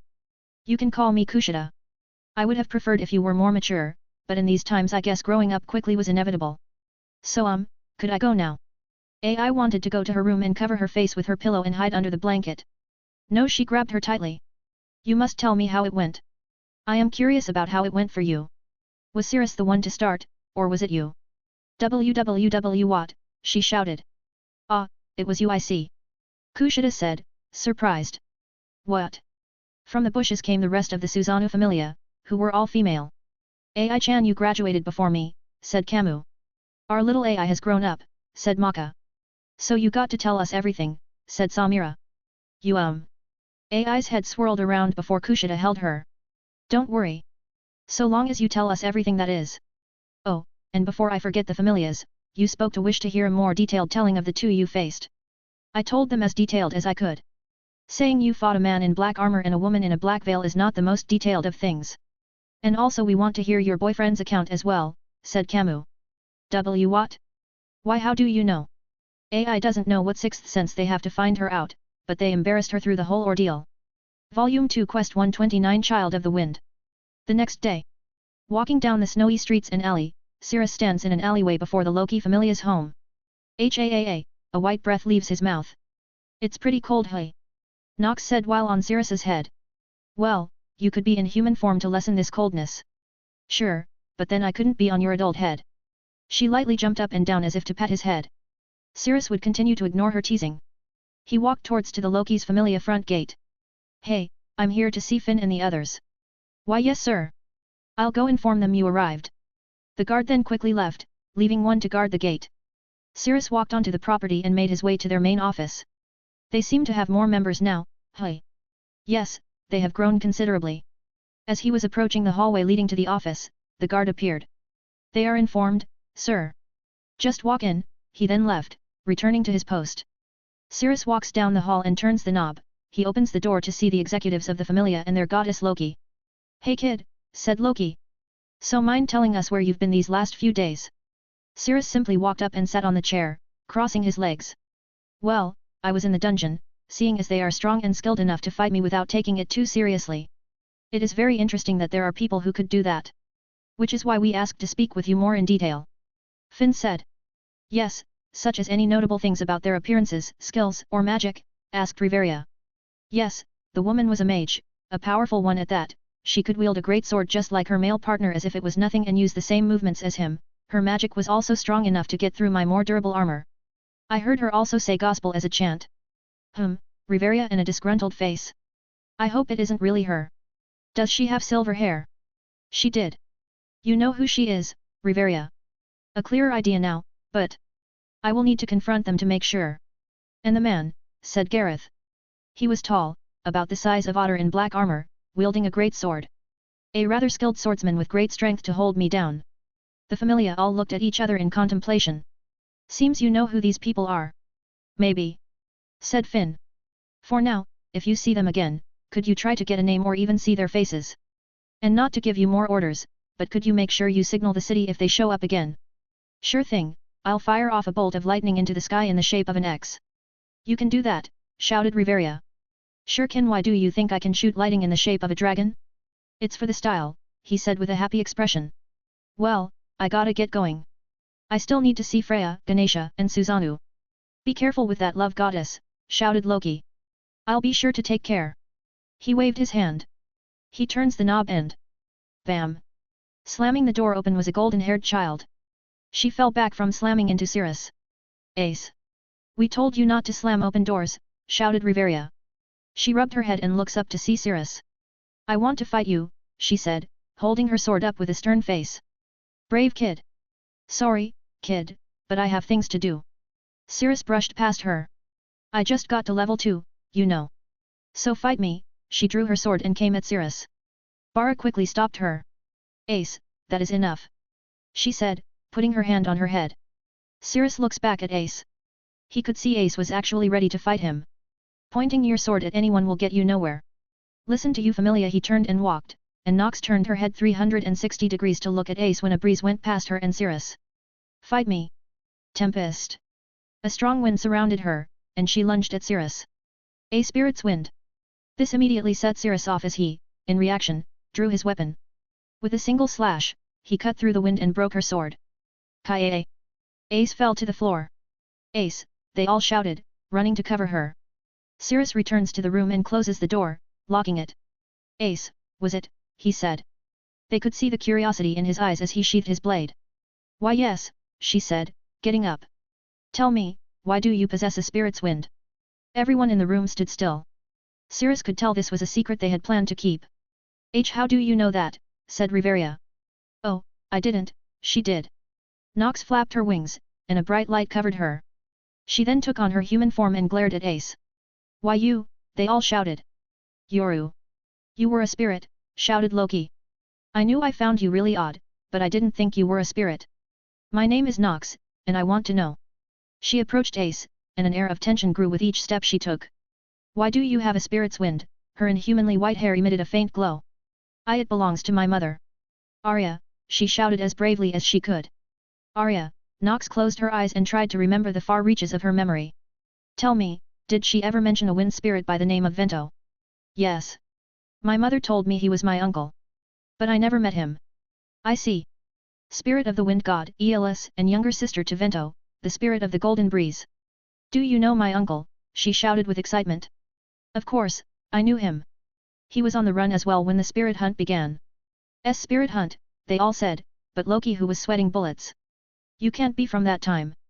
Loki said. Then if you were being hunted, then you are. Correct. I was amongst the first spirits to graze the earth, and seeing as your mother is Arya, she can only be a second-generation spirit. How? Spirits can't have children, shouted Riveria. We can't all, but the second generation could. They were created to be more, human-compatible and thus weaker, in a sense. While my generation was closer to the gods in their creation, the second was closer to humanity. They could still easily dominate a battlefield, but it would take at least 10 of them to barely make up for one of my generation. But even so, they can't just have children with anyone. It must be with their contractor, and only a few survived in such a harsh and cruel time from what little information I know. Did you know my father? Or what the Black Dragon did too? No, I was too busy being chased across the continent by Zeus's spirits for years until I was sealed away. And my uncle? Don't know, most likely killed helping me and many others escape as he was the oldest amongst us, but seeing as you're a second-generation spirit's daughter I'm curious, how did you make it to this era?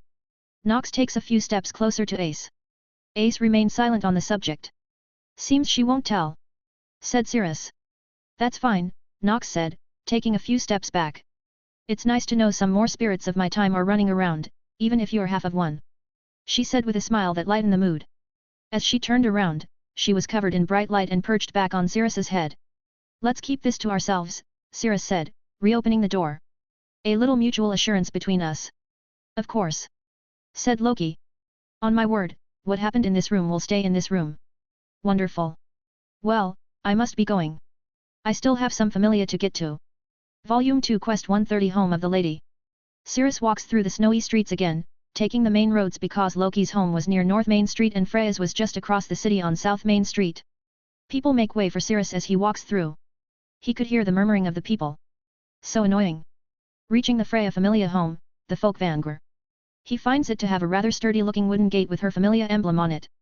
He knocks on the door, and it slowly opens up. A young girl appeared. She seemed no older than 10 years old. She has fairly long, grey hair that covers her right eye. Lady Freya is waiting. She showed him in. Can you also close the gate when you enter? Sure. When he entered the house, he found himself in a grand temple that had been transformed into a mansion with pillars and a water fountain in the center. He closed the doors, and he could hear the faint sounds of fighting.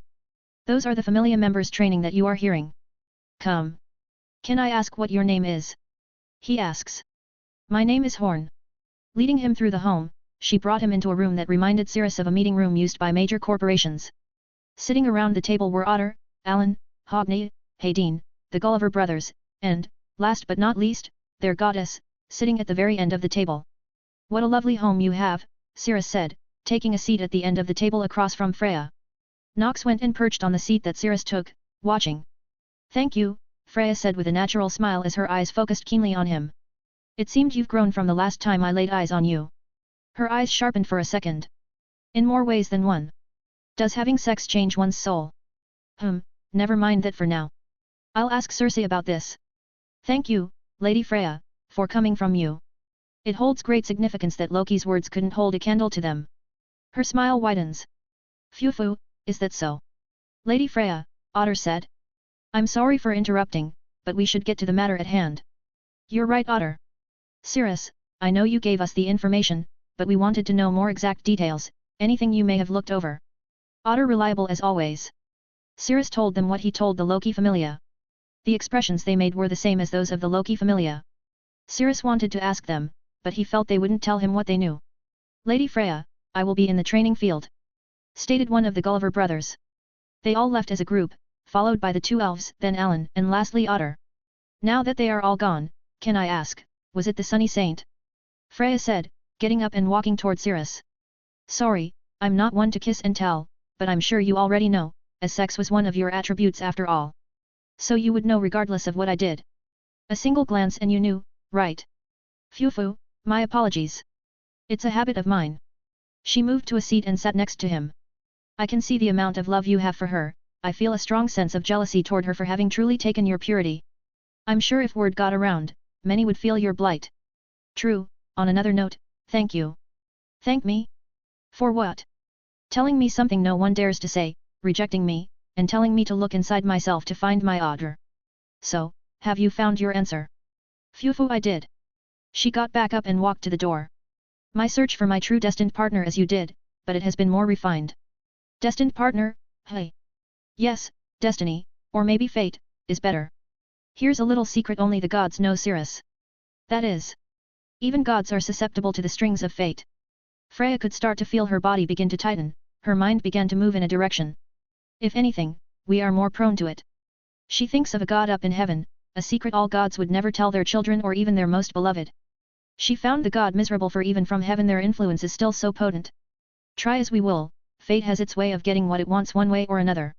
She turned her head not wanting to let Cirrus see her scrunched up face. Anank. You unlikable boring cold-hearted weaver. Her mood was pleasant up until a moment ago.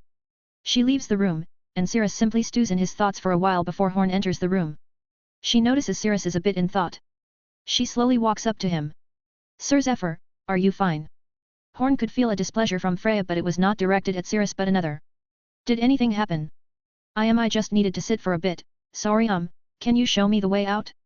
Nothing happened, me and your goddess just talked a bit. Follow me. She nods and turned to lead him out. Having left the home, Cirrus stares into space for a while as he walks the snowy streets. What's wrong? You seem a bit off. Did she use her charm? No. I was just thinking, that's all. Nox, do you believe in fate? Fate? More or less. Why? Just asking. Cirrus. Do you believe in fate? I'm mixed with it, I can't give a proper answer to it. I see. Well, just so you know, I like to think our meeting was fate. If not for you, I would still be stuck in that damn tomb. Cirrus gave a slight smile. Thanks. I am happy I met you. Of course. I am your always reliable partner. But it is also fate you got with AI. Ha ha ha. And it's ruined. Like what you did to AI. Fucking got him. I never should have fucking taught you new words and phrases. Volume 2 Quest 131 Eye of the Storm. Walking towards the Ganesha Familia home, he could easily see it as it was the only home in Orario that was in the shape of Ganesha. It's as gaudy as usual, but yet I have to give it to him. It is unique. The more I look at it, the more I think, this is a terrible design and damn, I'm starting to like it. Just kinda wish the entrance wasn't in his crotch. Yeah, it's really weird. Cirrus walked towards the Familia home and up the small set of stairs when AI came out. Oh. They both said. There was a slight awkwardness between them. Cirrus gathered some courage and spoke as normally as he could. Did you already tell them about the two we fought? Why yes. Have you told anyone else? She said this nervously. I did. I already told the Loki and Freya Familia. Really? I just got done telling Artie and Shakti. Yup, and I assume you already told your familia. About that. She had a complicated look on her face. They said they wanted to hear it from you, about us, being together. Alright, it was bound to happen, eventually. Cirrus couldn't understand what it was that let people know of him and AI. Alright, I'm fucking ready. Do we just have written on our foreheads, we just had sex? For the whole world to see. You are. No, I'm actually really fucking nervous about this, but it has to be done. Also, I'd like to give you the drop item by the end of the day. I forgot. Wait, Nox, you're here too. Do you know? AI said, pointing at Nox. Maybe, said Cirrus. No. How does everyone know? I'm asking myself that too.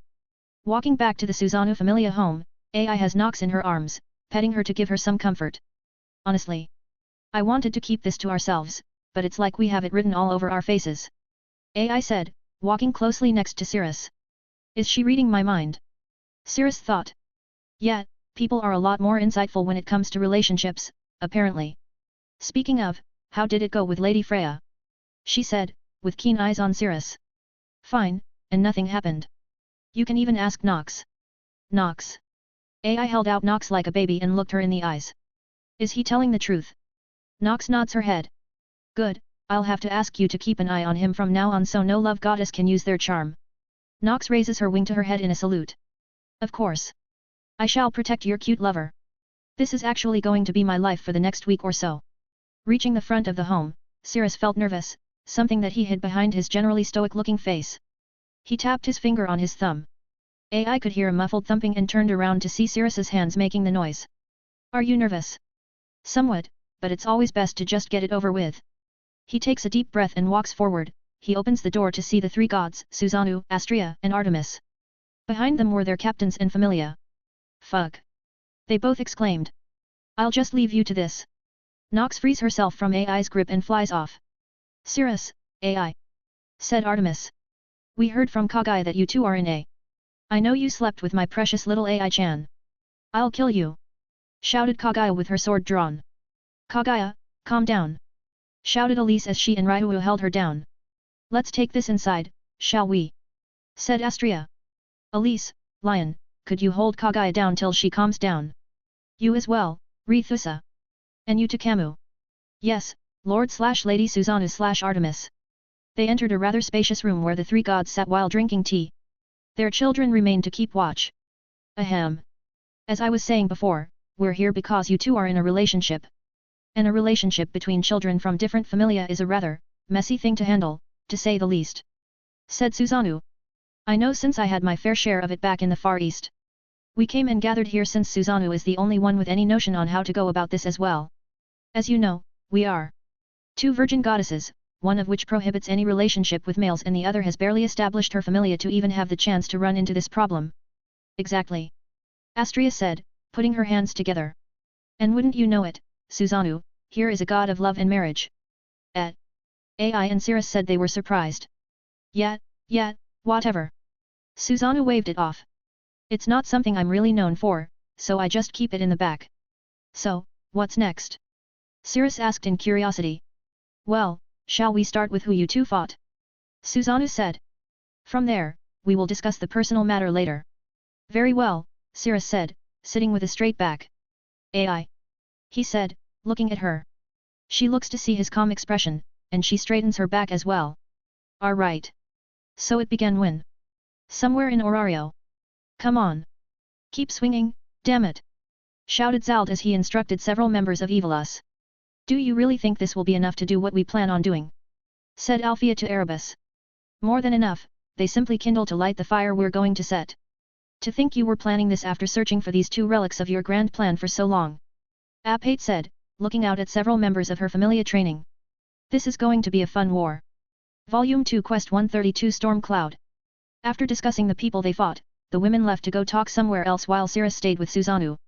You know when I heard your name was when you helped AI get back home. She came bursting through the door telling everyone she made a friend. I can imagine it, a little AI running around with a white face as she slams open doors and gets scolded. Haha, yes. Tell me, did AI ever tell you why we came here? It was something about you causing a mess with Amaterasu, right? Yet. I got angry that she was throwing my familia away and giving our position to those 7 so-called lucky gods, a bunch of snarky, condescending bastards. Then one day I had too much to drink, and, well. Yeah, you, destroyed some stuff. Yes, and some of that was her loom, which was maintained by one of her children, and she was blamed for it and was shortly killed. That seems unfair. That was how it was under Bishamontan's strict laws. I confessed to what I had done, but seeing as it would undermine Bishamontan way of law, I was given a light sentence of exile. Tsukiyomi really was lenient on me. As I was leaving, Amaterasu sent me a letter from her most trusted children, telling me I could come back. But I would need to do one thing. And that is, I need to gift her an irreplaceable item that is worth a country. What? I know I had the same look on my face as well. So to find or get her this item, we came here to Orario, but when I asked the other gods, they said there is no such thing that is worth that much besides a child. So, you plan on giving her one of your children? Yes. Was that child going to be AI? The air grew tenser. No, to be honest, I assumed it would be one of my children down the line, but AI grew exponentially, and now I know why. So I'm not going to gift her to Amaterasu. If I did, I'm sure you would come and burn the country down to its foundations to get her back.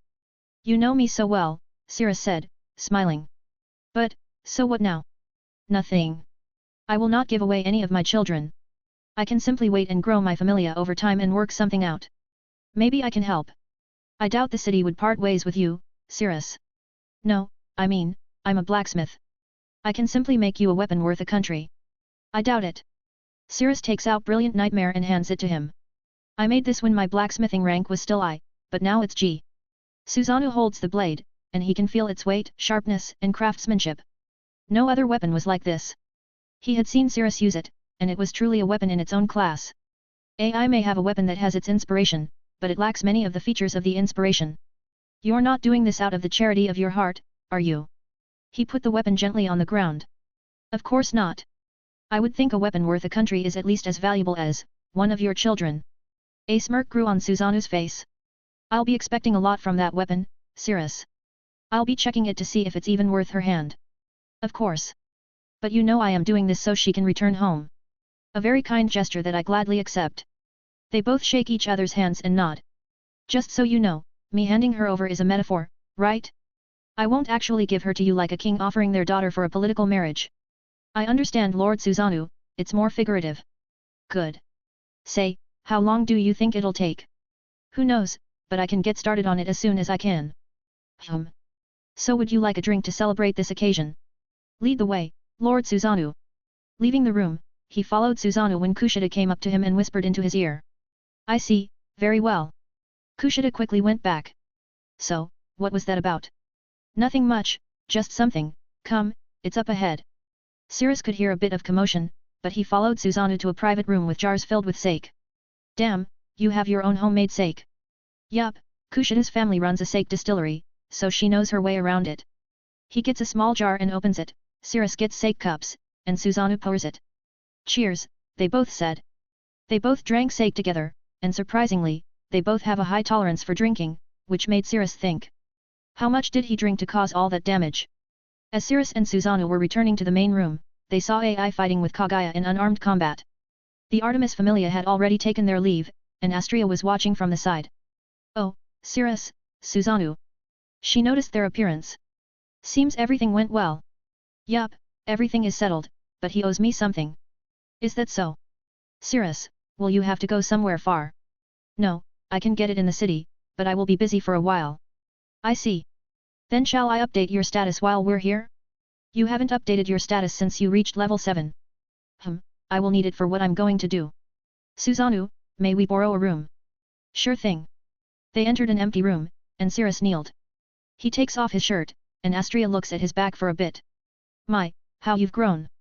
She gently touches his back and feels the muscles he has made from adventures, training, and fighting monsters and people. It has been a while. The first time we met, I was what? 8 years old. I still remember when you didn't show me your face. I still find it hard to believe that you were his child. Cirrus, could you draw your weapon? He draws it, and she pricks her finger on the tip and drops it on his back. You know, he was the first god to give a fauna out to the people of Gakai. He told me that, as well as everything he knew, he's actually quite a chatterbox once you know him long enough. Just don't tell him that he hates having gods stay longer than they need to. I'll keep that in mind. Astria starts to update his status. Did it grow substantially? A fair bit. You mind taking out some paper? Cirrus reaches into his shadow and pulls out a sheet of paper. He hands her the paper, and after a second, she puts down the new update and hands it to him. Cirrus Zephyr. LV7. Strength, I0. G244 Endurance, I0. G220. Dexterity, I0. E481 Agility, I0. C670. Magic, I0. C676 Mage, C. Immunity, B. Martial Arts, E. Crush, G. Blacksmith, G. Chain Attack, I. So killing the Baler on my own wasn't enough. No, for your strength, you would need to do an even greater feat. That's fine by me. He puts his shirt back on, and they leave the room to find AI breathing heavily, having won against Kaguya. Did she tell you she beat Udius on her own? No, but I can see how. Sometime later after leaving the Susanoo Familia home, Cirrus arrived at Eupheme's workshop in the evening. She was, of course, hard at work. Oi! Eupheme. Cirrus? What's going on? I need your help. Help? With what? Getting a forge. What? Are you truly going to be a blacksmith? I'll be out of business. No, I simply need to make a sword. A sword? I can just make one for. No, I have to be the one to make it. Eupheme looked into Cirrus's eyes, and she could see the determination in his eyes. Fine, we'll go talk to Lady Hephaestus tomorrow and see if there's an available forge for you to use until then. Come and help me out. Fine. Oh, before that, I should tell you that AI killed the Udius by herself. She did. Then she has. Yup, I have it stored. You ready to make a new fucking sword? A big smirk grew on Eupheme's face. Seems things never get boring with you around, hey. Oh, I should mention that the Udius drop won't be the main material used. Volume 2 Quest 132.5 Independent. A room within the Susanoo Familia home. So, AI, you are confirmed to be a couple, right? Asked Astria. Yes, she said with as much courage as she could. I can say it with confidence. You seem nervous, said Artemis. Artemis noticed that AI was tapping her finger. I am, still nervous talking about this so openly. But can I ask you something, Lady Artemis? What is it? Can I ask, why you are here? Well, She wanted to come. Astria interjected. She sees Cirrus as a close pupil. Right. Yes, a pupil. And I wish the best for him and for all this to be settled without trouble. She said, gaining some of her composure back. Well, I think everyone is fine with it, it's just that Lady Kaguya is against me and Cirrus being, together. She turned her head away from them, but they could see how red her face was for saying what she did. Artemis felt a slight pang when she said together. It's nothing. Thump thump. Thump thump. Ignore it, ignore it. Well, I suggest you talk to her about it, Astria said. I think that is also the best course of action. I may not know much about you or even Kaguya, but I know a person is only ever that mad when it's about someone they care deeply for. Artemis spoke calmly and clearly, keeping her emotions in check. Look at you. When did you get so good at reading people? Astria spoke so proudly of Artemis. It's not important right now. What is AI, Cirrus, and Kaguya. Artemis steered the conversation back on track. I think you, AI, should be the one to clean the air. Cirrus and Kaguya get along with each other like actual siblings. They always settle any dispute they have on their own time and terms, usually in insults, but you however need to address how Kaguya still sees you, as that is the major friction with all of this. Yes, Astria and Susanoo have no qualms with you two being in an R relationship, Artemis said as she struggled to say that last word. Kaguya, however, is very protective of you. Alright, I'll do it right now. AI made a resolute face. She gets up and walks out the door. Well, no better time to get it over with is here and now, right, Artemis? Astria looked over at Artemis, who was sweating a bit. Artemis, are you feeling okay? Yeah, I'm good, but yeah, there's no better time to get it over and done with. Emotions stirred within her as she thought about this whole situation. I will be going now. We got word that some merchants connected to Evilus left the city. Artemis gets up herself and leaves. Take care. As Artemis leaves, she can see her, and Astria's familia makes a circle. Girls? We're leaving. We have a merchant to hunt down. They quickly turn to her. Yes. Lady Artemis. They all quickly followed Artemis. Artemis glances back to see AI confront Kaguya. Why is my heart telling me to root for you to fail? TCH. She left the home angry at having such thoughts about a young couple. Standing in the wooden training area, AI confronts Kaguya, who is surrounded by the Astria and Susanoo familia. AI-chan, for your good, dump him. Kaguya said sternly. No. I can make my own decisions. AI refuted. You have not seen what he can do. The things he. I can say the same to you, Lady Kaguya. I know what the Gajano family practices. That is not who I am. I do it for the peace of this city. Cirrus is the same. I don't understand why you don't like him. Our views may align, but me and him are not the same. You're denying it. Shouted Lyra. Yet. You two share a damn near identical view on justice. Shouted Knees. Yet. You two are two peas in a pod. Shouted Elise. Quiet. Our views are not the same. I will never acknowledge that. And you, AI. You are too young to make your own choices. You are 2 years older than me. And you've never been in a relationship before, so who are you to talk to? Ooh. The familias all said. Kaguya grew a bit red in the face. I am devoted to justice. As you should too. Excuses. What right do you have to dictate my love life when you don't even have one or any concept of it? I don't need to tell you what is good for yourself. Bullshit. If I listened to you, I wouldn't be a level higher than you. Grr. Kaguya was getting more angry. Fine. I can admit that. You are a level higher than me, but I am more experienced in life than you. Stop making shitty excuses. Tell me right here and now why. Why don't you want me to be with him, and why can't you get along with him? No, I stand by my own words. If you want to show me you are mature enough to make your own choices, then make me. TCH. Fine then. There is only one way left. She got her sword and tossed it to the side. Lady Kushida, tell Lord Susanoo to seal my status. I see how it is, Elise. Tell Lady Astria the same thing. Kaguya said, tossing anything to inhibit her movement. The two captains did as they wanted, and their falnas were sealed. They immediately felt their bodies get heavier. With bodies no longer being supported by falna, they returned to just being weak meat sacks.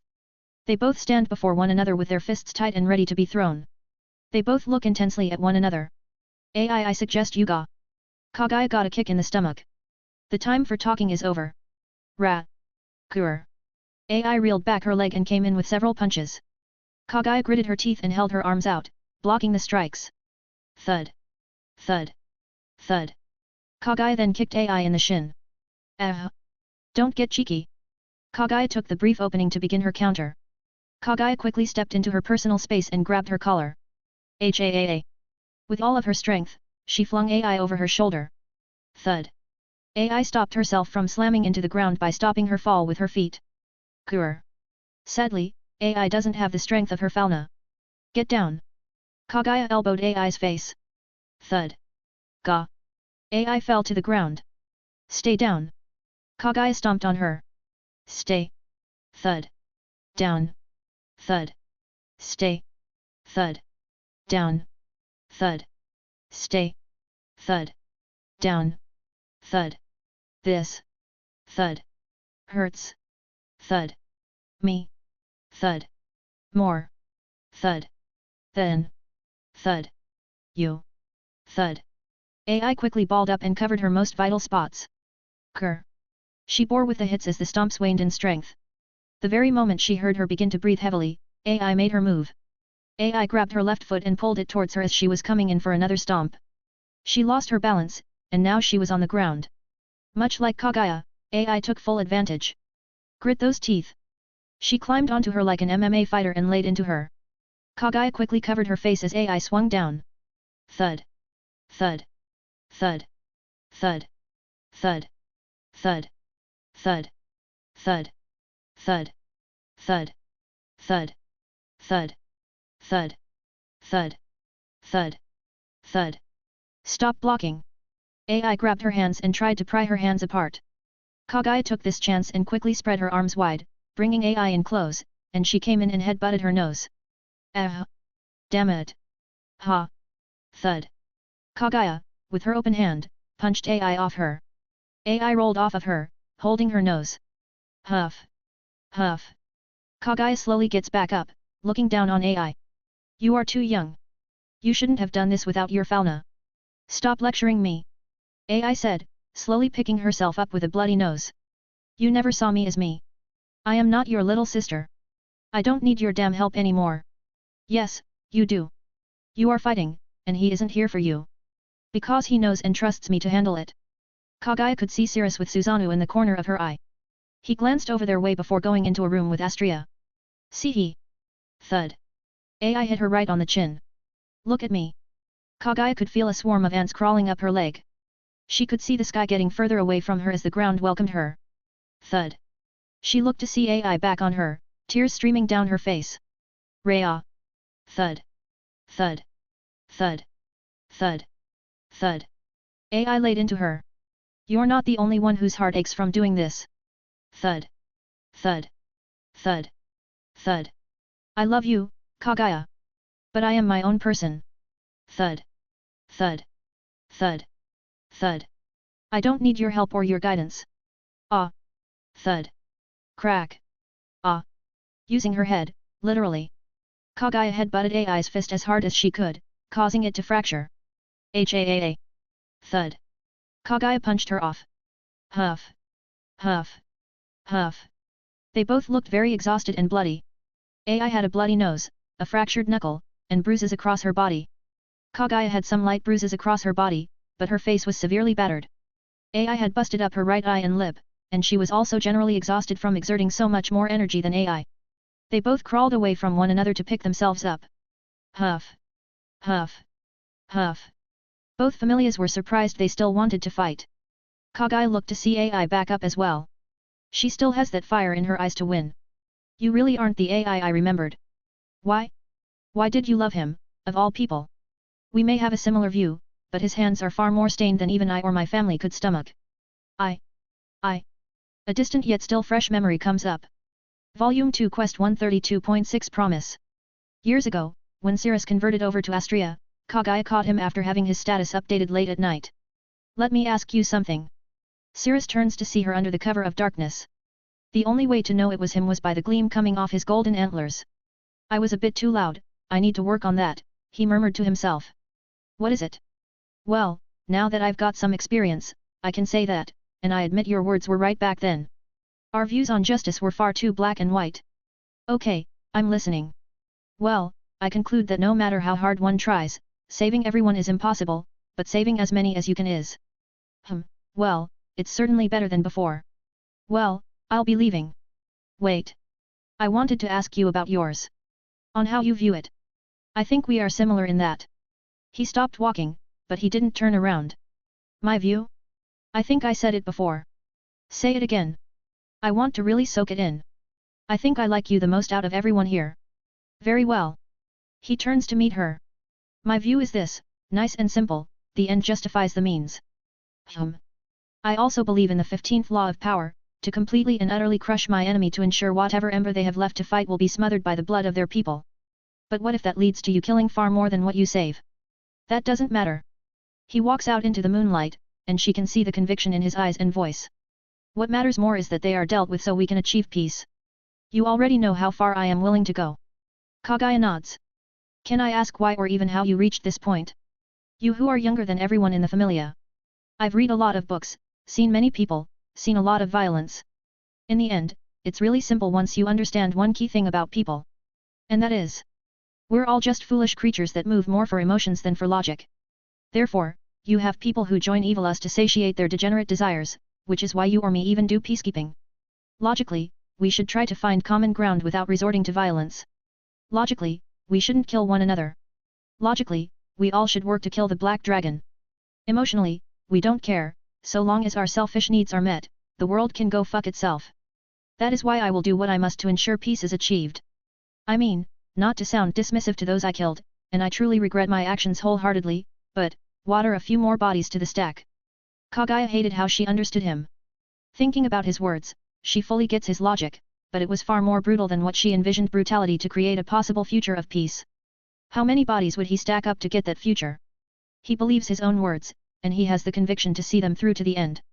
I'm a bit scared a person like this even exists, and to make it worse, he's this young. The thought left her with a bad taste in her mouth. Why? Why are you putting yourself through this? Simple, I don't want another kid like me to lose what makes them a child. Like me, and like you. Kagaya's eyes widen. A child should be playing with their friends and family, getting into trouble, getting scolded by their parents, getting an education. Not killing another person to survive or living on the streets starving and turning to crime just to survive to the next day. Kagaya didn't know what to ask next. She was still trying to process everything he just said. It's getting late. Good night, Gajano Kagaya. Cirrus turned and took his leave. Kagaya simply stood in the hall for a few minutes, thinking and lingering on his words. Conviction, that is what differentiates our views. After a bit, Astria came out to see her standing there. Kagaya? Is everything all right? No. Oh? What's the problem? Zephyr. I don't like him. She understood him, but she despised how blatantly savage his way of seeking peace is for the world he hopes to bring. She would have argued that his way was wrong, but he already proved that he was right with Israfan. Oh, is it because of our first meeting? No. I don't like him because he walks the path of a martyr. He's going around doing stuff that we should be doing. She clenches her fists in anger. A mere child is taking on this era of darkness. The only thing that waits for him at the end is death at best, and the other possibility is. I don't want to think what would happen if he one day breaks. Get some sleep, Kagaya. It's getting late. Back to the fight. I just don't want you to get hurt by him. She shouted from the depths of her soul. Everyone's eyes widened at her outcry. He wouldn't hurt me. I shouted back. I know he wouldn't. I understand him. I understand him far better than you. If you understood him, then you would know he isn't going to hurt you in the way you think. But you. I don't need your guidance. I am not your dainty little sister that needs your help. I am grateful for the lessons and teachings you imparted to me, but I can stand on my own and make choices on my own.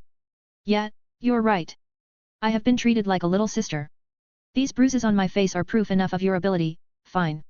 I'll treat you like everyone else. She puts her hands up, ready to keep throwing punches. Show me you're not a girl anymore, AI. Kagaya charged at AI with whatever strength she had left. Ah. AI does the same.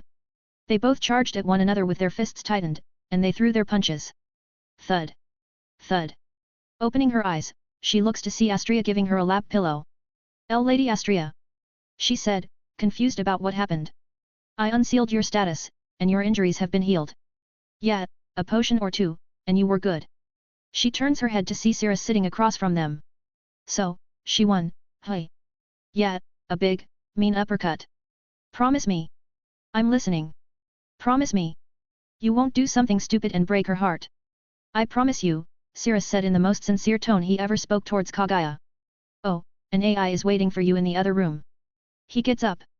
It's a bit bad that I'll be busy the next few days. He took his leave, walking in a hurry. Astria helps Kagaya up. She slowly goes to the other room, where AI was sitting down waiting for her. AI. Kagaya said, standing. Kagaya. AI nods. You will hold up your end of the promise, right? I will. But I am still against you being with him. Do you care to elaborate on that? Kagaya makes a smirk. Why would I do that? You're a big girl now. If he truly trusts and loves you, he will tell you himself. That's fine by me. But can we still be friends? I do very much appreciate everything you did for me. Depends. Are you going to fight me again if I say no? Very likely. You are a bit hard-headed. Nonsense. I am very open-minded. She has her arms wide open for a hug. AI gets up, walks over, and gives her a warm, tight hug. I am sorry for kicking your ass, AI said. Yes, well, I am a sore loser. You should know that by now. Hi Yaa. She flung AI through the familiar home. Clatter. Clatter. Clatter. Kagaya walks through the holes and bends down by AI's head. AI, I want you to keep this in mind. Kagaya was solemn in her tone. What is it? AI said in pain. There will come a time where Cirrus will hurt you. I do not know when or how, but that day will come and it will break your heart. He may do something unforgivable, he may leave you to go do something stupid. I know him well enough, that is why I know he will do the things I say. So please stop him from martyrdom. You now hold his heart, AI. Volume 2 Quest 133 Striking a Deal. After everything was settled, AI told Cirrus she fought Kagaya to prove she was no longer a child, which she proved successfully. He told her that Susanoo gave him a request to fulfill to allow their relationship to keep going, a half-truth. He told her he would be in the city working on his request for a while. The next day. So you wish to rent out a forge? Said Hephaestus. Can I ask why? Next to Cirrus was Eupheme. They requested that I make a weapon, Cirrus said. Why you? You aren't a full-time blacksmith? The only works you made were with my child here. That may be true, Lady Hephaestus, but he had the blacksmith development ability when he reached level 6, Eupheme said in her monotone voice. And the rank? G. Hephaestus looked at Cirrus with one eye very carefully. She knew she spoke the truth, but she was still hesitant.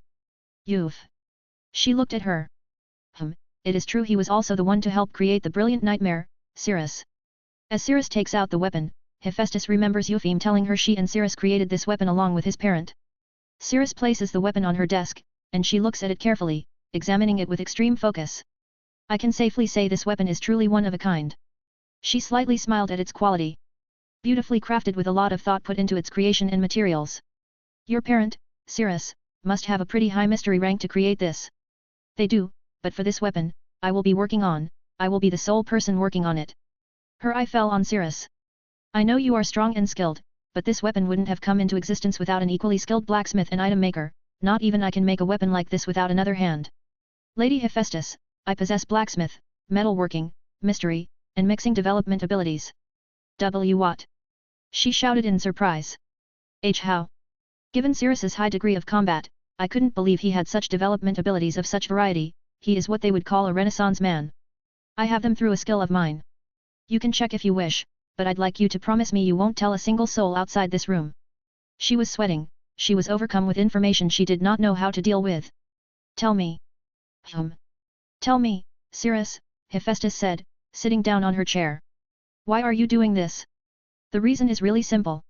A slight smile formed on his face.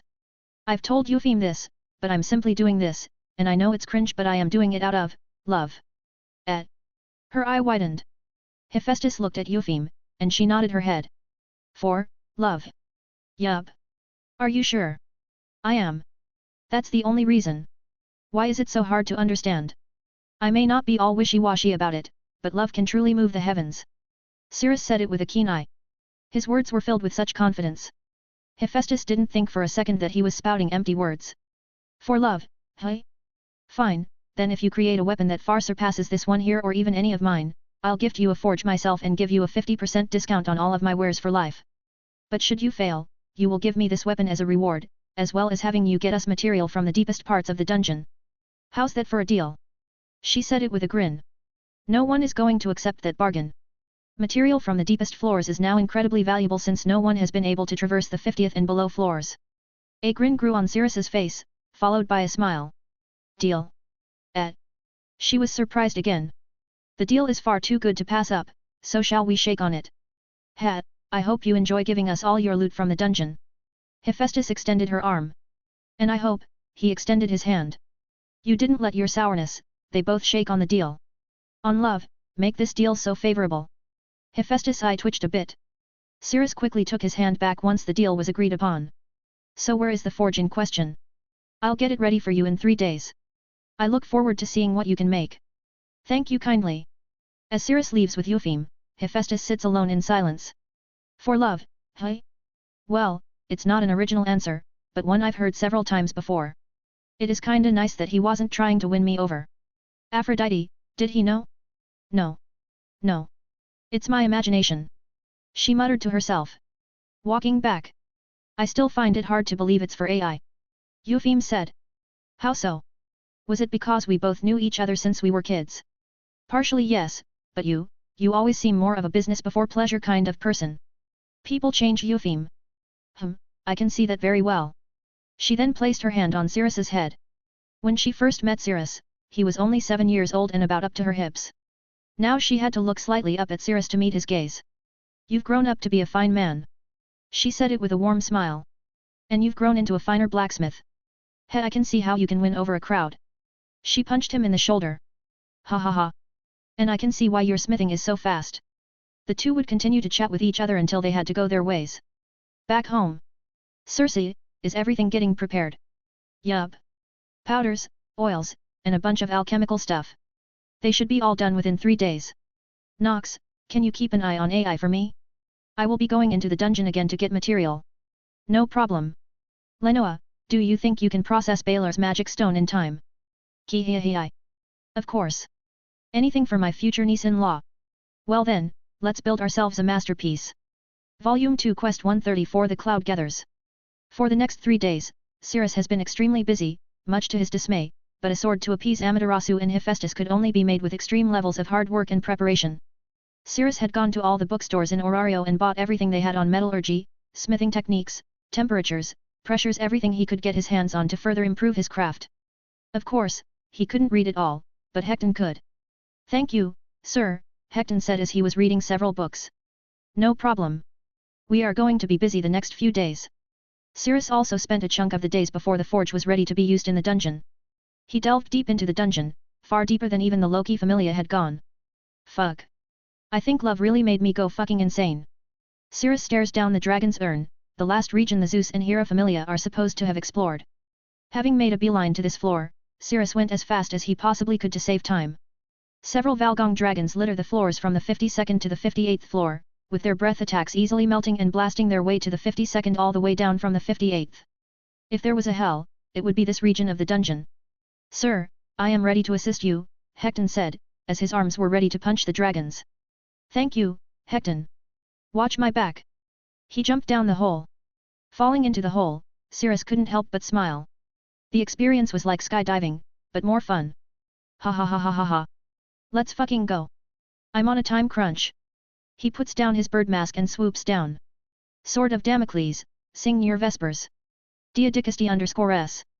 With electricity covering his body, Cirrus shoots out metal feathers like miniature railguns, shooting each one with extreme precision. Artemis. I could give you a kiss for how good your teachings were. Cirrus indulges himself a bit as he hunts down monster after monster.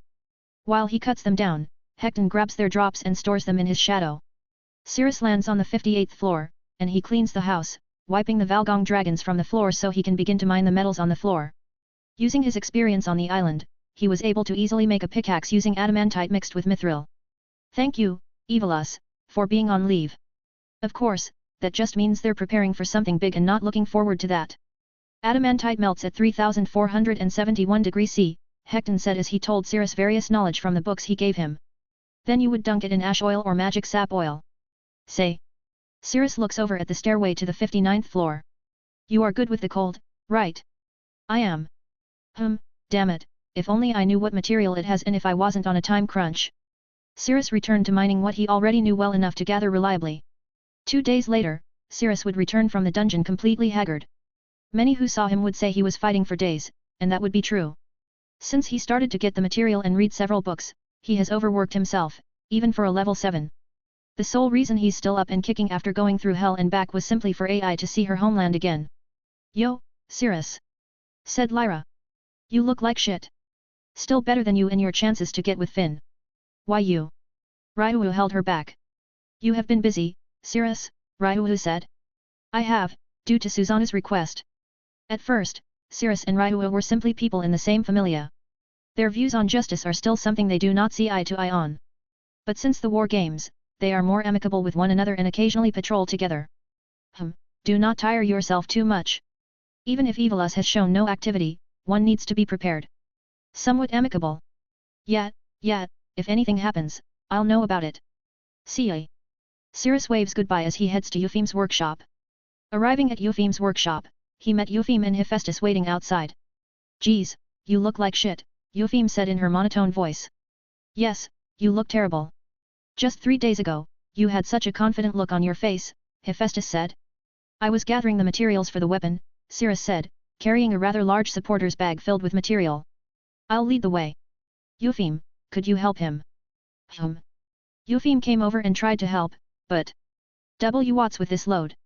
She said, struggling to lift it. No wonder you're so damn tired, this bag must weigh a ton. The faster we get to the forge, the faster this can get off my back. I'll do my best to help. They walked a bit north on the edges of her familia's workplaces. They came up to a 2-story building that looked freshly renovated. This is your place, or, well, your rental, Eupheme. That's your place. She says, pointing at the building next to Cirrus. Eupheme said. What? You proved your skill as a blacksmith, and seeing as you're this one's smith, I wouldn't want you to get targeted by Evilus or anything. Hephaestus turned and gave Eupheme a proud smile. Lady Hephaestus. She hugged her goddess. What a good smile, enough to charm any child. Cirrus said. Don't let your lover hear that. She may get jealous, Cirrus, Hephaestus said as Eupheme let go and walked away. I can't wait to see your masterpiece. As Hephaestus leaves, Eupheme walks towards her new workshop. Sorry, but can I check and see? She said excitedly. Go on. She quickly leaves and checks out her new space. Cirrus walks to his place and uses his skill to open it.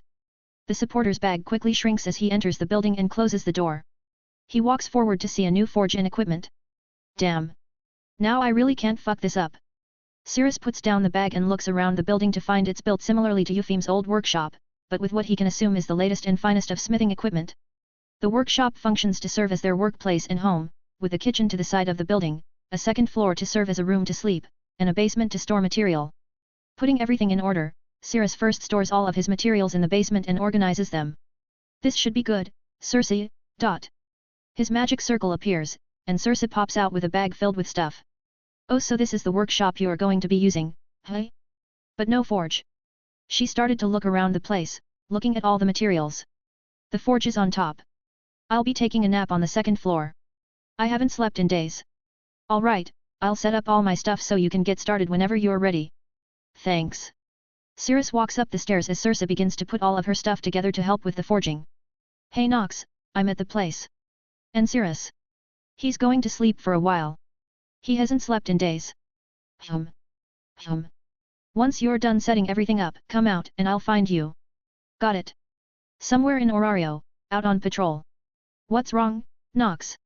Said AI, looking at Nox. Nox waves her wing at an alley, and AI goes down it. She then turns back into her human form. Circe is at Cirrus's new workplace, so I should know where it is soon so you can spend some time with him. What? Really? I thought he would be too busy to see me for a while. Well, he needs food, right? And some company. She said in a loving and teasing tone. Not you too. She said, covering her face. Phew, don't worry, it's nice he has someone he loves wholeheartedly. Now shall we resume patrol? Please, for the love of Susanoo, yes. Later at night. So this is the place he's renting, hey? Said Nox, looking around the place. It's fairly nice. I spent most of the time cleaning it up a bit. Circe said, slightly dirty from cleaning. Sniff. Sniff. It has the smell of several metals and monsters. AI sniffed around the forge.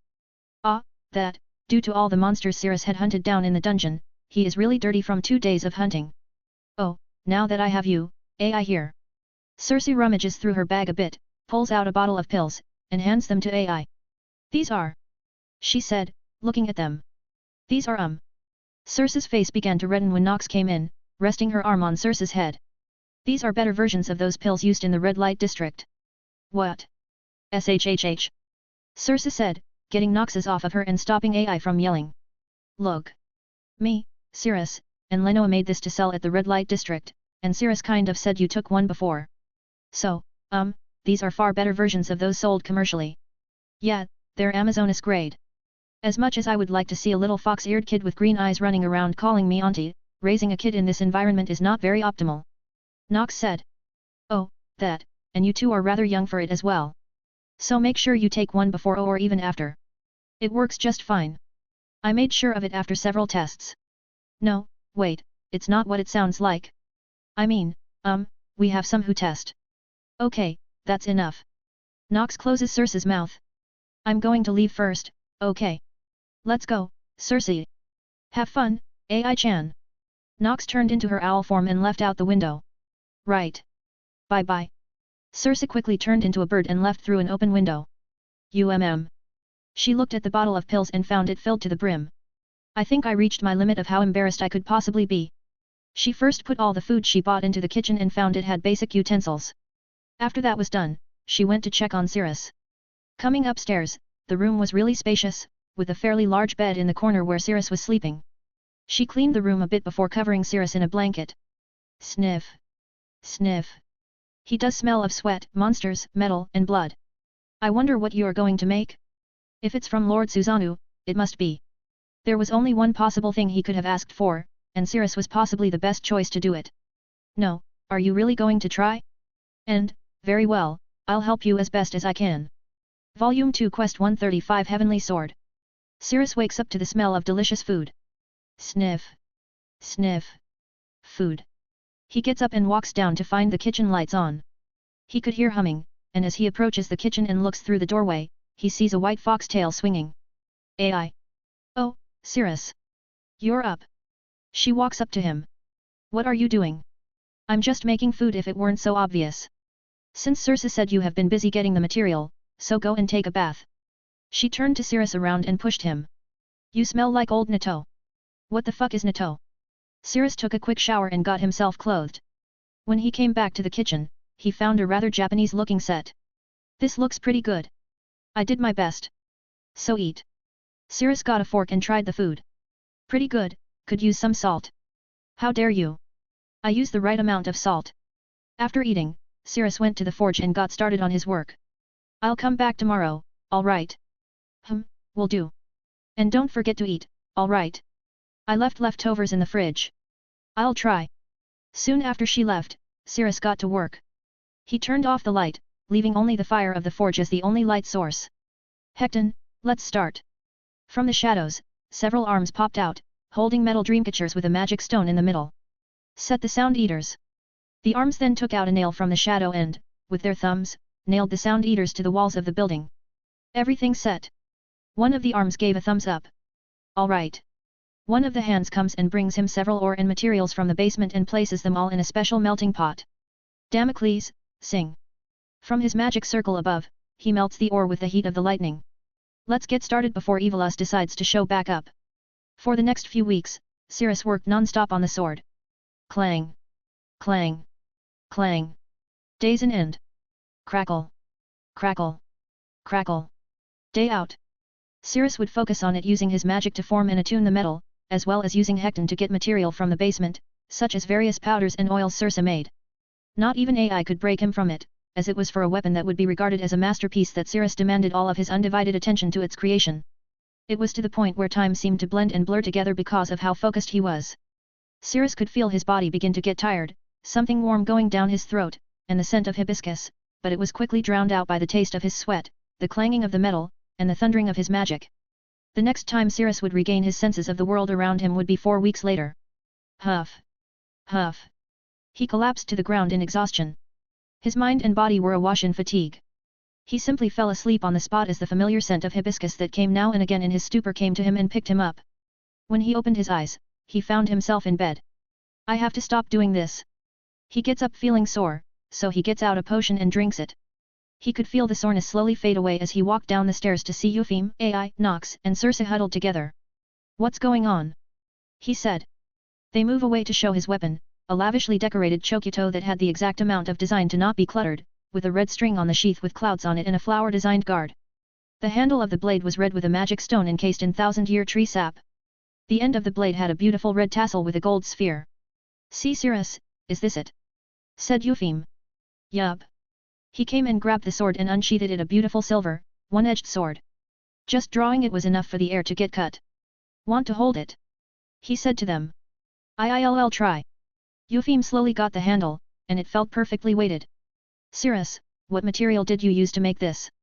Dir adamantite, mithril, valmirth, cirrose, a few processed valgong dragon fang, and last but not least orichalcum for the blade itself and along with the guard, then valgong dragon scales, unicorn horn, obsidian soldier's body stone, and cadmus hide for the handle. I made the red tassel with spider thread from the deformis spider of the deep floors. The magic crystal came from the Baler and is encased in thousand-year tree sap. All in all, you can say it's like a finished brilliant nightmare, but far more detailed. Eupheme felt a bit dizzy hearing all the material AI had to catch her. Whoa. There. She said, catching her. I am sorry, hearing so much expensive stuff made me lightheaded. I couldn't imagine working with so much material that it would bankrupt me. Now I don't wish to hold this blade for fear of dropping it. She hands it to AI. AI grabbed it, and she felt as though it was part of her arm. It was light yet very sturdy. Cirrus, is it really like your weapon? Yes, Cirrus said, getting the sword back and sheathing it. You just need to put mana into it, and it'll show its true form. Oh, and don't worry about it breaking, I gave it the Durandal attribute, so it's very, very unbreakable. See, can we see it? said Nox excitedly. Maybe when I'm showing it to Hephaestus, Eupheme, is she back at her office? Yeah, she said slowly, getting up. Do you wish to go see her right now? AI, why don't you go with Eupheme? Me? Why? Well, you can show it off better than me, and your magic pairs well with it. Did you make it for her? Said Circe. Well, technically yes, but besides, I already planned on what to name it. And that is? Said Eupheme, standing back to normal. Its name is the Heavenly Cloud Gathering Cutter. He then hands it to AI. Show this off to Hephaestus and hopefully to Susanoo, but you should show it off outside and aim for the sky just to be safe. Volume 2 Quest 136 Heavenly Cloud Gathering Cutter. Having given the sword to AI, Cirrus went and took a bath before heading to sleep again. Nox and Circe stayed behind as Eupheme, and AI went to meet Hephaestus. Do you think it'll go alright? AI said to Eupheme. What if I screw up? It'll be fine, Eupheme said. Cirrus knows what he is doing. I mean, look at what's in your hand. AI looks at the sword in its wrapping, and she clenches it. Yes, if it's a sword, I can use it. Oh, Eupheme, how goes my new weapon?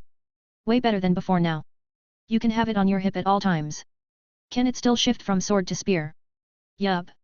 But with some compensation, of course, to make it work. When they arrived at Hephaestus's office, they found Tsubaki there, helping Hephaestus with some work. Eupheme and the Sunny Saint, I heard of your level up after soloing the Udius. What brings you two here? Hephaestus said, looking over. Something wrong with the new workshop? Said Tsubaki. I'm sure I double-checked it for the rising star of the Familia. No, it's not that. AI shows her. AI stepped forward and revealed the sword. Immediately, it drew their eye to the sword, they could feel and see how much it oozed awe. This sword, is it Cirrus's masterpiece? Yes, he worked for 4 weeks straight, day and night, to make it. Can I see? Said Tsubaki. But be careful. It's terrifyingly sharp, Eupheme said. AI holds out the sword, and Tsubaki grabs it. Balanced, inhumanly balanced. It's already like I have been using this sword my entire life. She held it out and drew it. Swish. She had drawn it far too fast. She cut her thumb carelessly and unintentionally. Hey. Are you sure this wasn't made by another smithing god? She began to look at it even more carefully now. This weapon. Hephaestus, can you have a look at this? She nods her head, and Tsubaki gently places it in her hands. Hephaestus then removes one of her gloves, gently feels the texture of the blade itself, and smirks. A perfected version of the one you and Cirrus made, hey, Eupheme. That is correct, and much like the prototype, it has yet to show its true colors, Cirrus had said, to show you outside. A smile formed on their faces in elation. Lead the way. They all went outside, and AI placed the sword on her hip and got into her drawing stance. AI takes a deep breath and centers herself. Hey. When the bell tolls 108 times, gather the 8 serpents. No offerings of sacrifice to the earth, wind, fire, water, thunder, poison, light, and darkness. I offer you steel and the clear sky. As the white mist covers the sword, AI widens her stance and tightens her grip on the sheath. She looks up at the sky and holds her breath. Mirakumagari. As she draws the sword, the magic stone glows red, and as the blade leaves the sheath, it slowly turns red, like the morning sun bathing the world in light. The mist condenses at the edge of the blade. She draws it up to the sky, and a strong blade of wind fills the street, making a whoosh. With dust kicking up, they closed their eyes, but after a second, they opened them and looked up to see a diagonal line in the nearby clouds that were starting to bring in more clouds in a spiral, like the cut was a black hole. AI looks at the sky and at the sword to find them now completely in maple-like red. Whoa! Ha! He ha ha ha ha ha! Hephaestus laughed out loud at the sight. She turned to AI and walked over to her. Show me the blade.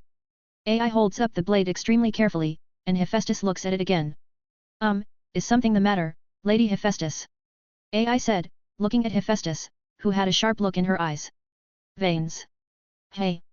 I see countless small vein-like lines running along the sword stemming from the spine, such high craftsmanship requiring immense focus, talent, knowledge, and hard work, it damn near outshines anything I could have imagined.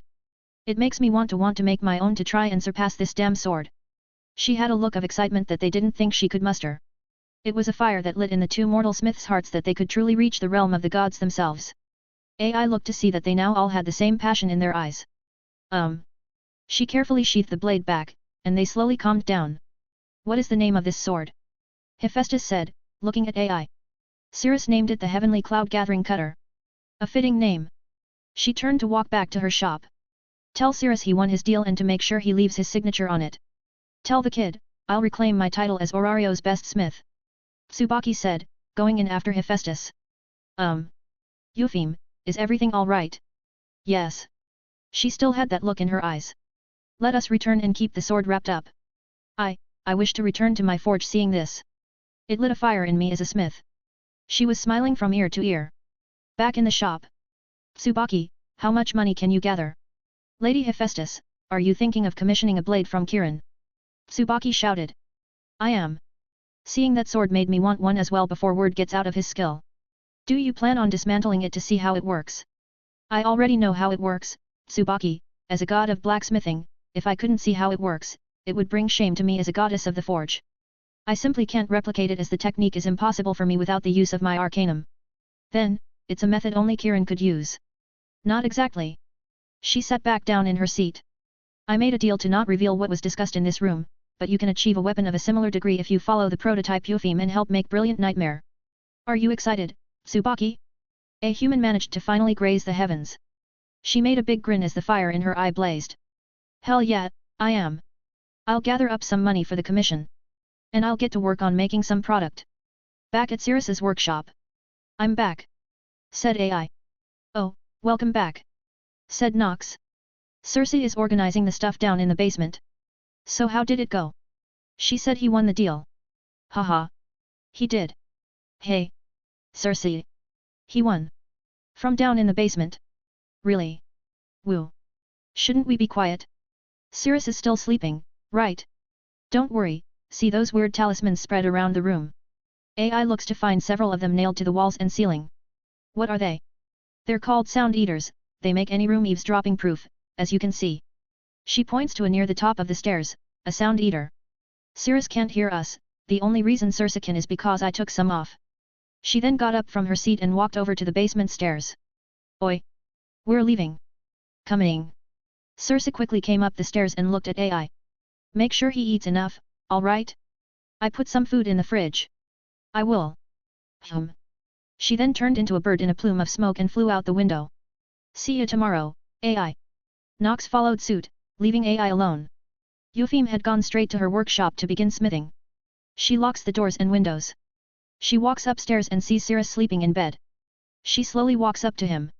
I won't do what I did last time. I swear it. Sniff. Sniff. A fire grew. Aw damn it. No. No. Keep yourself together till after dinner. She looked at Cyrus' sleeping face, and she wanted to indulge herself a bit. It has been a while since they had any intimate time with one another. Can't he be too safe? She silently whispered to herself. She got the bottle and took one pill before placing it in one of his drawers. Ahem. See Cyrus, are you hungry? AI shouted. What? He said, looking around, a bit dazed. Food. Shall we eat for your winning of the deal? She said with a big expression. I won? Hell yeah. He got up, and she found he wasn't wearing a shirt. Seeing him like that, her previous thoughts flew out the window. Ah, I forgot. AI, why are you hugging me? Hugging him from behind, AI buried her face into his back. She loved the scent he had from his days of toiling at the forge. I didn't want to do it while you were asleep, so. AI could feel his back muscles with her face and even the subtle form of his muscles on the front with her hands as she gently traces her fingers across his torso. Cyrus could feel the hot breath on his back and the slight breeze from the wagging of her tail. The way her fingers moved began to get him a bit riled up. Cyrus turned around to see AI have an almost feverish look in her eyes. Did you wake me up to have SE? AI quickly stole his lips and wrapped her hands around his neck as well as her legs around his waist. Why you have been ignoring me for 4 weeks, and it really bugged me when you didn't even notice I fed you food. Fine, I guess I do have some stress built up. AI kissed him again, and he stumbled back to the bed. Ah. Her eyes grow even more feverish as she starts to take off her clothes. This will be our little love nest, Cyrus. AI would also begin to spend nights here. Volume 2 Quest 136.5 A Gift to a Storm God. Shortly after winning his deal and a stress-releasing night, Cyrus seizes before Susanoo the next day. So, is that the weapon? He said looking at a wrapped-up sword. It is, I'm sure you saw those clouds gathered around that line in the sky, right? It was, well now I'm more interested in what it is. Show me the weapon I will be giving my child to you for. Cirrus grabs it and slowly unwraps it. As the wrapping falls off he could see Suzanu's eyes widen more and more. Here, hold it, but be careful, it's extremely sharp and dangerous. I can tell. He says, holding it in his hands. He slowly draws it, and he could hear the air being cut from just drawing it. The blade itself is breathtaking in its construction. This blade, is it really worth a country? Well, I made it with so much ultra-rare material the price for commission would exceed 4 billion valis. What? Suzanu said, bewildered. Plus Hephaestus acknowledged it as one of the best-made weapons she had laid eyes on.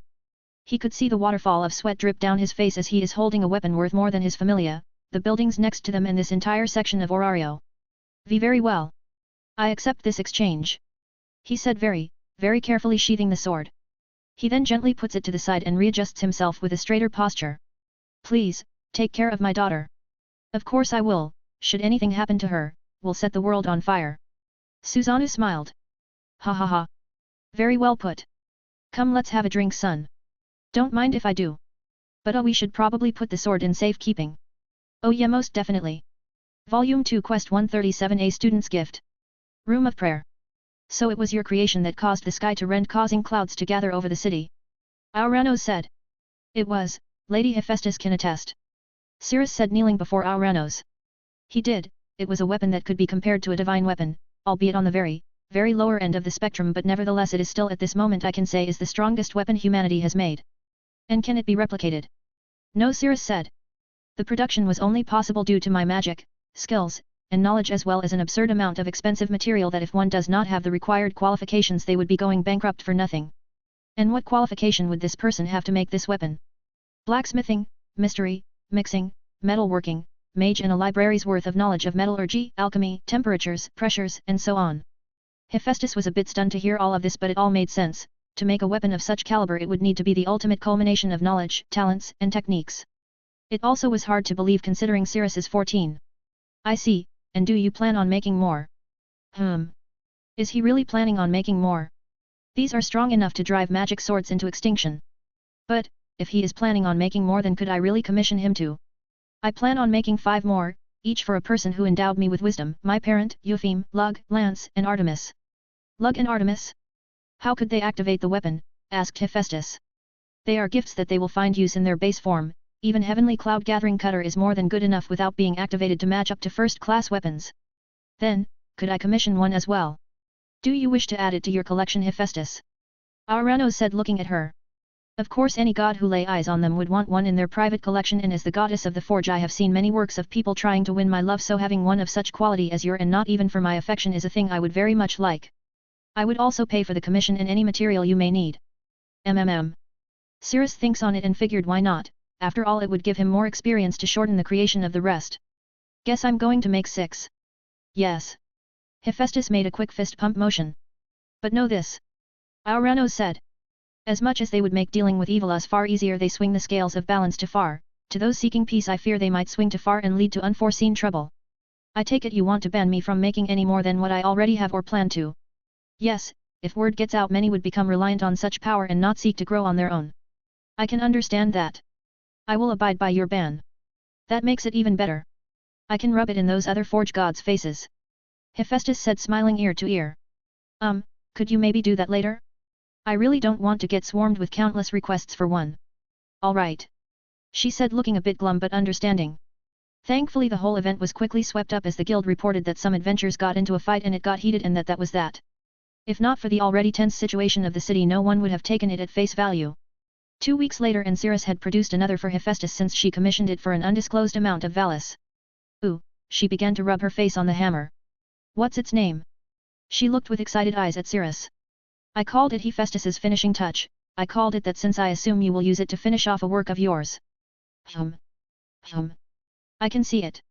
I can't wait to I am going to use it. She would keep highly secured with Tsubaki being the only one to know of its location.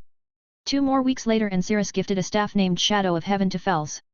Cirrus, I couldn't possibly accept this. Of course you can. For all you have done for me, this is the least I can do. Fels grabs the black and silver staff and looks at it. This is beautiful, Cirrus. Thanks. Personally, I would have one for a brighter color, but since you work more in the shadows, I figured.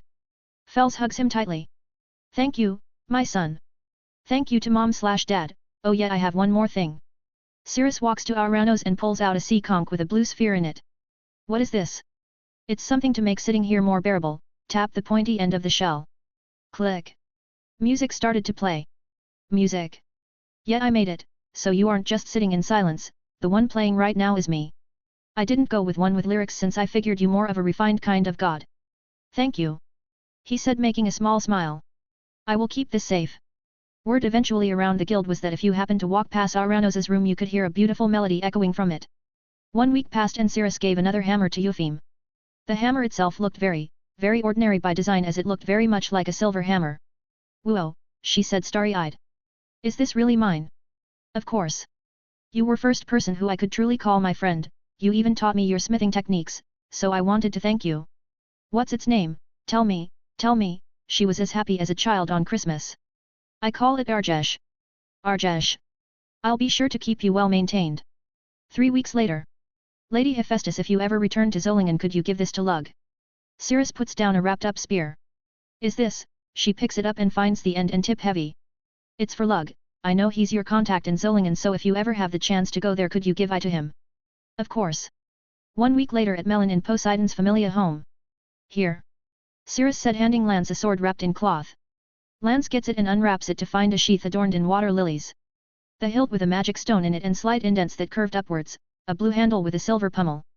My, what a beautiful sword, said Poseidon in awe. Draw it and see for yourself. He draw it to find a silver blade so stainless like the clear reflection of a lake. This is amazing, he said in awe. I call it unfading light. Unfading light, hey, can I test it out? Of course. But I suggest swinging it at open water. Well, what are we doing here? Let's go see, shouted Poseidon. Everyone went outside to see the sword in action. They gathered at the port as Lance stands at the dock's end. He holds the sword out and begins to channel magic through it, and the blade turns into a shade of blue one would see in a pure clean lake. He swings the sword at the sea and a powerful force blow cuts onto the sea, parting it before it fills itself back in. Lance looks at it and finds it still shining. He carefully sheathes it and walks up to Cirrus, extending his arm. Thank you for such a gift. I don't deserve this, but, thank you. No problem. Besides, if not for your training I would have died in the desert. Well, now you're my level, so you can't get too cocky, all right. I'll take that advice to heart. Oh, say, did you ever find that old lady who gave me the earring? Nope, she vanished into thin air, said Poseidon. Ah, I see. Well, that's a shame. I wanted to ask her what they are. Guess that's a question you won't find out, kid, said Poseidon in assurance. Reading a book in her home on the outskirts of Melon, Hera smirks. Maybe I will introduce myself to him eventually, maybe I keep my eye for the right opportunity. She gets a glass of wine and drinks. I need more wine. She tosses a bottle of wine into a corner filled with empty wine bottles. 2 weeks later at Astria's home. Currently everyone is out on patrol or in the dungeon. So, this is my gift, said Artemis, looking at a wrapped up bow. Yeah, I was debating on what it should be but decided on this. He unwraps the weapon to show a bow of silver and wood with a magic stone on it, as well as a red tassel with a gold sphere on it with Cirrus's signature, which were on all of his creations, a simple clouds blowing from the west. This, she holds and moves it around to find its weight just right. She pulled the string to find it right as well. It's a beautiful and very practical, not too heavy on adornments aside from the tassel on the bottom. That's my signature, Eupheme, and Hephaestus told me to make one, so I did. It fits it well. Do you have an arrow? Of course. Cirrus pulls one out from his sleeves and hands it to Artemis. Always so tricky. She notches the arrow and aims. Good hold as well. She unnotched the arrow. So what's the bow's name? Well, Cirrus took a seat. I was going to call it Artemis's Pride but went with Silver Moon. Pleasant name, but I think Artemis's Pride would have fit well. Then, how about Artemis's Silver Pride? An even better name. Thank you very much, Cirrus. She gave him a very sweet smile that Cirrus would remember vividly, as the closest she ever made was during archery practice. Sometime later somewhere in Orario. These are adventures, shouted Zalt. Before lay, several members of Evilus all lined up with a look of an elite army. So can we get started? Althea said. We've been down here long enough. Of course. Apate, what do you think? Said Erebus. Perfect. Our children are all trained up and their status are all updated. Thanatos, what of your children? Ready for the cause. Then. A dreadful aura covered Erebus. Let us drown the city in chaos. The city will soon enter its darkest period, the great feud is close at hand. Volume 2 Quest 138 A calm day. August 6th in the early morning, Cirrus has turned 15 3 months ago and currently it's near the end of summer. Cirrus looks out his window from the eastern section of Orario, his new home. Since getting his own place, Lenoa suggests he move out. At first he was hesitant, but seeing how he is a grown adult he needs his own space, so he left his home and lived in the workshop he won from Hephaestus. Circe still stays with Lenoa to make sure everything is alright while Nox went with him. The building itself underwent some more extensions for Nox and after a while it really did feel like a second home. "It morning already," said AI sprawled out. "Yup, time to get up." Cirrus gets up and goes downstairs and starts the bath. Once it's warm enough Cirrus gets in and washes the morning grime off. Soon enough AI gets in as well, still a bit sleepy. Nothing beats a warm bath early in the morning," she said leaning against Cirrus in the tub. Makes the day more bearable." Cirrus wraps his hands around her and rests his head against AI's. "Say, aren't you enjoying baths a bit too much these days?" she asked him. "Your damn fault for getting me into them, AI. Hey, why didn't you wake me up?" Nox turned into a bird and dove in. AI began to wash Nox, and Cirrus helped wash AI. Their dynamic was something Cirrus never expected, but considering he already had something similar with Nox during his time in the desert and Circe on the island, this isn't too far off from his comfort zone. "Hey? When did I find this to be okay or normal? I'm getting out first, you two enjoy yourselves." Cirrus gets out and gets himself ready. "Okay." AI nodded. Cirrus by now has started to simply wear lighter gear that protects his chest, legs, and arms. He still has brilliant nightmare as he grew attached to it after so long of use, and since it has the unbreakable quality to it, making it last through several of Cirrus's reckless attacks. After getting dressed he set out on patrol, which is him simply walking through the streets both on high and low ground. While on his patrol he walks into an alleyway where a figure lay on the ground covered in dirty rags. "Lily, did you get any new information?" Lily gets up and cleans herself off. "Nothing, sorry Sora, but it's been quiet for months." Very well. Here for your work." Cirrus hands her a bag of Valis. "You did good today." "Thank you. Will I see you at Mia's?" "Probably, if it's anything like the past days of petty theft." "Well, I gotta get going. These clothes stink. Remember to keep your guard up." "Will do." She then left the alley, changing her appearance. What a useful magic for infiltration and info gathering. Cirrus then resumes his patrol when he comes across some old friends. Is that you, Zephyr?" said Lydia, and next to her is Asfi. Oh hello Cirrus sir," she said prim and proper. Seems she still holds the quality of royalty. "It's nice to see you too as well. Is Lord Hermes nearby?" "No, we're just here to buy some stuff," Lydia said. "Ah, I see, sorry I haven't been around, I wanted to come by but well." "No worries," Asfi said shaking her head. "You have a busy schedule." "I do, even after Evilus has gone underground for now I still need to keep an eye out. Always one for business." "Hey, oh hey Asfi, show him the upgrade you made." "Upgrade? To the bomb I made?" "Why yes," she said embarrassed. "But I wouldn't call it an upgrade." She rummages through her stuff and hands Cirrus one of her bombs. Very well made, I can see the work you put into them, but you are partially right, these modifications aren't enough to qualify for an upgrade, but they work far better than before, so you can be proud of that." He could see her face light up a bit.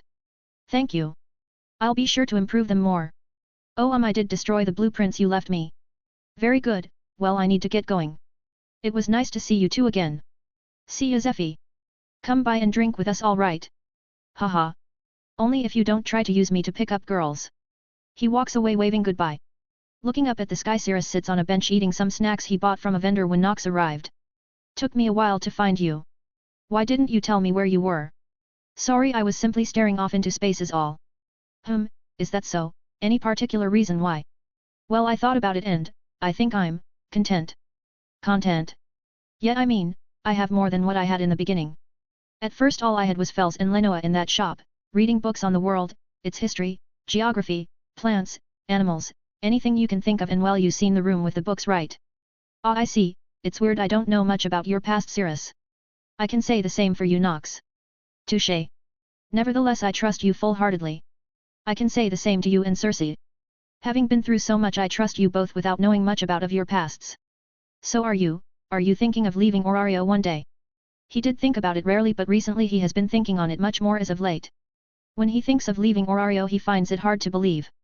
The city has this pull to it that just always sucks him in, why wouldn't it? The city has everything, why would he even leave? Cirrus. Cirrus turned his head to see the Child of Wind, the rising star of Orario, Ace Wallenstein, the Sword Princess. "Ace, what brings you here in the northeast of Orario?" I saw Nox flying overhead and I wanted to see you both again. She looked at him with an intense stare. Her eyes, sharp like a knife. I see, so you still want to fight me as a level 2? No, I know I will not win. Cirrus could hear the frustration and loathing in her voice when she said that. So why did you follow Nox? I asked my guild advisor about you. And what? She gave you the guild's records on me. It said you were a level 3 when you arrived in Orario. How did you get to be this strong? Her eyes were even sharper as she waits for an answer. Ah, that's old information, I should have it updated. So it's wrong. Somewhat, but, do you really want to know how I grew so strong? Her eyes sharpened even more. Cirrus could feel daggers stabbing him by how intently she was looking. Yes. A young voice filled with desperation and curiosity. Come sit, I don't want just anyone to hear me. She calmly walks over and sits near Cirrus. So what's your secret? Cirrus whispers over. I fight really weak monster. Her eyes quickly grew angry. You're lying, she said in a stern yet very aggressive tone. I know you fought great monsters when you my age. Loki told me the deeds you did. Of course I lied, why would I tell a child how to go kill herself? Her face stiffened. Tell me, why should I give you what is effectively a death sentence? She struggled to say into words, but Cirrus could see how hard she is trying to find the strength or simply courage to say them. If I remember correctly, it has something to do with a certain one-eyed monster. He could see her grip tighten on her clothes and she quietly nods, making a dark expression no child should ever make. Ah, did it take someone important to you to make such a expression? She murmured a bit. Say again. It, her voice was beginning to be filled with pain just saying these words. Took my mother. She felt utter pain as if a knife was twisting in her stomach. Cirrus extends his arms on the bench and looks up at the sky. Do you want to know something personal? Something that Nox here hasn't heard. Her eyes fell on him. What? He looks back down and looks her in her golden eyes with eyes of empathy. My mother was also taken, or shall we say killed, by it. Ace's expression slightly changed. It was as if she had found a long-lost friend after years of separation. Oi Cirrus, are you for real? That damn blasted black calamity killed your mom. Really? Ace said with a curiosity in her voice. Yeah, she was a strong adventure and well, she died fighting it. I'm sorry. She said, calming her expression. No need to be sorry, when she left I was placed in good hands, and from what I seen you're in pretty good hands as well. Cirrus could tell she needed some levity in her life to smooth out some of the edges she had. Then will you really not tell me? No, from what I see, Miss Record Holder, you're doing plenty of fine for yourself. Cirrus gets up from the bench and hands her the rest of his snack. What's this? She said, holding it. It's called Jag American, they're like 30 valis, a hell of a bargain if you ask me, he said with a smile. Jaga, American, she said looking at it. That's the snack, I hope you like it. Cirrus begins to walk away. If you want a rematch you have to at least be level 6, you hear? Humph. Okay. Cirrus leaves with Nox pecking at his head wanting to know more while Ace sat on the bench. She would look, touch, and smell the potato snack before tasting it. Nom. Nom. Swallow, she reached into her bag and found 200 valis. Her stomach growled and her eyes lightened a bit as drool began to come down the side of her mouth. 30 valis and I have 200, I can get 6 more. And it was so on this day that Ace's addiction to potato snacks was kicked off. Volume 2 Quest 139 Embers of War. It was getting dark, and the sun was setting over the horizon. Whoosh. Whoosh. Sitting down on the eastern walls of the city, Cirrus looks out to the setting sun. Nox had left to go about her day as she wished. Coming up from behind him, a high confident redhead came up. So this is where you were? Elise said. Elise, what bring you here? Nothing much. I saw you up here while on patrol and thought him. He knows the joys of a high place. Elise comes and sits down next to him. So what's over the horizon that got you looking so damn far? Nothing, just the Sunday. Are you in a slump? A slump? Cirrus thinks it over a bit. No, I'm just having one of those days. So you're on your PE? No, I'm just gonna cut you off right there, Elise. If you finish that sentence I am going to throw you down this wall. Then what? Well, seeing as Evilus hasn't been showing activity I started to think, what am I going to do when they're gone? What do you mean? Aren't we just gonna explore the dungeon and maintain peace? And also me beating you to truly become perfect and gain Lady Astria's and everyone in the familia's respect and admiration. Elise said in a assured tone of voice. Maybe, but I don't know. He said plainly. Cirrus remembers what he said to Auranos all the way back then, he wanted power to live a full life, but doesn't he already have it? He has friends and family, a girl he loves, a stable income and fame, the only driving force he has is Evilus and his promise to Auranos. Then, there is the deal with Susanoo, he said he won't leave until Evilus has been handled so I could return home, so maybe I could find a place in the Far East? But Orario can't let go of me, I'm one of the 2 level 7s in this world. Otter is close but he hasn't done enough to reach it yet. Well, whatever it is it can. Boom. Silence overcomes them and they turn to see a massive explosion far in the west. Elise. Cirrus. Go. Cirrus equipped his armor and ran as fast as he could. Running as fast he could see several faces in horror or surprise. TCH. Cirrus ran even faster, leaping from building with great speed covering the city within 2 minutes. When he arrived at the scene he found no one. Shit, he looked around and he felt a faint gaze on him before quickly disappearing. Shit. Shit. They planned this. But why? Help us. We're still trapped. Help please. There's still people inside. I'm coming. Wait. Cirrus rushes to the building when another explosion occurred in the distance. Boom. On the other side of Orario another explosion could be seen. Damn it. Cirrus jumped into the burning building that is close to collapse. Where are you? Over here, one of the people shouted. When he waved through the fires and arrived to find 3 people trapped under debris. We're saved, they all said. Hold on. I'll get you out. Cirrus carefully removes the debris from them and helps one of them up. Thank you. Thank you so much, the man said hugging Cirrus. Hey, I know I saved you, but I need to get. Thank you. For coming in.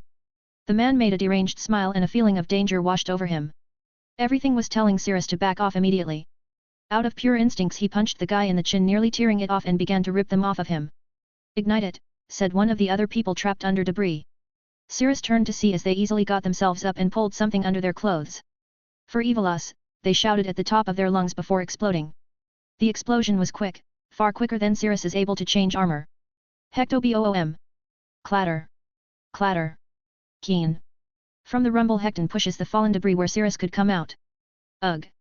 From the explosion he was covering his ears were ringing, making him a bit disoriented. Fuck me, Exousia, Adorn, dot. While his armor heals him he walks out of the destroyed home a bit wobbly. Hecton, thank you for covering so quickly. Sir, not at all. He said from the shadow near his ears. The explosion was considerably strong, had I not blocked it would have given you first and even second degree burns.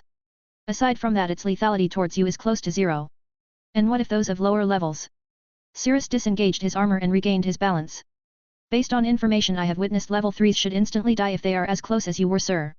Should they be a few feet away they will have a considerably higher chance of survival. Damn fanatics, how fucked can they be to create such a off in the distance? Cirrus hears another explosion. Fuck. His hands shaking a bit. Damn it. He gritted his teeth and tightly clenched his fists. He calmed himself as best as he could and quickly began to run. Sword of Damocles, sing near Vespers. Diadicusty_s. Lightning infuses Cirrus as he moves to get to the other explosions. Nox. Tell AI it's a trap set by Evilus. The people inside could have bombs on them. Give AI the same level of respect you would for me. Got it. Arriving at one of the sites he finds Alan and Ryuu. You too, he shouted. Kiran. Shouted Alan. You got here late. There are. Those people inside could be Evilus. What? Shouted Ryuu. But they're calling for help. They did the same for me over there. Cirrus points at the smoke off in the distance. When I helped one of them they hugged me and tried to set off a bomb. Ryuu was a bit distraught of that. So what, they're fanatics? Yes, so I want you two to quickly go and tell everyone to be extremely careful, all right? These bastards made a trap we can't refuse. Got it, come on elf, shouted Alan running. Cirrus, are you going to? I am, since I know their trick I'll be careful now, go. Ryuu then took her leave running as fast as she can with more explosions happening around the city. God fucking damn it. This was the beginning, embers of what would later be known as, the Great Feud. A period of time that made the streets of Orario a war zone. A time where breaking points are finally reached for many who are already on that edge and just need a little push.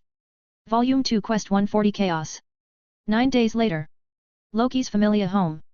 You look pretty bad, kid. Said Loki, looking at a very worn out and mentally drained Cirrus. Cirrus's clothes and gear were burnt, scratched, melted, cut, torn, and very, very dirty with dirt, sweat, and dried blood splattered lightly. Well, seeing people blow up, murder, steal, rape, drug, necrophilia, and try to kill you over a short period of time without rest, I'm sure anyone would feel 10 years older. Cirrus said with an exhausted expression. What a time when I wished Artemis Familia didn't go to track down some other group of merchants. If they had stayed 3 days longer they could have really helped. Well, what's your information? I'm sure you heard Finn ask for any information regarding Evilus. That yes I do they're planning something. The warehouse they blew up were magic stone factories and each one they took the hammering system for magic stones so they can be processed. Shakti of the Ganesha Familia informed us they have been hitting up these factories for unknown reasons. And how many has it been? 7 so far. The factories they blew up used very old devices, so they just destroyed it. And do you have any guess as to why they have been taking them? My guess is that they're using it to make or continue making something like those suicide jackets made of cane seki. Nasty things that can easily kill a level 2 or 3 if you're not careful. Anything else? No, that's all. I nor my familia could get any more information with how busy we all are. I heard you're the only one up on the surface while the rest are in the dungeon.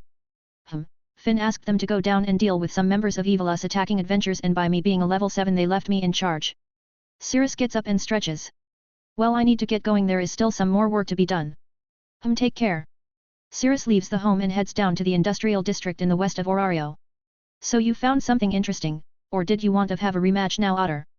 Cirrus said, arriving in a now totaled magic stone factory. No, I asked you to come to get your opinion on this factory. Otter said. Ah, Cirrus then begun to look around. Well, I see no bodies and the building is still up. Yeah, the person who did this completely wiped out the level 2 guards. It's completely out of their recent behavior, but for some reason there has been runs like these in a row in several different factories. Said Alan. Is that so? This. Cirrus looks at a hole in the wall where Otter has been staring at for a while. It's adamantite. He said. Cirrus picks up a piece. Damocles, sing, dot. He tosses the piece in the air and his lighting melts it after a while, falling back to the ground. It's pure, deep floor levels of pure. Whoever did this made short work of the level 2s like a grown adult fighting against babies. A very apt analogy. Otter said, looking carefully at the scene. You know who did this, don't you? Maybe, but I would need to see for myself. Take care, Cirrus. Otter leaves and Alan follows in suit. It's those two from the Holy Winter. Cirrus muttered to himself as he stands in an empty factory. Circe, how are things on your end? They're fine, but no one has left their buildings. My barrier is set up, so there won't be any intruders coming here. That's good, but still keep an eye out. Got it, Olenoa said, to take care of yourself. You can tell her that as well. Sorry we can't get together for dinner. Evilus has eyes everywhere. Speaking of, Lily can't get anything. It seems their information network has gotten far better. Shit, well, tell her to stop what she's doing and head back. I don't want her in any possible danger that could occur. I'll tell her that. Arriving back home, Cirrus starts dinner, and once it's done he goes to take a bath. Ah! He could feel his soul get recharged as he bathes. I can see why the Japanese and people from the Far East love taking baths. He closes his eyes and lets the stress fade away, and then... Cirrus, we're back, shouted AI. Yo! Yo! The food is ready, shouted Nox. Hey Cirrus, are you in the bath? I am. I'll be out in a bath, shouted AI, jumping and throwing off her clothes. Splash! Oof! How many times do I have to tell you not to jump in the bath, shouted Cirrus. But I'm really grimy from patrol. Plus. She then snuggled in close with Cirrus, resting her head on his chest. I wanted to spend time with you. She looked at him with her puppy dog eyes, all the while pressing her breasts up against him. Fine. He. Aisha was right again. After a while they both get out and eat dinner with Nox, and then they all rest for the night, recharging themselves for the next day. Somewhere in Orario. Ha ha ha ha. The city is truly in chaos, shouted Apate. Valletta. My sweet captain. How goes the war? Damn frustrating. Finn has been dealing with the war far better than what I expected. But he is still no closer to figuring out what we are planning. And Olivus? Doing wonderfully. He's a damn natural in cruelty and leadership. Lord Erebus, we really have to thank you for managing to get merchants to invest in us. Erebus, simply sitting and staring off into the darkness, turned to Valletta. It was no big deal.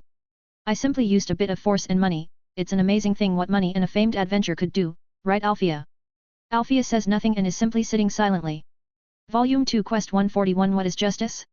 The next day, while out on patrol, Cirrus comes across Ryuhu, Kagaya, and Lyra talking to a god. Yo! What are you guys up to?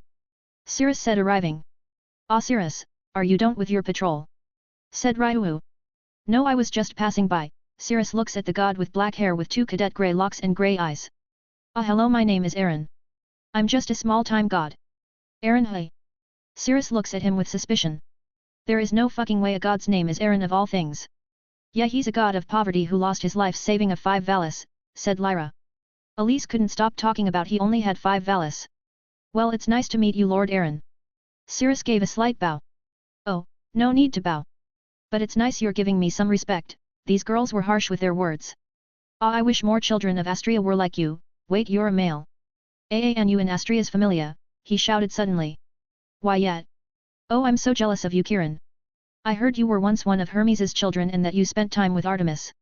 Tell me, did you look in on her during her bath? How does she compare to the more merciful and virtuous Astria?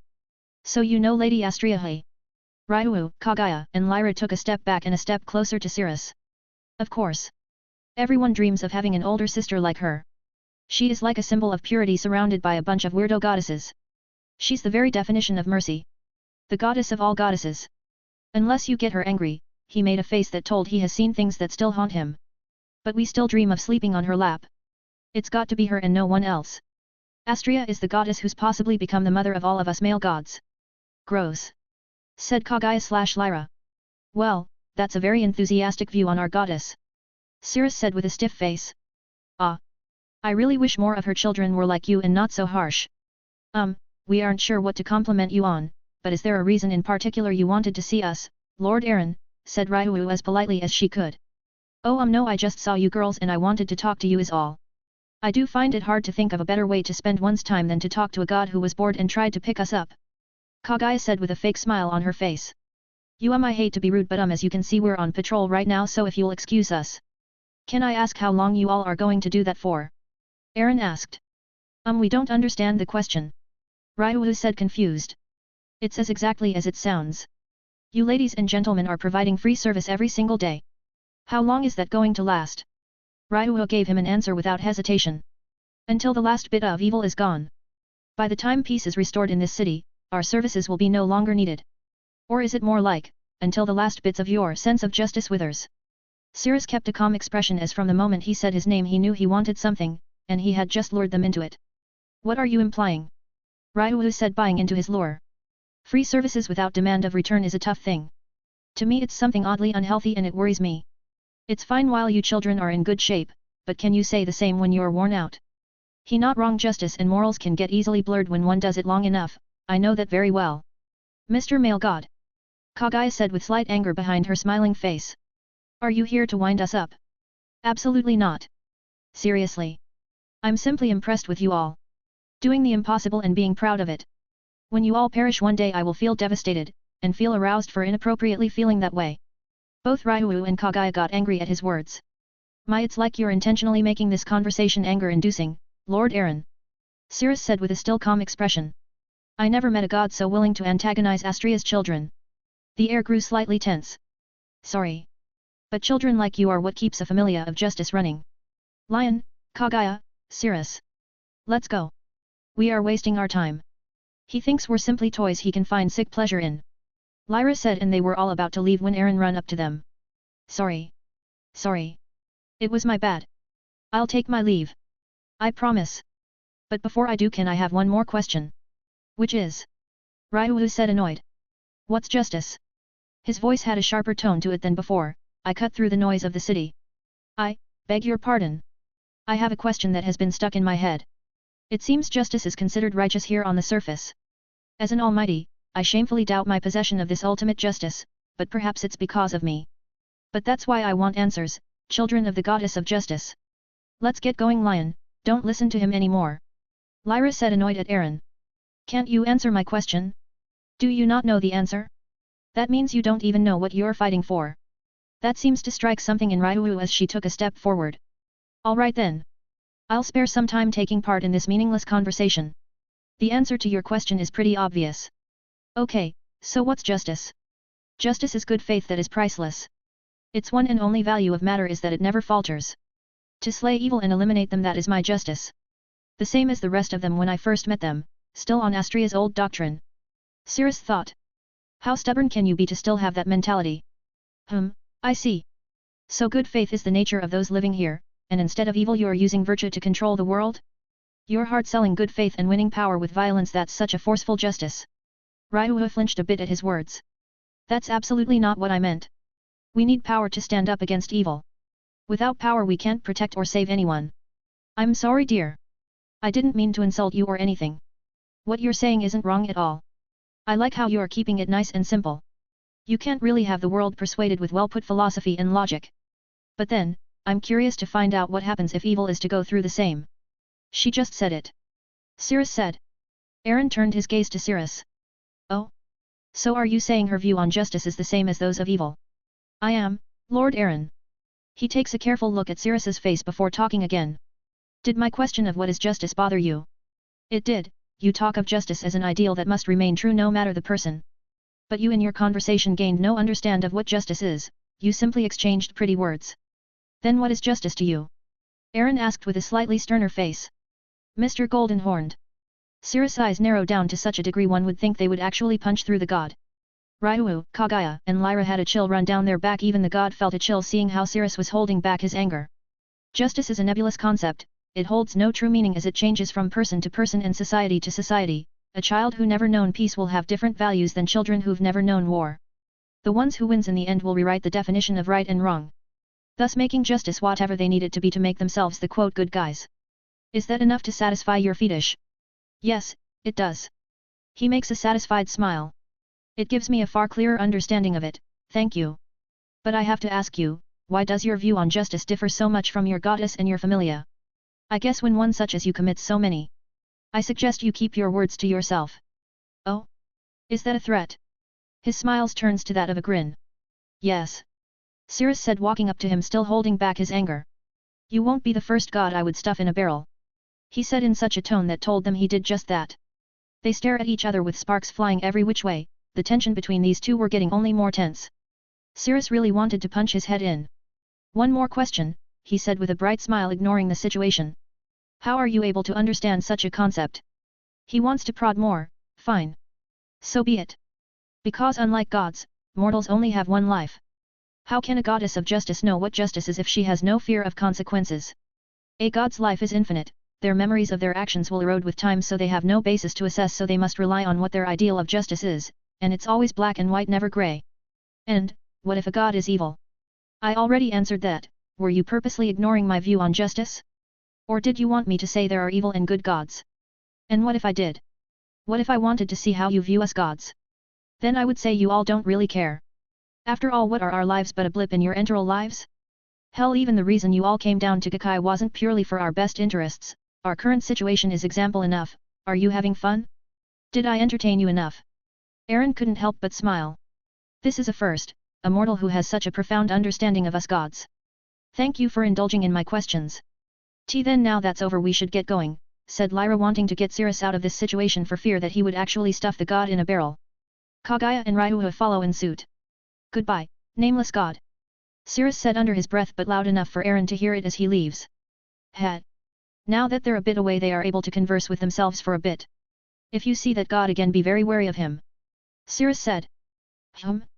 Why? He didn't seem to be hostile with us, and I feel no bad intention from him.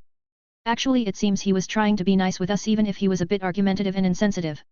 Said Ryuu. Of course he wasn't hostile, his act was meant to get information and make us want to punch him in the face. But why? Why did he want to do that? Who knows, but regardless his name isn't Aaron. It isn't, said Lyra. Then what is it? Who knows, but I'm sure we'll see him again in the future. I'll be going back to patrol, the fucking little shit ticked me off, see ya. Cirrus then took off. Do you think Lady Astria knows how he feels about gods? Asked Ryuu. He mentioned stuffing one in a barrel. Probably, but she knows he has no ill will, that's just how he thinks, something she finds it refreshing. Said Kagaya. Even Lord Susanoo finds his conversations enlightening at times whenever they spoke. Isn't that why Astria gave him that pet name of her little lone star? Said Lyra. No, she gave that name to make him more approachable. Said Kagaya. I thought she gave it to him to make us jealous. She gave him a pet name, said Elise. 7 days until the Great Feud. Volume 2 Quest 142 Silent Night. Nighttime in the northwestern section of the city. Are you sure this is the right place? Asked Shakti. Yup. A group of suspicious people were spotted around this place. Said Artie. I can smell the faint scent of sweat and blood. Said AI. They must be using some item to hide their scent, I doubt even monsters from the upper floors could find them. This place is also supposedly a storehouse where they keep a lot of their illegal merchandise. It's still surprising how quickly they started to gather money and resources. AI said. Cirrus said they must have been planning this for a long time to quickly blindside us this fast and quickly. With a place in the residential area, I'm not surprised, they thought this through very thoroughly, also it could end today. Shakti said. Aren't you going to use Moon to check out the abandoned church, said Artie. From what I heard she's pretty smart. I would, but I'm worried they might accidentally see it and take off. She's not wrong, this pretty owl is feared as a harbinger, the moment they see her they start running. Shakti said. Captain Shakti. We're ready to fight at any time, said a familiar member coming up to her. Good. We're going to end this quick and easy. Ready, attack. Shakti, Artie, and AI rushed through the front while the rest of the familia surround the church and follow their captain. We're here. The church is surrounded. Drop your weapons and, hey. They look to see several Evil Us members beaten and bloody as well as the merchants. They're all injured. As AI looked at the bodies, Nox brushed her wing to AI's face. Moonwatch, she sees Nox point at a woman coming up from the basement. As always, this town is so noisy. AI's eye widened as the woman has no scent, her dress was the same, but she now had a grey cloak covering her as well as her green brooch. Orario never changes its worst quality, always full of loud and troubling noises. Never a moment of silence to gently fall asleep. Now that I experienced true tranquility, this town has gotten on my nerves. You. Artie. Shakti. Back up. She was the one who matched Cirrus back in December. The two quickly put up their guard and took a step back. Moon, don't tell Cirrus just yet, I want to see how strong she is for myself. Nox looks at AI for a short while before flying up to the broken window. Observing very intensely. Cirrus told me to give the same level of respect as I would him, but it's hard when she's fighting an unknown opponent. If it gets serious I will step in. Ah, is that Kiran's familiar, a very quiet, refined creature. But you, what was your new name? Ah, the Flashing Saint, after your level up, known for your quick drawing skills. I must say when I saw you fight my partner I was very impressed by your speed breaking past your level. Please. Help me, said one of the members. Shut up. I ought to turn your corpse into a puddle of blood for tainting this church my sister was fond of.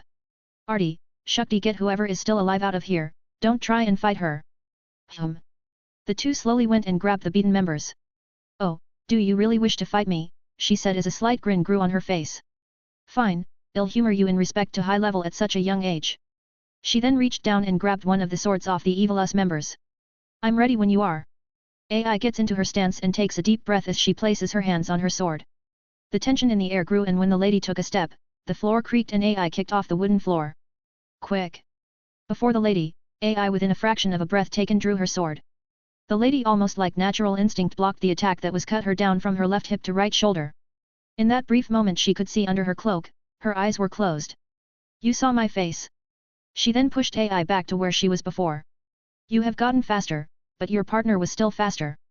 Of course he was, his dear armor makes him several times faster, but for me. AI gets back into her stance again, sheathing her sword once more as an intense focus was directed at the woman. I don't need armor. She kicks off again. Stubborn child. AI closes in again, and the lady already was moving to block the attack when under her breath AI muttered. When the bell tolls 108 times, gather the 8 serpents. No offerings of sacrifice to the earth, wind, fire, water, thunder, poison, light, and darkness. I offer you steel and the clear sky. Murakumagari, Asukazi. All under one breath. In the draw, AI struck the sword with a burst of power, sending the lady through the window. The lady regained her footing, but the sword was now completely bent. Well, isn't that something? She used the blunt side of the sword, did she not, to kill me? She could feel her chest start to hurt from the force of the attack. Freeze! Shouted the Ganesha Familia. Drop the weapon. Noisy. As AI jumped out the window, the Ganesha Familia had surrounded her. No, get away.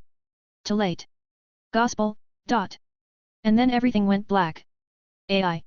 AI. Get up, shouted Artie. Ugh, what happened? She said, touching her head. That lady got away, we let her go since she's too powerful. Are you all right? Artie helps AI up. Yeah, she looks around to find everyone else is all right.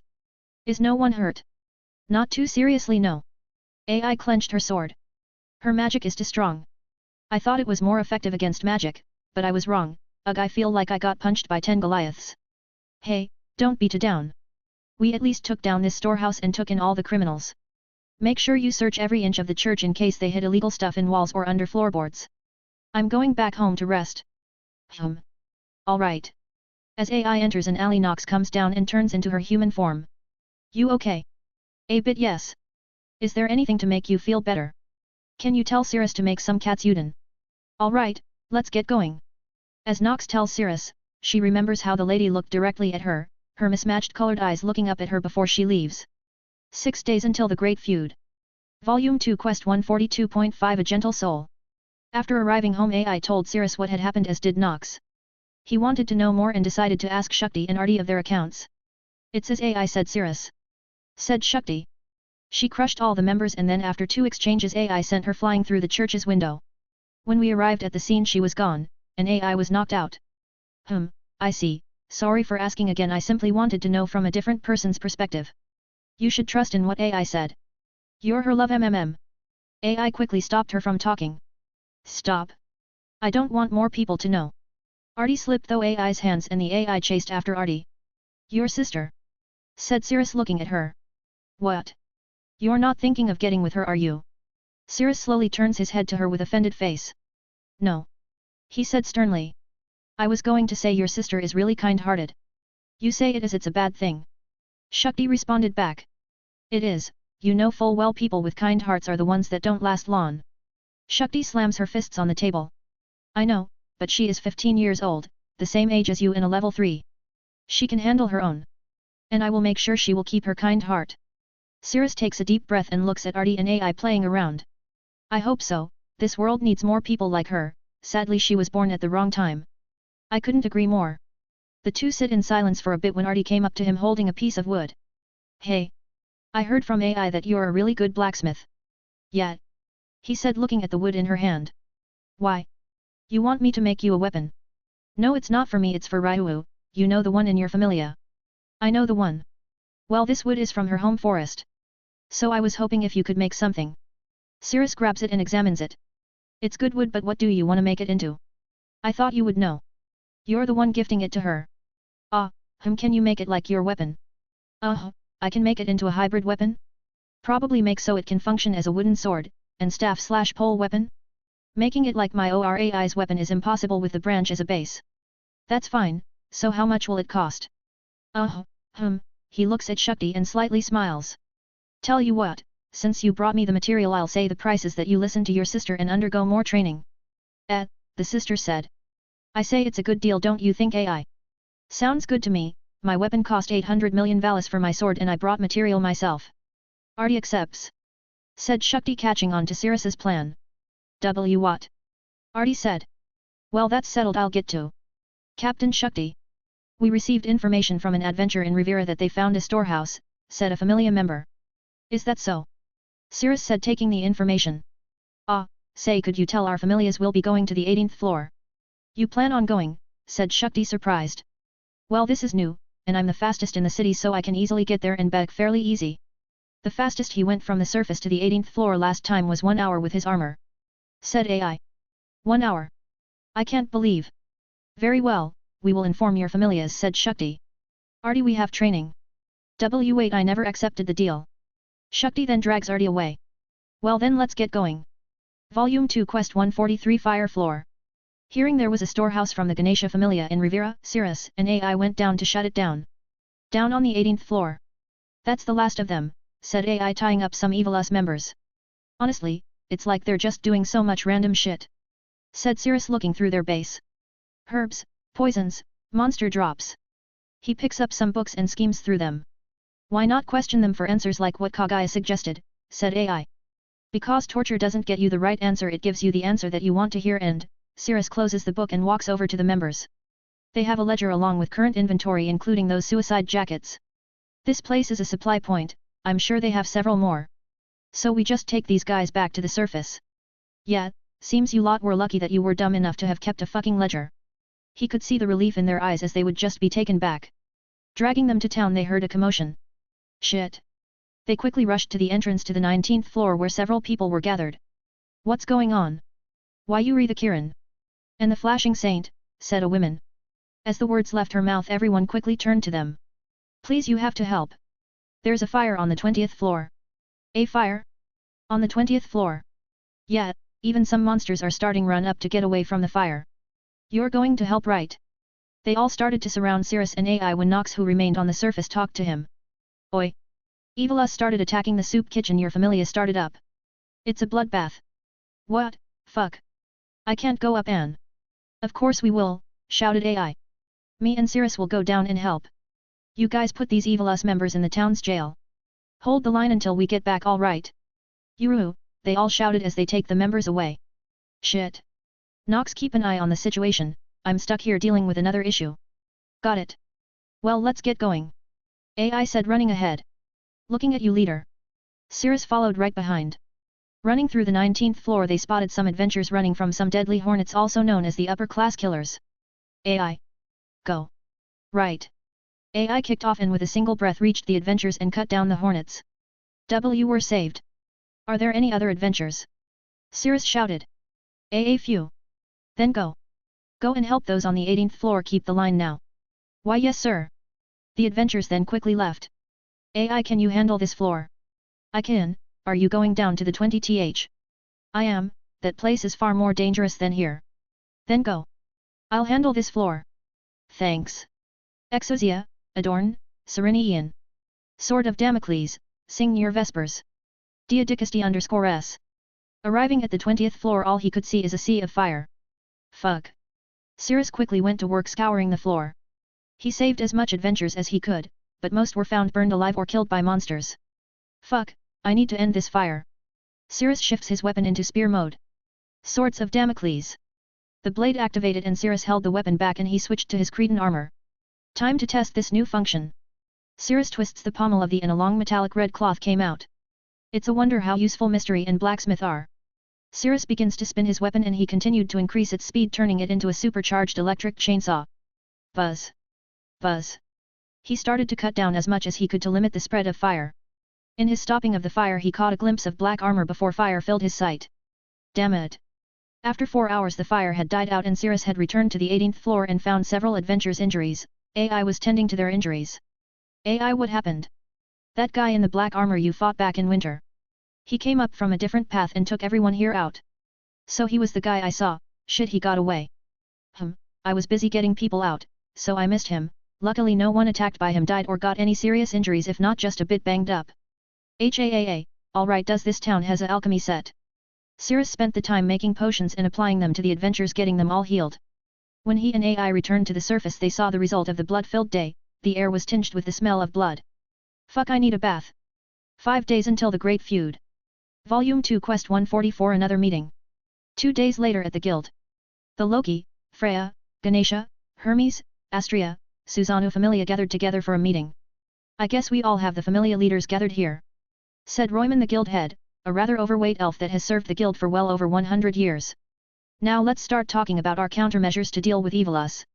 But before that, explain what's going on. Every day now we have incidents, and the last time the huge raid couldn't even be prevented. And the fire of the 20th floor. Said Cirrus. That as well. If you want them dead you shouldn't ask adventurers to go into the dungeon and also do evil us hunting at the same time. Asking me to run around the city after an expedition like this, are you actually insane? Alan said aggressively. It can't be helped. Now that your and Loki's familias took over the reins as Orario's strongest, we have to show priority to the world. We are dauntless. If not, then it could create a second or even a third group like evil us. The secrets of the dungeon will never be known through the power of Orario. Just say it. You're worried about your pathetic little power and status which you've been miserably clinging on for years. That's enough, Alan. Said Finn. Arguing over nothing will get us nowhere. Don't say my name, you little palom. It gets on my nerves. A familia child who can't even communicate properly, hey? I guess Goddess Freya wasn't a perfect goddess after all. Said Riveria. There was anger in Alan's eyes, as if he was ready to jump over the table and punch Riveria in the face. You elf. You wanna die? That's enough. Cirrus said. No more arguing, the more we bicker the more time we waste that we could be saving innocent lives. The tension in the room calmed a bit. Good, now, who is going to start first? I'll start. Said Gareth. But not to defend Royman, but it was my responsibility that I couldn't keep things in control. I do not know how to apologize enough. It happened in broad daylight, and we could have seen it coming. Said Shukti. Yet it couldn't have been prevented. And hey, you were dealing with Arachnia. All of us including Finn were expecting more explosions, that's where we made a mistake. We told Gareth to look for suspicious people. It's not surprising, seeing as how much stuff they clean to the bone from all of these factories and then blow them up with people like us coming in to investigate only to have the damn building and person blow up on you. Said Cirrus. Are these explosions similar to your Cirrus? Asked Asfi. Everyone turned and looked at Cirrus. No, mines are far safer on the person using it and aren't as powerful depending on its construction. The bombs Evilus are using is all or nothing that were slapped together lined up with Kaneseki making for a more assured way to end a life. Can we see one of these? Asked Finn. Asfi. Asfi pulled out one of Cirrus's grenades and placed it on the table.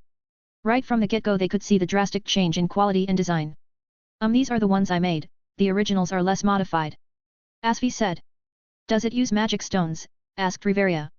No, it's a more of an alchemic reaction to certain elements that make this. I used these personally back in Chultsard there I used these to blow up the prisons. They kept people who didn't like Vritra in them kept like a barrel of fish. Which begs the question, why are they stealing so much from the magic stone factories? If I was them I would have improved the weapon I'm using to attack, not keep using some shoddy explosive. Perhaps they are keeping them for now as it's not the time for using them, said Riveria. At first it was a guess. Second I didn't want to keep the guard level too high that'll make it hard to lure out the enemy. Said Finn. So, braver. Are you saying that the rating was part established harmony? Did you round the numbers of the possible victims to the nearest 10? Kagaya said. It sounds like an excuse but even we couldn't predict the degree of damage. But we managed to get in touch with the enemy's main force. How impressive, I'm genuinely surprised Finn. Said Alan. Thank you but, I hate myself for having to make such decisions after decisions. Finn had on a rather gloomy look when Elise stepped in. Alright that's it, this conversation ends now. Any more of this gloomy discussion and it'll make me want to gorge myself in cakes. Elise Laval, you are quite something. Said Asfi. What, we're all trying to do our best to save the city, and this isn't the time to dilly-dally on stuff that we did. You're right indeed, dauntless little girl. Ba ha ha ha, laughed Gareth. Humph. Even she's logical. Said Alan. Seems the world is ending. Unless you have better things to say, behave. She is trying her best here to said Riveria. I've even won a first-class adventurer's respect with justice. How impressive am I? Elise said smugly. Would be more impressive if you didn't have that ego you have. Said Cirrus. Yes you shouldn't let yourself get carried away anymore, Captain. Kagaya said. It's a bit embarrassing. Can't I have this? Elise shouted. Ha ha ha. I'd love to keep enjoying this brother-sister conversation but as both of you said we need to get back on topic and get this done and finished. Said Finn with a lighter expression. First, intel on the dark market that Shakti and her crew managed to take care of. From there everyone covered the incidents that transpired. So, we have covered the incidents that happened until today and I guess, that's about it. Does anyone have anything else to say? From my look into it and Cirrus's accounts one of Evilus's member is a genuine experienced warrior. Otter said. The person who put a hole through deep floor atomtite and was seen leaving the fire of the 20th floor, and that once incident back in winter, said Elise. I have a guess on who it is, but I must confirm it with my eyes. But know that they are not just any higher up of Evilus. That's enough to gauge their strength but, Otter, Cirrus. What do you think is their strength? Higher than 6. Anything below is just impossible. Cirrus. I say about level 6 or above as well but they could have a skill to further strengthen their abilities. Yet even that lady in the hood managed to knock me down after a use of her magic even after I flung her out the church window. Said AI. What? They're as strong as the warlord, Kiran, and Flashing Saint, said Royman who was starting to sweat bullets. Yes, that woman at the storehouse. From what AI had said she was a magic swordsman having enough skill to block one of AI's attacks with a cheap weapon. There wasn't any real damage, but everyone were playing on the palm of her hand. Said Shakti. The only thing we got of note from her was that she had mismatched eyes and a black dress, anything else is still left unknown. AI said. It's more than safe to assume she's with Evilus and seeing as she crushed her own group we should assume she isn't one to go out into active chaos. Cirrus said. Then let's focus on the first one. A warrior like that is a part of Evilus. I suggest each familia stay together as a team in case we find one of these two people. Finn said. Everyone nodded their heads in agreement. Excellent now to the next part. According to the findings based on research performed by the Hermes Familia we found the new base camp of Evilus. Oh, everyone's ears perked up. They're using an abandoned facility. The scale is way bigger than before and there are 3 of them. We don't have further details, including those disguised as commoners, they come in great numbers and they're sketchy. This must be their main base. Damn if only my contact was old, and strong enough to do that, said Cirrus. Your contact, said Elise. Yeah my contact. They gathered a good amount of information before they decided to go underground. Did they get any good information at the time? Asked Asfi. Just supply routes and the things like that, but nothing much, since well, most important stuff are discussed inside. Well, regardless, we are going to invade all 3 bases at the same time, said Finn. We, Astria, will take one with Susanoo since we work very well together, said Elise. You know I haven't said anything. Elise gets up and puts the map down of Orario in front of Asvi and she marks down the locations of the maps. Look, we need familiars for the mission, right? Both Loki and Freya don't work well together, so they have to take one, and that leaves us with one more slot, and seeing as both Astria and Susanoo's families are very small in number, we can make up with it if we work together, which we have plenty of experience with. Elise said. Finn, we can't spread our headcount between the 3 to round it off and cover any blind spots, said Shakti. Then let's go with that plan. We'll take one, and Otter, you can take one. Fine. Otter said. Excuse me, but how are we sure this isn't a setup, said Kagaya. We'll keep that in mind. We'll make sure to have our strongest team working on it while keeping our eyes on other parts. We'll seek help from all the strong familiars, including Hephaestus, Ishtar, and Dionysus. Royman, you can take care of your part, said Finn. Of course, I don't have a choice in the matter. But to restore peace in the city again, I want the Hermes Familia to keep an eye on all parts of Orario. It would have been better if the Artemis Familia were here, but seems some merchants connected to Orario were outside of the city. We'll pass along anything that happens, said Asvi. And since this is going to be a massive mopping up operation, we need to know their base. We can't pretend we didn't see them. We must strike out. And the mission starts in 3 days. So be extremely careful that our enemy doesn't find out what we're up to. Guess that's the end of the discussion then, said Cirrus. The meeting is dismissed. Walking away from the meeting was a lone guild employee scurrying off. 3 days until the Great Feud. Volume 2 Quest 144.5 leaked. Somewhere in Orario. So our enemies plan to execute the mopping up operation in 3 days, said Olivas. Ha ha ha. That bitch has done a great job. What would we do without these evil us fanatics? I didn't ask for a single report until now, ever since we secretly sent them over to our enemy's side. It's been what? 5 years, said Valletta. Ha ha ha. So you had them out there for all of this time without reporting to you? I'm very impressed by your planning, said Vito, a man with short dark red hair and eyes that are closed. Wearing a black top with a gold trim and an overcoat with the same color and design. You fool. You only bring out your ace in the hole once you learn that Finn surpasses the gods. We can't lie and look suspicious in front of them. Then, the only choice we got is to do this super secretly. By the way, Faceless, where is your god? The one leading this operation, said Valletta.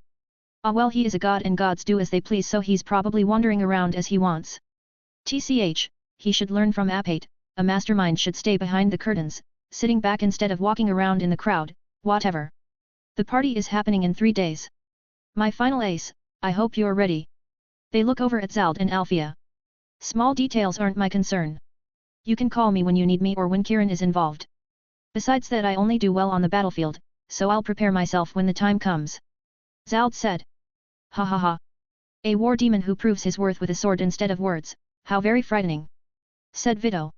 We can't move without these guys, so first we need to kill that 4-eyed deer, the bizarre boar and his clowns, followed by... Enough, said Althea, interrupting Valletta. Hey. Your voice is making me nauseous, so shut your mouth this instant. Why, you little. As he had said, you can use us as you please, but unlike him I will use you all how I please. Zald said sternly. That's enough bickering, shouted Olivas. We're allies. Our aim might be different, but we walk the same road. It will soon be as our Lord foretold, his wish. To completely destroy Orario. And it's just around the corner. Did you also get those fools of the Electo Familia out of jail, said Vito. I did, said Althea. They seem very eager to fight Kiran. Ha ha ha ha. Let them. Those fools will be high-grade fodder to waste his time, laughed Valletta. Volume 2 Quest 145 The Start of the Great Feud. Day of the Operation and of the Great Feud. Astria's group. Captain. Everyone is ready, said Kagaya. Good. Has the enemy noticed we're up to something, asked Elise. At the moment it doesn't seem so. They've been so quiet I'm starting to feel anxious, said Kagaya. But nevertheless we got to do this. We will be taking down Evil Us today. Artie, said Ryuu. Yes, Ryuu. Ryuu had a face of hesitation, but she swallowed it back and made a stern expression. Whatever she wanted to say will be saved for later. Nothing, let's just win this war. Sure. Oh, say AI, where is Cirrus? He's around. Around, said Elise. What is he doing at a time like this? He said he will be around, and that he'll watch everyone's back. AI points up. They look high in the sky to see a white owl barely visible circling them. Freya's group. Otter, Alan. Was it really good that we left Hogni, Haydeen, and Alfred behind, said a Freya member. I have no idea what the elf and Palam's plans are. Working together with a boar is already quite overwhelming. Alan said. Haydeen is in charge of commanding reserve troops. If anything happens, do as he says.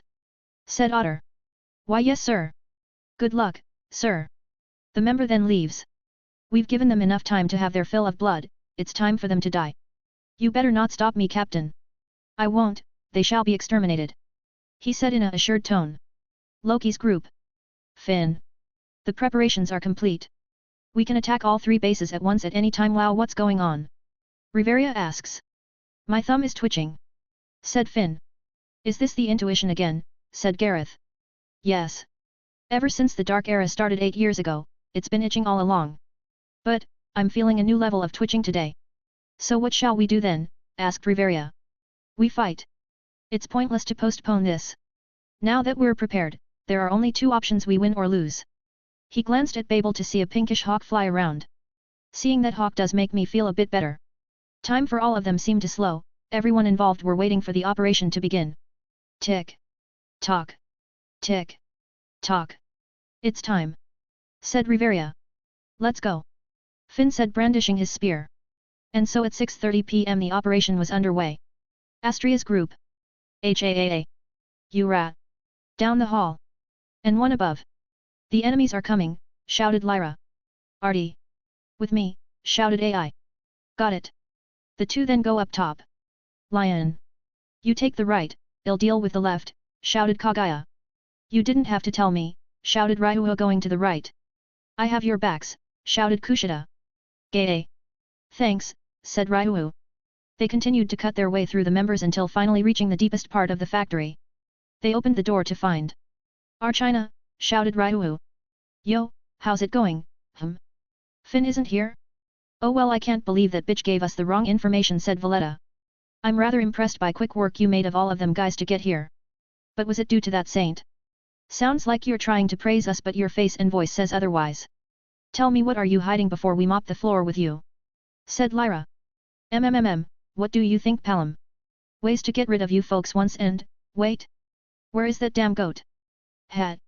No matter. This works out better than expected. Valletta agreed. We've surrounded this building. Most of your troops are arrested too. It's about time you surrender. Ah ha ha ah ha ha. Did you think I'm some run-of-the-mill villain? Who in their right minds would listen to that fucking shit? Come on out, guys. Coming out of the shadows were Turn and Mata, as well as several of the former Electo Familia. Them, shouted Kagaya. We're ambushed, shouted Ryuo. Now let's have some Fuyun. Ray. AI fought against Turn. Hey. Shakti faced against Valletta. Ah. Elise fought against Mata. Roo. Kagaya, Lyra, Kushida, and Artie face off against the mobs of enemies. They all began to exchange heavy blows with one another in a flurry of swords and fists. Not bad, Ankusha. Ha ha ha ha ha, laughed Valletta. Gah. What is this woman planning, thought Lyra. Artie continued to fight when in her crosshairs a small child wielding a knife came at her. Clang. Clang. Ah, she screamed in pain. Child? This is insane. Children shouldn't be involved in this. Ah, she was holding the knife with shaking hands. Drop the knife, don't fight. You can't listen to someone who'd make you wield a weapon, she then lowered hers. I'm not going to hurt you. You believe me, don't you? Now come here. As Artie knelt down and the child approached each other, Shakti could see the grin on Valletta's face start to grow. Shakti turned to Artie and yelled. Ardi. Get away from. Tee-hee. Valletta giggled as she watched her god's plan come to fruition. God. The little girl said as she went and hugged Artie. I want to see Mom and Dad. She said in such a hollow and desperate tone it filled Artie with dread. Artie, understanding the weakness that brought her to this point. She smiled one last time as she hugged the child tightly, giving her one last sense of comfort despite what she did. The little girl felt a deep sense of regret in that moment. She looked up at Artie as the white light slowly encompassed them. It will be ALRI. Boom. Everyone looks in horror as when the ringing in their ear faded, as did the light. What remained was nothing but the scorch marks of the bomb. Time seemed to stop for them all. Hey, said Ryuo with a horror-filled face. And no, that can't be, said Elise. No, way, said Kagaya.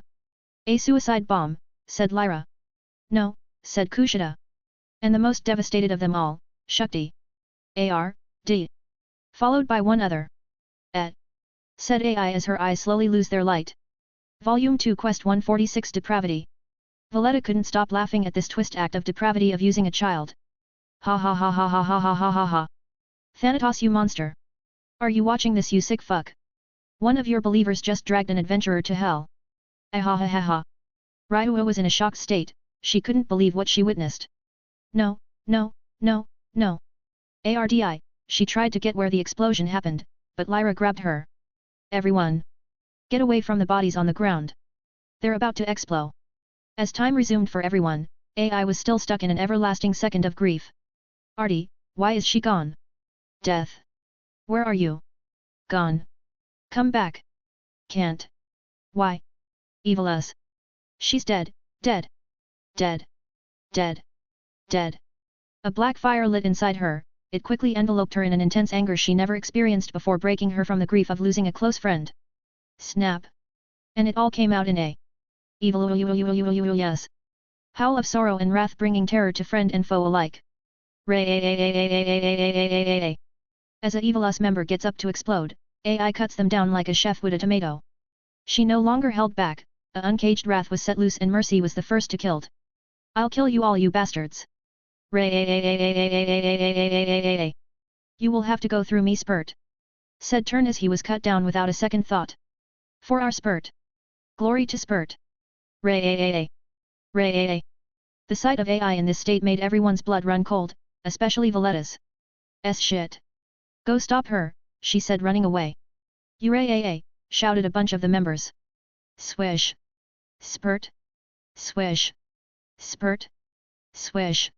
Spurt. Swish. Spurt. Swish. Spurt. Swish. Spurt. AI's sword is sleeked in blood and fat, yet despite that it can still cut through a man with ease. We need to go, shouted Lyra. What about AI? Shouted Elise. She awoke her beastification, shouted Kushida. Go and inform everyone of the bombs. I'll try and calm AI down. And try to find Cirrus. We need his help for this. We're going. Be careful, shouted Kagaya. That's an order. Kushida realized what she meant and fully acknowledged it. Yes. As they get out of the room, they start to hear more and more explosions. Everyone! Get away from the bodies. They're rigged with explosions, shouted Lyra. Artie! Artie! Ryua broke free and tried to go back. Ryua, stop! Lyra shouted. As Ryua was about to open the doors again, AI slammed it open, knocking it off its hinges as well as knocking Ryua out. AI quickly ran past them all, still in a blood-filled rampage with her blade still sleeked in blood. Evil us. Evil us. She continued to cut down all Evil Us members, sparing no one, and instinctually avoid the explosions as though she was still stuck in that everlasting second of grief. You sick fucks! You don't deserve her mercy. Her fucking compassion. Swish. Spurt. Boom. Swish. Spurt. Boom. Swish. Spurt. Swish. Spurt. Boom. Swish. Boom. Spurt. Boom. Swish. Boom. Spurt. AI continued her rampage, going upstairs. Go. She's going to target Evil Us, shouted Kushida with cuts all around her body. Well, what the hell are you waiting for, and go? She then quickly went after AI. Gah. Come on, shouted Shakti filled with tears. We're leaving now, she grabbed Ryuu and ran. Huff. Huff. Huff. Shakti dropped Ryuu a good distance away from the building. Is everyone here? Here. Shouted several people. Good, now we. Boom. The building exploded, the sound of it tore through the air. Keen. Kagaya holds her ears. AI. Kushida. She shouted. I am all right. Kagaya turned to see Kushida slumped against a building across from where they are. What happened with AI? She shouted. She's outside, she threw me outside just as the explosion happened, she points up at a Kushida-shaped impact on the building. Damn it. Where is Cirrus? She shouted. He promised he would take care of her. Kagaya, look around you. Said Lyra, a bit stunned. What are you Around the now exploded building, several rooftops and streets were littered with Evilus members, all dead with an arrow stuck in their heads or chests. They looked at all the bodies and they found one still alive. F for evil thunk, an arrow pierces the side of his head. They tried to find where it came from, but the only place it could have come was. No way, said Elise, looking towards Babel. Far up on Babel was a lone archer. I'll fucking kill the gods of Evilus for this, Cirrus says as Hecton gives him more arrows. Watching from high above, Cirrus looks to the city that was engulfed in explosions. Their target all along was neither the Loki, Freya, nor the Astrea Familia but the city itself. You sick fucks. The smell of burnt flesh was carried by the wind for all to smell, as well as the smell of burning filled the city air. It aggravated Cirrus by how numb he was to it. Cirrus could see the streets fill with citizens running from Evilus as they cut down people mercilessly. Not one of you is getting out of this. FSH. FSH. FSH. Thunk. Thunk. Thunk. Nox, Circe, keep them coming, he said while striding on the edge of the tower's top. High over Orario were a white owl and a pinkish hawk high above, telling their master where the enemies are at. You got it, these depraved sick bastards should all die a painful death. These heartless pigs won't live to see the dawn. Volume 2 Quest 147 Zald, the Gluttony. Down on the chaotic streets of Orario. There are too many enemies. They keep spawning, said an adventurer. The command system is not in order. Are we supposed to protect the citizens? Or should we focus on striking down the enemies, said another. How am I supposed to know? I don't know what to do. Calm down, said Astrea, her mere presence alone was enough to soothe the adventurers. With Astrea were the weaker members of her familia. Others will get frightened when they see you adventurers panicking. Why you guys? The girls from the Astrea Familia. All citizens should stay in the middle of the city. The strong adventurers are gathered there to keep an eye on the entire place. Adventurers, please stay here to defend those who can't protect themselves, and I'll bless you all in the name of the stars. Astrea decaled. Why yes my lady, they all shouted in vigor. As they all went off, Hermes came up to Astrea. You're a goddess, Astrea. You can't be just walking around without a guard, the children you brought aren't, you know. Hermes. I thought you'd be out of there somewhere enjoying the show. And don't worry, I have a guard. Oroo. Astrea thunk. An arrow had pierced the Evilus fanatic through the head. Hermes looked up to see a lone archer up on the tower. So what are you doing here? Astrea said with a smile.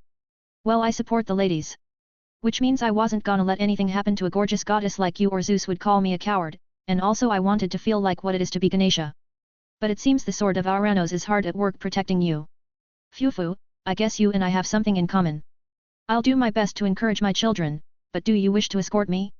After all, you will be protected. I've dreamed of going out with you. But, not when a war is going on and your child could have his sights on me if I do anything funny.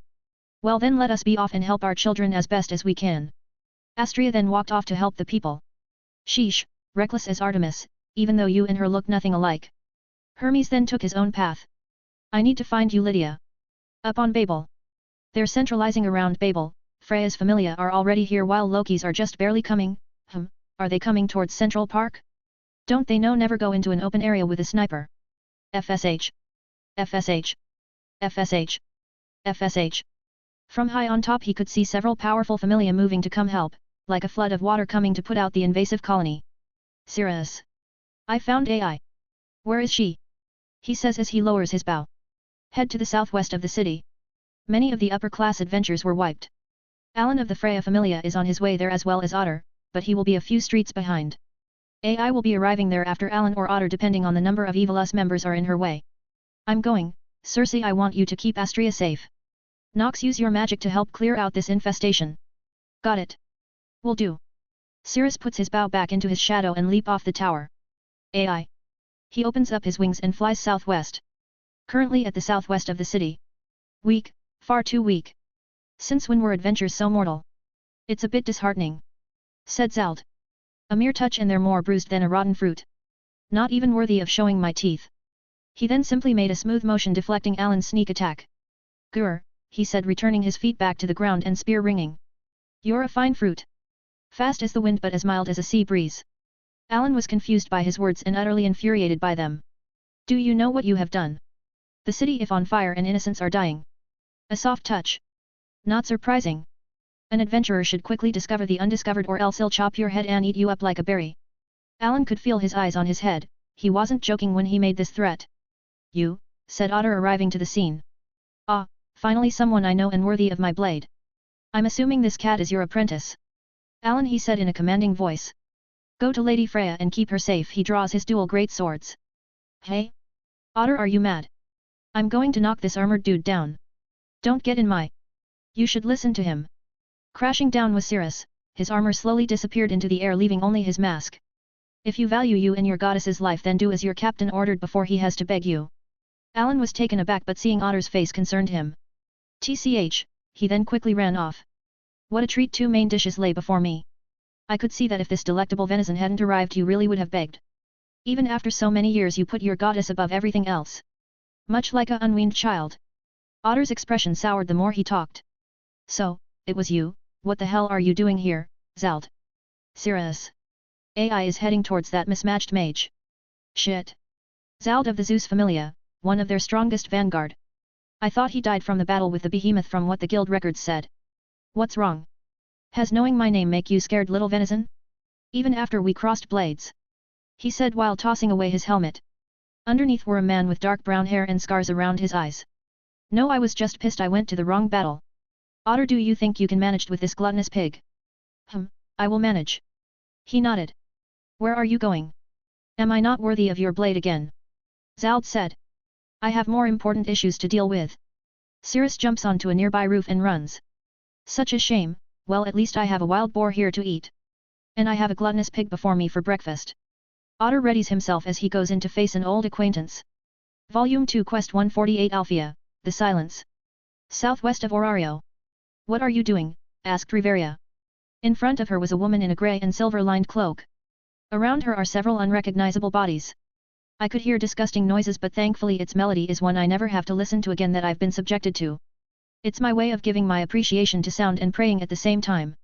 You really do realize the importance of things when you're about to lose them. I guess that's what being human is. No. You're no human. From what you have done, what do you think you're stepping on right now? Riveria said in a calm manner, holding her staff tightly. Shit, known as corpse of people who will never amount to nothing, utter garbage. Fine. Riveria's magic circle appeared under her. Just disappear and atone for your sins with your life. Blizzard, the 3 severe winters. My name is Elf. Win Fimbulvator. A stream of ice came at the lady, but she didn't move, just said. Ataraxia. The attack then simply stopped, losing all momentum. Offsetting magic, no nullification. Coming from above, Gareth comes and swings down at her. Arg. Gospel.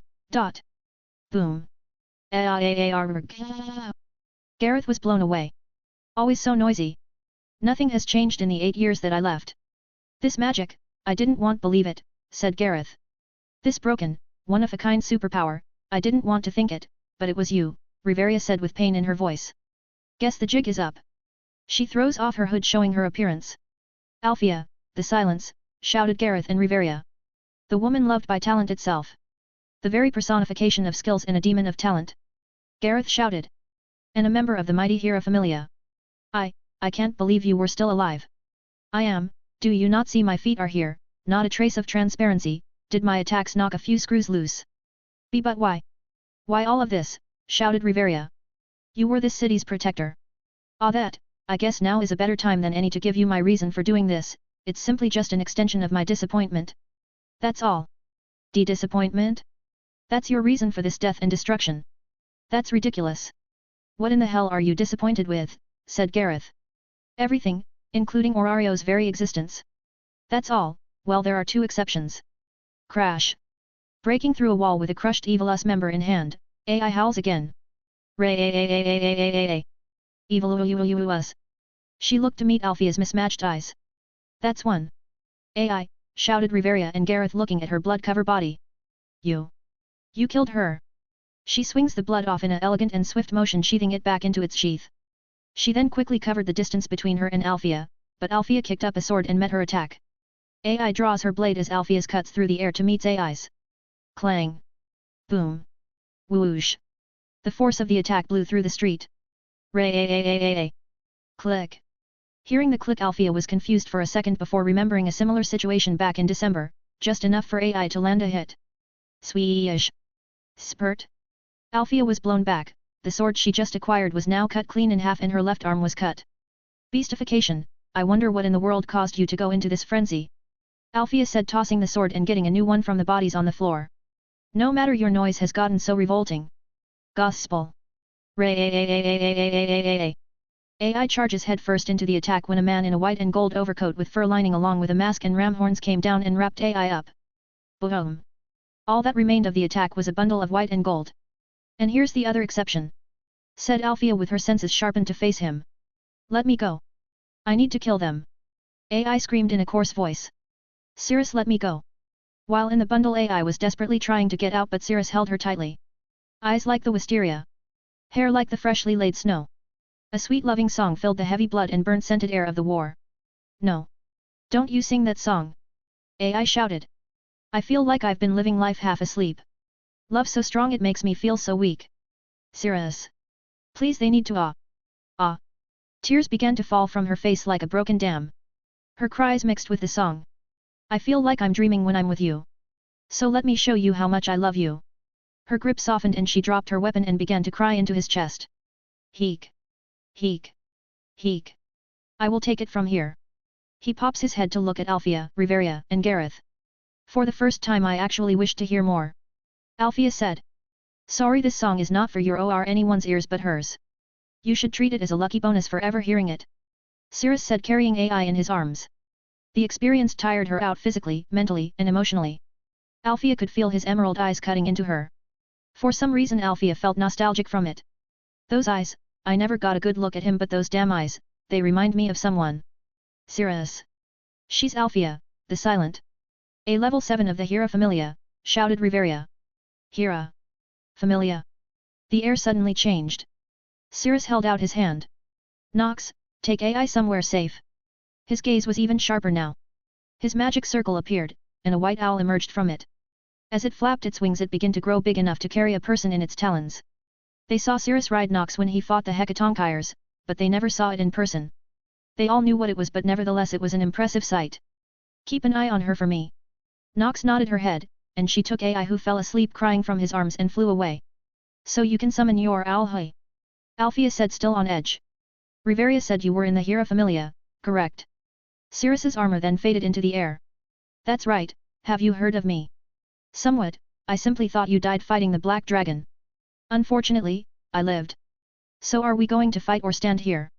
She readied her blade. I wanted to ask you some questions, but it seems the line has been drawn. That's a damn shame. Exosia, adorn, Cerberus. As the armor adorns him, he could feel a rise in his anger. Glaring at Althea, he could even feel his bloodlust that he worked to keep bottled up began to try and fight its way out, along with every other negative emotion he bottled up. What a fucking hungry armor. The armor pulsates ever so unnotably, slowly cracking that bottle. Volume 2, Quest 149, Empyrean. Back to Otter and Zald's fight. A few minutes had passed since their fight began. Crash. Crash. Crash. The sound of their blades crashing into one another was then accompanied with the sound of thunder filling the battlefield. Seems Althea was his target, hey? Zald said with not even a sweat on his brow. Huff. Huff. Otter was breathing heavily, but luckily only gotten a few scratches and a few deep ones along with some bruises. Come, we should follow. We can't let a woman and child take the lead. Althea, of the Hera Familia, he ha ha ha ha. Otter couldn't help but laugh out loud. Laughing at your defeat, Freya's kid. No, I'm laughing that he would be fighting a child of Hera of all things. I don't quite get it, boom. Crashing through the houses and landing next to Zald was Althea, scuffed and a bit beaten up. Huff. Huff. Zald, do you have a great sword to spare? She said with her eyes pointed at the direction she crashed from. Clank. Clack. Clack. From the building came out a person in black armor covered head to toe with chains swirling around him. From the dust they looked like a villainous knight, with the helmet's appearance reminding them of a black dog along with viscous-looking dogs on the shoulders. In his right hand was a two-handed greatsword pulsating with a green fire, with vein-like lines coming from the spine of the weapon with small flickers of electricity dancing off it. Zald, son of Zeus. Althea, daughter of Hera, I'm so blessed. As he speaks the armor pulsates again. His anger rises ever so slightly below the surface. Clack. Clack. Cirrus slowly walks next to Otter. Nox, Circe, get as many citizens out the area. Got it, they both said. Did this kid really do you this bad, Althea? Said Zald, getting into a stance. He's stronger than before, impossibly so for a level 7. Impressive kid, not anyone can make Althea here give a compliment. Of course, uncle. Now let's, hey. Both Zald and Althea frozen in confusion. Are you going to tell them, said Otter. This could be my only opportunity to do so. What better time than now? He takes a step forward. Uncle? Sorry kid, but I have no brothers. Of course you're my uncle. Your father married my grandmother. The look on confusion only got worse. He's messing with you Zald, he's as tricky as they come. Said Althea. I'm hurt but not as much as you being an evil auntie. Cirrus could see the slight anger in her face rise up.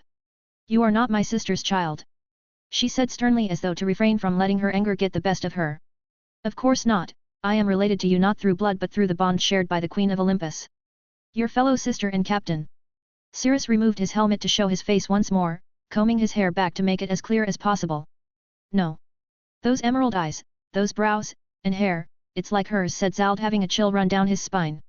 Cirrus makes slight grin. He wished they would have met in a far more different situation, but they walked their path and he walks his own. Allow me to introduce myself, Uncle Zald, Auntie Althea. I am your nephew through the Falna of Hera and her marriage to Zeus. I am the son of the Empress, Nephili Kutaisi. Cirrus Zephyr, he swings his great sword into a spear, causing silence to befall the area. Son, shouted Gareth. The blood of the tyrant still lives, shouted a Evilus member. Hera's legacy, shouted Valletta. The air in the battlefield quickly turned as the blood of the world's only level 9 flowed through the city's strongest adventurer. Now I can see it, the reason why I wanted to rip those damn eyes out of you, they're hers. Said Althea. You even have her arrogance. I'll have to take your word on it, the only memory I have of her was her beautiful, sorrowful face as she abandoned me. The scent of light lilies in her fresh soil-like hair and emerald eyes looking down at me, well that's enough reminiscing. I wish to ask you about her, but I doubt based on your words you know less about her than me. Otter, are you good? Yes. He gets back up. Then let's return to killing each other. Diplomacy has long gone thrown out the window. He looks around to see death and destruction. Althea looks at Cirrus sternly and couldn't help but want to rip his eyes out. He really did reminded her too much of Nephili. Zald, I will be finishing this. Althea's magic circle appears under her. Zald, noticing, got in front of her. I will defend you as best as I can. She smirks at him. You better not let that tyrant's son get the better of you. Blessing of the root of evil, curse of birth. My original sin that devoured half of my body. Not hard. There is no purification. There is no salvation. The resonance of this heavenly sound is my sin. The trumpet of gods, the lyre of spirits, she chanted quickly.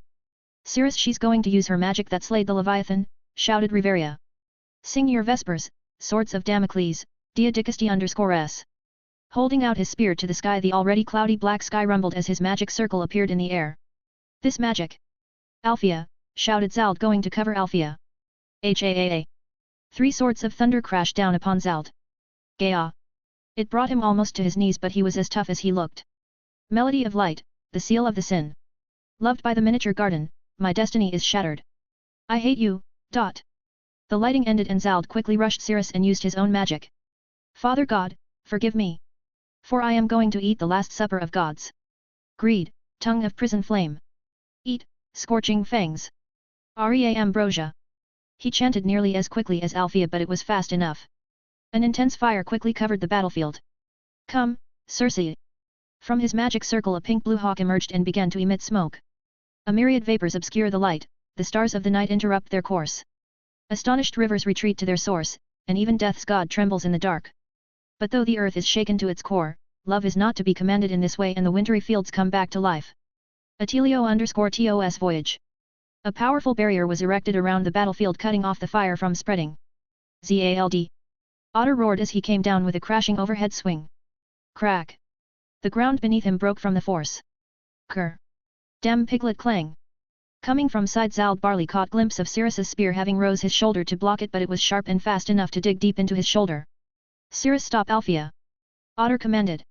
I will. No you damn won't. Zald shouted with a powerful roar. Otter and Cirrus immediately felt his strength solidified and body became steady. It takes at least 6 to 8 hours for the food to digest. And I eaten a lot. Zald then moved with a speed to nearly match Cirrus in his Serenian armor. Zald flings Otter back with full strength while tightening his muscles to keep Cirrus's spear in place. Swords of Damocles. Zald could see the magic circle form and the electricity running up the spear. He loosened his muscles and swung with the flat of his blade. Damocles. No you don't. Zald's muscles bulged, keeping the blade as it was. The large slap of iron came at Cirrus. His focus was as sharp as a razor's edge. As the flat blade came, he got as close to the ground as he could, nearly doing the splits, dodging Zald's strike. Whoosh! A strong gust of air rushed over Cirrus' head. Hecton! He gently whispered. Under Cirrus, Hecton's hands quickly pushed him up before quickly disappearing in his shadow. Zald was confused how quickly he came right up. Zald, to make a comeback, tossed blade with the throw, struck Cirrus with a full-body shoulder bash. Cirrus was amazed once more by a man of Zald's build being this fast. Bam! Cirrus was struck a good feet away. Tricky bastard! Shouted Zald as he gets behind Althea. Let's see if you can survive what your tyrant of a mother couldn't. The compensation is here. Destroy everything with a proof of my sin. Cry, Holy Bell Tower. A massive of light began to collect and condense into a fine sphere of light. H-a-a-a-a-a-a-a. Several of Cirrus' chains came out and he spread them to the remaining people in the area and tossed them out of the barrier. Cirrus, you can't be thinking of taking it out on your own. I can feel a massive pool of magic. It can destroy this entire section of the city, said Circe outside the barrier. Summon me, Cirrus. With my magic I can overpower it. No, you stay where you are and save as many people as you can. Disengaged. His armor disappeared. If that magic did slay the Leviathan, then I'll take on the attack. Full on, his magic circle once again appeared behind him. They are the spearheads of this whole thing. If I take their strongest attack, they are fucked. Exosia, Adorn, Chimera. The mismatch of armor all came together in an amalgamation of powerful armors and abilities, creating this nightmare of a foe. He bears the Slight's armor, pieces of the Cerberus armor with the fur of the Cretan armor, wings of the Stymphalian armor, and flowing cloth of the Cyrenean armor, along with the tattoos and crown, topped off with the golden horns of a ram. Chains and cloths flowed behind him as the color slowly turned to black and gold lining. Sword of Damocles, sing your vespers. Diadicasti_s. The electricity covered him, and the armor slightly moved to readjust itself, but the horns and crown seemed to merge into one, pointing upwards as if to scrape the heavens. He's actually insane. Not even Zeus would recommend this foolish act, said Zald. Just as gung-ho as his tyrant mother. So be it. Genos Angelus. The ball of condensed magic and light goes up into the air. Damocles. Cirrus manipulates the chains and feathers into a funnel shape with brilliant nightmare rotating faster and faster, making it into a railgun, and he was going to fire his weapon. The condensed ball of magic and light finally stopped and burst. The light fire began to rain down to the earth. Sing your vespers, Sword of Damocles, Diadicasti_s. His magic circle started to go through the weapon. A massive amount of thunder and lightning started to spark off the weapon as it formed a sword of thunder. Air was quickly being charged from the build-up. The sparks coming from the tunnel has started to even melt the ground around Cirrus.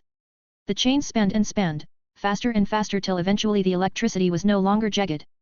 This was Cirrus's own supreme technique he made, using physics and magic to their logical extremes for one sole purpose, to slay monsters like Hecton. He named it Empyrean Spear. Volume 2, Quest 150, New Justice. From all of Orario, one could see the second sun. Not even from Melon could you not see it and even feel the air a bit warmer. A pillar of thunder pierced the sky, followed by a deafening boom that shattered every window within a 10-mile, 16 kilometers, distance, and at ground zero, the buildings inside the barrier were devastated. Rebuilding would take weeks of labor. The clouds parted ways for the pillar as it struck the moon, leaving it with permanent cracks on its white surface. It would have been a sight to behold if not for what transpired later, which would herald this as the end of Orario. The city is now illuminated by an ominous, red, cracked moon. More pillars of light fired off into the sky. Gods returning to heaven. Huff. Huff. Huff. You insane child, said Althea, extremely exhausted. Huff. Huff. Never did I think I would ever meet a brat like you to send shivers down my back. Huff. Huff. If only you were born earlier, you would have brought the city to new heights. Zald said, having taken most of the damage away from Althea by blocking what he could of the attack. But this is still not enough, Zald said under his breath. You need more strength to kill that one-eyed beast. He approaches Cirrus, who is in tatters as if he burned all of his life to stop and overcome Althea's magic. Huff. Huff. Huff. Most of his body was singed, his hair was burnt, and he was on his last legs. In his current state, if one were to poke him, he would fall over. The only things that remained were bits and pieces of his Cerberus, Stymphalian, and his base armor's headpiece, barely clinging on. My head is fuzzy, thought Cirrus, as he was on the brink of falling from exhaustion. I want to sleep, I thump. Thump. The Cerberus armor pulsates even more intently, catching Zald's eye. Cirrus' heart beat faster. Huff. Huff.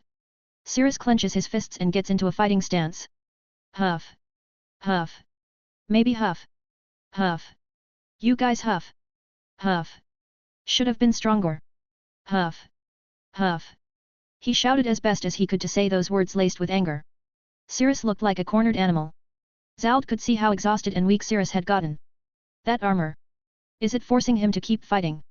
This star is nearly going to explode. He can't let a star so bright darken this city engulfed in it. Huff. Huff. As your familiar uncle, I will put you to rest. His words could have been said better, but even Zald was tired and wanted to sit down after this night. Cirrus, hearing his words, grew angrier. The armor helped, pushed what strength Cirrus had left, and gathered it. Zald walks up to him with his fist curled, ready to knock him out. Sleep we bam! With his singed fists, Cirrus punched Zald's face. HRRR. The force Cirrus was using was day and night from before. The force behind it was ripping Zald's consciousness from him. Whoosh! Ski-ear tremble! Come on! Cirrus shouted, his throat coarse and strained, his eyes flickering between dullness and anger. Grr! Zald's head was aching and throbbing in pain. That armor of yours is killing you. This is not your strength. He took out a high potion, poured it on his head, and drank some. No more hesitation, no more mercy. Close my heart. He muttered to himself with his hands out, and some high potions and magic potions shot out from his shadow and into his hand. He immediately drank it. Ah, the dulling of the pain and exhaustion was a liberating feeling. Well. He tilts his head, glaring at Zald, as cold anger brings vitality to him. Come Zald. Althea. The tone of his voice was a bit more emotionally charged. The Cerebus armor pulsates even faster. Let me see the failures who let my mother die. They were laced with sadness. Who was too fucking weak to let my mom have faith in your abilities? With hatred. So she fucking abandoned me. Loss. Fuck you. Pain. Come and end the child of the woman you also hate. These emotions were first brought out by his first encounter with Freya, some buried feelings were unearthed, and since then, when he met with Loki, they wanted to come out, but Cirrus kept them bottled. Over time, on the island, it merely got more bottled up and buried. With the other baggage Cirrus repressed, he may be mentally older, but his physical mind is still that of a growing boy. It finally leaked out. It was like an old, leaky, abandoned dam. One could only wait and see when it finally break. Sadly, one person couldn't wait. Clap. Clap. Clap. A god comes out of the darkness. Hear me, Orario. Cirrus turns to see a familiar face clapping. Hear me, Auranos. In the name of darkness, named by the era. I expel the hopes of this world. There's no promise. There's no oath to keep. I will crush the era of gods promised in this land. It is all to lead the world to the unknown, undiscovered by the gods, the true chaos. Am I arrogant? Fine. Am I evil? I was. I will willingly accept all of your hatred and grudges. That's what we of evil feed on. Rage, grieve, and accept the tragedy I bring. My name is Erebus. The origin of darkness and the god of the underworld. So that's your name. Erebus, the god of darkness. He said it with utter disdain. Yes, you were the only one to know my name was a lie, Cirrus. He looked at the beaten boy before him with a slight grin, happy to see him still standing. But to be honest, I didn't think you'd be able to stand up to Althea's magic without your spirit, nor did I expect you to be so emotional. Go fuck yourself, you sick fuck. Cirrus was not having him speak. He does not have the patience or time to hear his annoying voice. You're lucky you're a god. If not, I would have fucking strangled and snapped your little sick head off. Cirrus glared at him with a biting edge. The god of darkness simply continues to smile. He knows when a mortal is on the brink of falling into darkness, Cirrus is on that ledge, and he is more than willing to do it. Even a hero can be this foul-mouthed? Well, what did I expect from the murderous golden-horned demon? Evil us may well be evil, but the stuff you did, even these two here, shocked me that someone was capable of such brutality. Hey? Murderer. Cirrus did not like to be called that, he loathed that nomenclature for its accuracy about himself. Growling. Cirrus gritted his teeth. He couldn't hurt or kill a god. Fucking bullshit. He muttered under his heavy breath.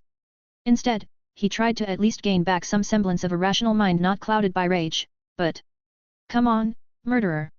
Erebus said in a taunting manner with a horrible, gleeful, punchable expression. Show me your true colors as a hero. Erebus could see him turning as much of his anger as he could into a cold fury. Erebus really knows how to make someone loathe him. His Cerebus armor pulsates once more, dealing the last blow to that bottle. See. Crack. Cirrus had enough of his talking. That last piece of the bottle finally broke, and the cornered deer finally bore its long, repressed fangs. A black flame that once turned into nothing but ash reignited, slowly building itself into a strong and fierce flame. You know. Cirrus's eyes went into a swirl, embracing his anger and just letting loose. I don't fucking care anymore. I found the term monster used a bit too loosely. Cirrus gradually gets into a more stable stance. I'm tired. Emotionally drained. I am done with this. The so-called monsters of the dungeon are, from what I have seen and judged to be, nothing more than strong animals. A true monster. That cold fury was overrun by the immolation of black flames of wrath.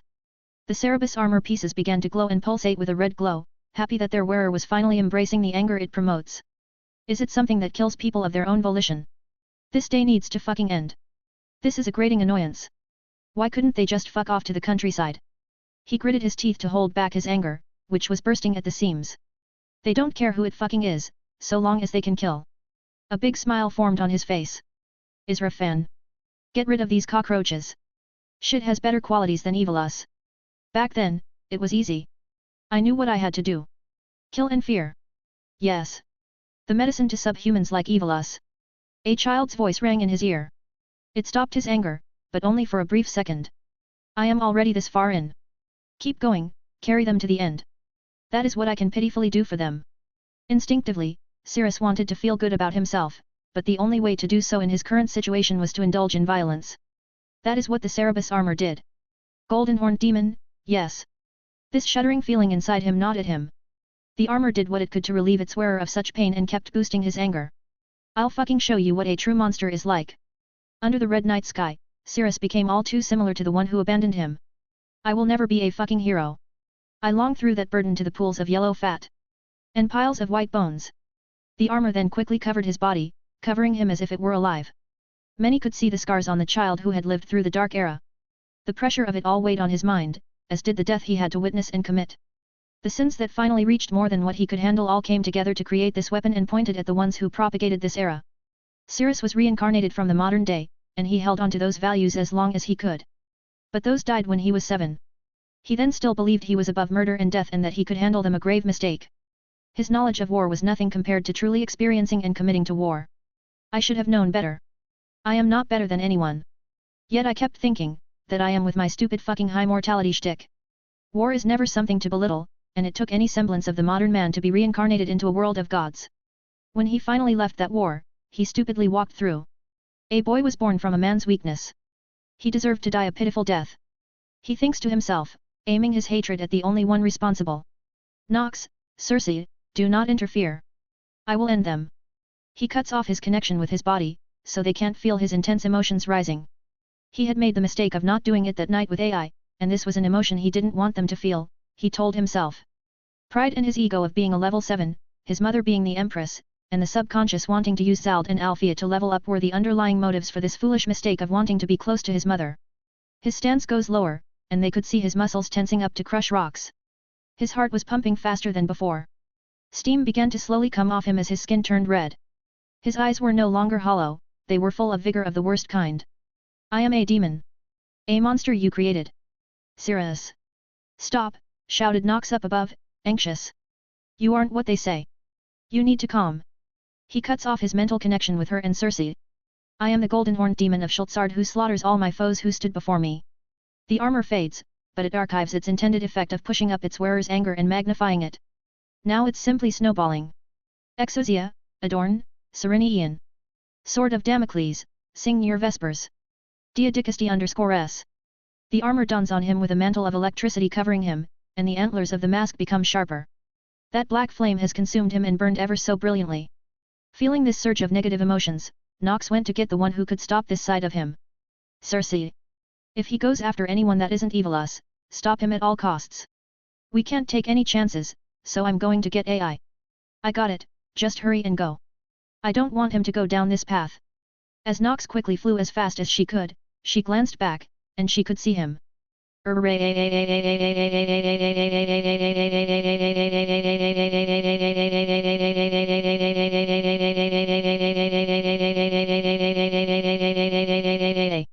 Much like in Bokhara, he bellowed out like a beast again.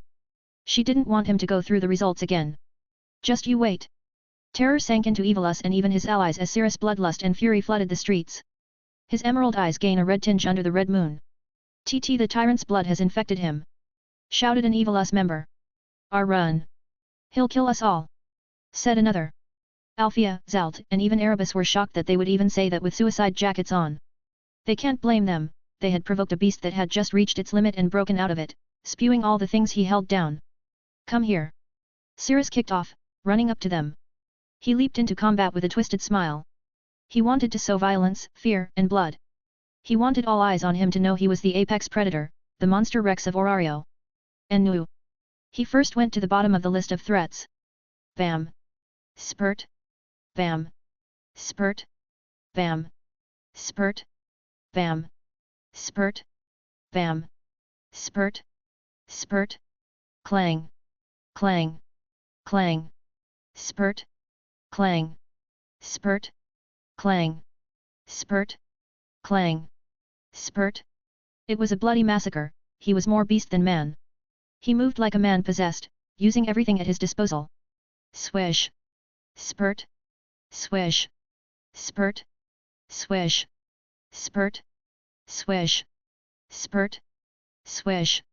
Spurt. Swish. Spurt. Swish. Spurt.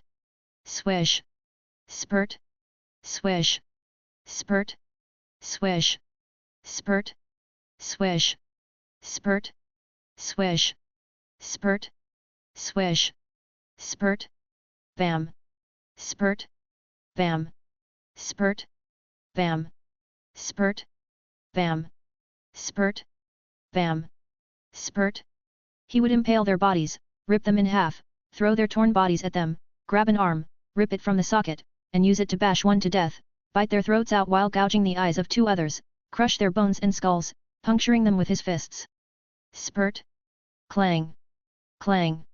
Clang. Spurt. Clang. Spurt. Clang. Spurt. Clang. Spurt. Swish. Spurt. Swish. Spurt. Swish. Spurt. Swish. Spurt. Swish. Spurt. Swish. Spurt. Swish. Spurt. Swish. Spurt. Swish. Spurt. Swish. Spurt. Swish. Spurt. Swish. Spurt. Swish. Spurt. Using their spines to stab and impale more. There was no end to his creativity. It was a cornucopia of violence and blood, and he loved it. He loved this abuse of power. Huff. Huff. Huff. He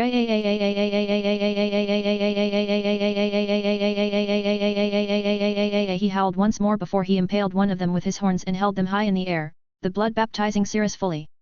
He was a blood-starved beast, caked in the blood and viscera of his foes.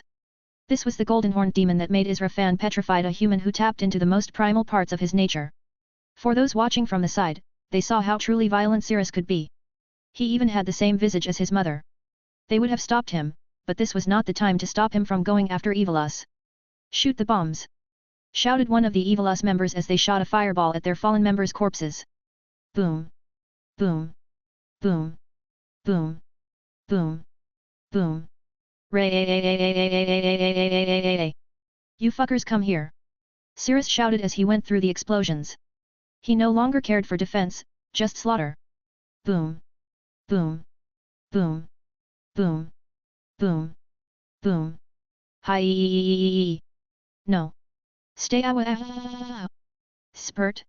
Cirrus reached the man and squeezed his neck, popping it like a berry. Why are you so fucking scared? He tossed the man's body into a wall, turning it into a bloody Jackson Pollock painting. Do you not like your own medicine? Your own fucking cruelty? Is it not fun now? How fucking ironic! Watching from a bit away, Zalt, Althea, and Erebus were speechless. For Althea and Zalt, they could see Nephili. He was her spitting image, but far crueler and more bloody. The way he fights says it all, he wants to win and crush his foes beneath his feet in the most brutal and fastest way possible, all the while relishing and getting drunk off of their power. Erebus noticed they had both gotten their wind back. Althea, Zalt, are you ready to go? Said Erebus. You two need to settle this quickly. He needs to be stopped, or else he will very well consume all the nutrients for the others. Yeah, we got it, said Zalt, with several empty potions around him. He can still be saved. But he needs to be brought down for that," said Althea, with several higher magic potions around her feet. Gospel. Boom. She attacked indiscriminately, trying to hit Cirrus, and the result was that everyone within the vicinity was struck. Gah! Otter was sent flying back, but for Cirrus. Whoosh! Cirrus ran through it. His armor broke apart, but he ran ahead. Ray. Althea. Cirrus ran covered in blood and wounds like a ravenous junkyard dog. Members of Evilus were subjected to the fear of this demon. Zald. Althea. Seeing his bloodied and anger-riddled face with those swirling, emerald, and red-tinged eyes, Althea felt Nephili and Hera were before her, bearing down their anger at her. Damn it, why are you just like them? Gospel. Boom. Gah. Cirrus was hit with the full brunt of it, but he plunged his hands into the earth to remain in place. Kerr. Althea. Zald. He resumed his charge. Do it again. Zald shouted. I'll go and deal with him. Gospel. Althea shouted, with even more magic pumped into it. The attack was sent out, and Zald followed it. Zald. Charged through the attack, getting even more beaten and battered. Go down already. Zald swung his great sword horizontally. Cirrus, with his clenched blood and singed fist, threw a punch at the attack. Clankirk. Zald was horrified. Cirrus' attack did not meet his, but another fist came from under his arm. What the hell is Kirk thud? With Cirrus' other arm, he got in close and punched Zald through his armor and into his chest. Gah! Cirrus punched his breath out, giving him a collapsed chest. You heard you, uncle! Althea shouted from the side. Gospel! Pow! The attack was very much more refined and pinpoint. Crash! Crash! Crash! Crash! Crash! Crash! Crash! We struck him through several buildings far west of Orario. Ugh! His injuries and exhaustion had finally caught up to him. He could barely keep his eyes open. Even for first-class adventures, they would be knocked out by her magic. For Otter, it was his strength of will that let him persevere, and for Cirrus, his anger and baggage fueled it all by coming to a breaking point. Althea could see the look on Zald's face. He was struggling to breathe, and his face was even turning another color. She got out another potion and quickly splashed it right on his injury. Zald was catching his breath. Zald, are you fine? Althea said, a bit shaken seeing the visages of her former captain and goddess. This had gotten far too noisy and bloody for too long. He needs to get out of our way. Zald noticed and kept his words to himself. Yet. He gets back on his feet, drawing his other great sword to help him stand. No, you do not. Shouted Otter. I will keep them preoccupied, go. Althea shouted, going to meet Otter. He walks in Cirrus' direction, slowly building up speed. Drinking potion after potion as he goes. He walked through the buildings to find Cirrus embedded in a wall, bloody, and covered in a stupid number of injuries. You sure are a thing to marvel at, Zald said, drenched in sweat and exhaustion. Cirrus was out cold. He has reached his limit for today. I don't know what that other arm was, but you will certainly. Zald felt a cut in the wind.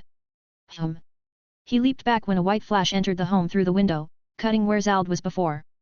Swish! Stay away from him. AI said, also sweating and exhausted from today's events. Ah! Zald smiles. As a favor from an uncle, familia-wise, take him and go. Hey! AI said, confused by his past intentions. I thought you wanted to kill us. I have my reasons. But if you want to stay, then I am more than willing to get a cut from before. He holds his great sword up, ready to swing. TCH. AI jumps back and picks up Cirrus. AI quickly ran off with Cirrus in her grasp. She did not look back. She knew Nox and Circe were covering for her. Watching them leave, Zald lets out a long breath. Phew! He impaled his great sword into the ground. Zeus, have mercy on the poor soul who is at the end of Cirrus' wrath. I hope that Fox can temper him. He turns and walks away. Nephili, your boy certainly didn't fall far from the tree. He held respect for Cirrus' strength but was disappointed that he inherited more of Nephili than he would have liked. When Zald returns, he finds Erebus monologuing. Maybe I should have walked slower. A greater power has overthrown the strongest adventures. Proclaimed Erebus. Several gods have left Gakai. If you are a follower of chaos who fought against justice, come together, and we shall destroy the world order with great evil. Now let me give you some last words that you all deserve right now for those of you who call yourselves justice. You have failed, and Orario will vanish today. For we are a new justice. Many of Evilus followers shouted in a victorious howl. And do you gods? Erebus glanced at the gods of Orario and grinned before speaking in the language of gods. This is meant to be. Do you all not feel the Anank strings tighten? The gods grit their teeth and clench their teeth. Erebus brought up a secret of the gods that made them all have a look of displeasure. Loki in particular glared at Erebus before looking up at the sky. This is not fun. Loki cursed. This was meant to happen, the great god king of fate, the great weaver herself deemed my actions. He turned and looked at Astrea. Justice. Astrea lips turned into a frown and her nails dug into her palms as a rage burned in her heart. This. The goddess of justice bite her lips. Anank, curse you. She also cursed under her breath. Coming up to Althea, she whispers to Zald when he got close enough. Is he down? She asked. The amount of magic I used sped up my poor health. His girl got him and escaped. The next time we see him will be. That is good. This is the first time I firmly believe in that old hag's words. A good woman tempers an unruly man. Rich coming from her. But we should avoid him getting angry, the next time it happens, everything goes down the drain. Althea nods. I do not want the world to have another tyrant. Volume 2 Quest 150.5 Sacrilegious. Some far-out village. Artemis felt something hot pierce her. Her demeanor turned red. Her heart was beating a bit more faster.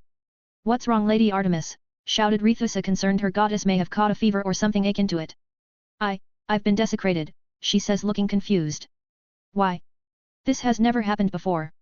The moon, shouted a villager. They all looked to see the moon slowly gain cracks and a beam of light coming from the direction of Orario fading away. Who pierced the moon? She shouted. She tried to see where it came from and sees a beam of light coming from Orario's direction. We're returning to Orario. It'll take us 2 weeks to get back, said Phi. We'll do it in 1. Let's go. Now. Altina. Lady Hecate. What happened? Said an assistant. It would seem someone has taken something, very valuable to all the lunar deities. She said with heterochromia, her eyes were of red and blue. What could they have taken? Asked the assistant. Hecate walks to the window away from her research and look at the moon as cracks slowly grow on it and her sees southeast of Altina in the direction of Orario a fading beam of light. Our purity, a smile cracks upon her cold face. How interesting. She then turned back, returning to work. Chiang. Looking at the moon, a goddess breaks into tears. Lady Chang'e, said a servant. What is the matter? My love, he has returned, she said, pointing at the moon with a flush face. The servants all look at moon as cracks appear on it across its face. The famed hero of stars, Ho Yi. He has been reborn, shouted the servants. Tell Yude that I will be heading to the direction in where that light came from. I am coming, my love. She quickly got up and ran in a beautiful red attire. Wait, my lady. You have a bad sense of direction. Far east. Lady Tsukuyomi, why is your face red? Said a small child. You're not getting sick, are you, Tsukuyomi? Said Takemi Kazuchi. And no I need to be alone for a while, she said as she excused herself. What's wrong with her, Lord Takemi Kazuchi? Said the child. Hopefully, nothing, Makoto. Sitting down, Tsukuyomi takes a breath and looks up at the moon to calm herself, but... she sees the moon crack across its surface from something. I guess that explains the hot feeling I felt. She lets down her blue hair and feels the cool breeze of the night calm her. I will be lucky if I find you first. Orario. Soma gets up and walks to the balcony, and the force of the attacks breaks the windows of his home. Noan walks back inside and continues to make his drinks. Volume 2 Quest 150.6 Lone Wolf. A second sun flashed across the city. That was one of the last things I saw. Come on. Come on, shouted Hermes. The second was my god. Clatter. Clatter. Clatter. Clatter. Clatter. Clatter. Clatter. Clatter. Clatter. Shit. He hides in the shadow and holds his captain in his arms. She had lost her right arm from one of the suicide bombers of Evilus. Burns covered the right side of her body and blood was pouring out of her like a crushed pomegranate. Lord her. Shush. Save your energy. He said as sternly and quietly as he could. You're losing a lot of blood, fuck. He had a worried look on his face, it looked so foreign. I think this is the first time I seen him look this worried, and it wasn't because of money. Get that shit low, okay, off you, Save your energy, that is my order, got it. Damn it, why won't they leave already, he said, looking around. Low, RD her, me, I'm, TI. My eyes, feel really heavy, maybe I'll take a little. Lydia? Lydia, no. Stay awake. Do you hear? I'm sorry I couldn't do this last, or, what was I doing? I remember, hunting some people from Evilus in Deadless Street? Hey hey hey hey. Gah. Thud. Lydia, let's go, shouted Asfi. We got everyone in the area. No.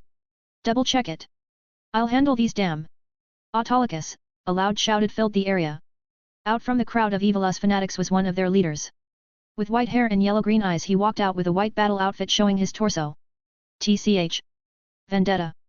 Lydia said in disdain, holding up her weapons, spiked knuckle knives.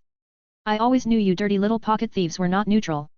I don't know what you could possibly mean, she said in a light-hearted and patronizing tone. We're simply doing what we were paid to do. Bullshit. What can a familia of greedy capitalists do to stop us? He raised his hand and several more members of Evilus appeared. Lydia darted her eyes, counting as much as she can. Asfi, as your captain I order you to run. But... did you not hear my damn order? Go. Do the job. What happened next? Ah, I think I found a girl? Boom. Crash. Thud. Thud. Huff. Huff. Kerr. Lydia slowly gets back up from the explosion that sent her through a window. Move. Move. Move. She tried to run out the other side, but those fanatics chased after her. Ray-ah! They shouted. Annoying fuckers. White of black and black of white. Steal the sheep of the wise goat. Exosia, Adorn, Erymanthean. Emerphos Lycos. A white and gold magic circle with a ram head at its center formed at her back. A shaggy unkept hide armor covers Lydia with a hornless boar mask. Bam. Lydia strikes them with her knuckle knives, taking a few with them who were in the line of attack. Grr, she clenches her teeth in pain as she keep moving. Cirrus. Hermes, damn it. Breaking your fucking arm. Here I thought they were the only insane bastards here. She quickly gets into the alleyways and took out a potion to heal her injuries on the move. She kept moving as fast as she could, but Evilus was hot on her trail. Fireball. Lightning. They shot out spells and arrows. FSH. FSH. FSH. FSH. FSH. Thud. Gaya. Damn it, an arrow and struck her in her shoulder. She saw a door open up ahead, ran for it. Slam. Huff. Huff. Fuck. I should have spent more time in the dungeon and less time drinking. She reached into her clothes and took out a flask. Glug. Glug, she slowly hobbles her way to the other side of the building as the ones chasing her break in. Fuck. She slams the door open and makes a run for it. She kept going through alleyways and alleyways, she would hear the sounds of arrows flying over. Damn archers. At least they can't appear from above me. Stepping out of the alleyway, she shots a couple getting cut down before their child.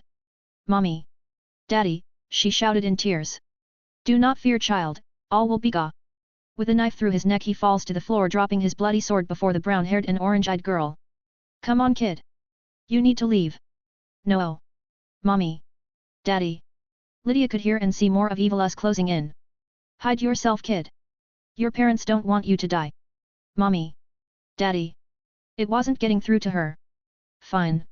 She slung her over and ran. No. No. Mom. Dad. No. She tried to break free, but what could a child do to break free from a level 4? Lydia could only grimace as the child screamed and clawed in her arms for her parents. Flash. Light. Asterisk. Voices. Asterisk. What are they saying? I lost track where I... Lydia. Lydia. Open your damn eyes, shouted Hermes. Hygia. It's going to be all right, Lydia, all right. I promised you, mother, I'll take care of you. Don't worry. I never seen him this distraught. Tie her arm. She has lost too much blood. Apply pressure to the wounds. Who is this goddess? She has a snake tattoo that wraps around her arm. I can't see her from this light. Ah, that's what happened next. Boom. Gaia. Lydia rolls across the ground, dropping the girl. Ugh. She opens her eyes while a ringing was in her ear as droplets of blood rain down. Ha ha ha. Laughed Olivas. You should have left the kid. Fuck Huff. Huff. You, she slowly gets up with some burn marks and faint drops of blood. I think I'll finish you off. But first I think I'll crush that child's head before your eyes, he said, walking towards her. Lydia forced her body to move. She couldn't use her magic as it was far too draining, and having a mind down is a literal death sentence. If she was going to die, she at least would go down swinging, taking as many as she can with her. You rat, she clenched and drew her knuckle knives and came at Olivas. In the scuffle the girl gets up and runs back to where her parents were at. Lydia could see a Evilus member going for her. A single thought ran through her head. Oh, how I wished you were as smart as Cirrus or Asfi. Girl. She went after the kid, and as she turned the world went white. From that point onward everything was a blurry haze. I got hit by a explosion. Was it the white flash? No, I wouldn't be. Damn it. Her pulse is dropping, shouted a nurse with her finger on her pulse. Oh, I'm actually Lydia. The sounds of her god slowly fade off. Ah, I hope that kid is still alive. Asterisk. I still, Juan, Ed, A, Dr, NK. Alone in a room with his child in his arms, Hermes holds her close despite her blood dyeing his clothes along with his tears. I'm sorry, Kyan. I couldn't keep your daughter safe. He hugs her tightly. When the sounds of chaos stopped, Hermes wrapped her up in a clean cloth and left the free clinic. Thank you for helping, Hygeia. Take care, Hermes. I'm sorry for not being able to save her, said the goddess in a white attire with a snake tattoo wrapped around her right arm. He simply nods as he heads towards the adventure's graveyard. Along the way he practices how to smile, and after a few minutes he made himself a good poker face. Arriving at the graveyard he could see many others being buried. He doesn't say anything and heads for a specific plot of land, picking up a spare shovel. He gently lays her body and begins to dig a hole. There. He engraves Lydia's name on the grave next to a tombstone reading Kyan. He sits there in silence for a bit, taking in the solemn peace of it all. Fuck. He says under his breath as he gets up. He works on his poker face as he walks away, holding back his tears. Leaving the cemetery, Hermes spots Demeter with a young girl with brown hair and orange eyes. Hello, Hermes. She said softly. Demeter. He said in his usual cheery mood. Who is this little one? Her name is Kor. It's Persephone. She said with buffy red eyes and tear-stained cheeks. Ah. Well, I need to get going. I need to find my kids. Have a good day, Demeter. He tips his hat and walks away. Demeter watches as he walks away with a swagger, but she knew the truth. The blood stains on his clothes told her what happened along with the red eyes. Take care, Hermes. She made a saddened expression. Come, Persephone, we can't stand her for too long. She follows her goddess, but she looked back at the messenger god one last time before looking at the cemetery. Sorry, miss. She does a quick bow and runs off after Demeter. Volume 2.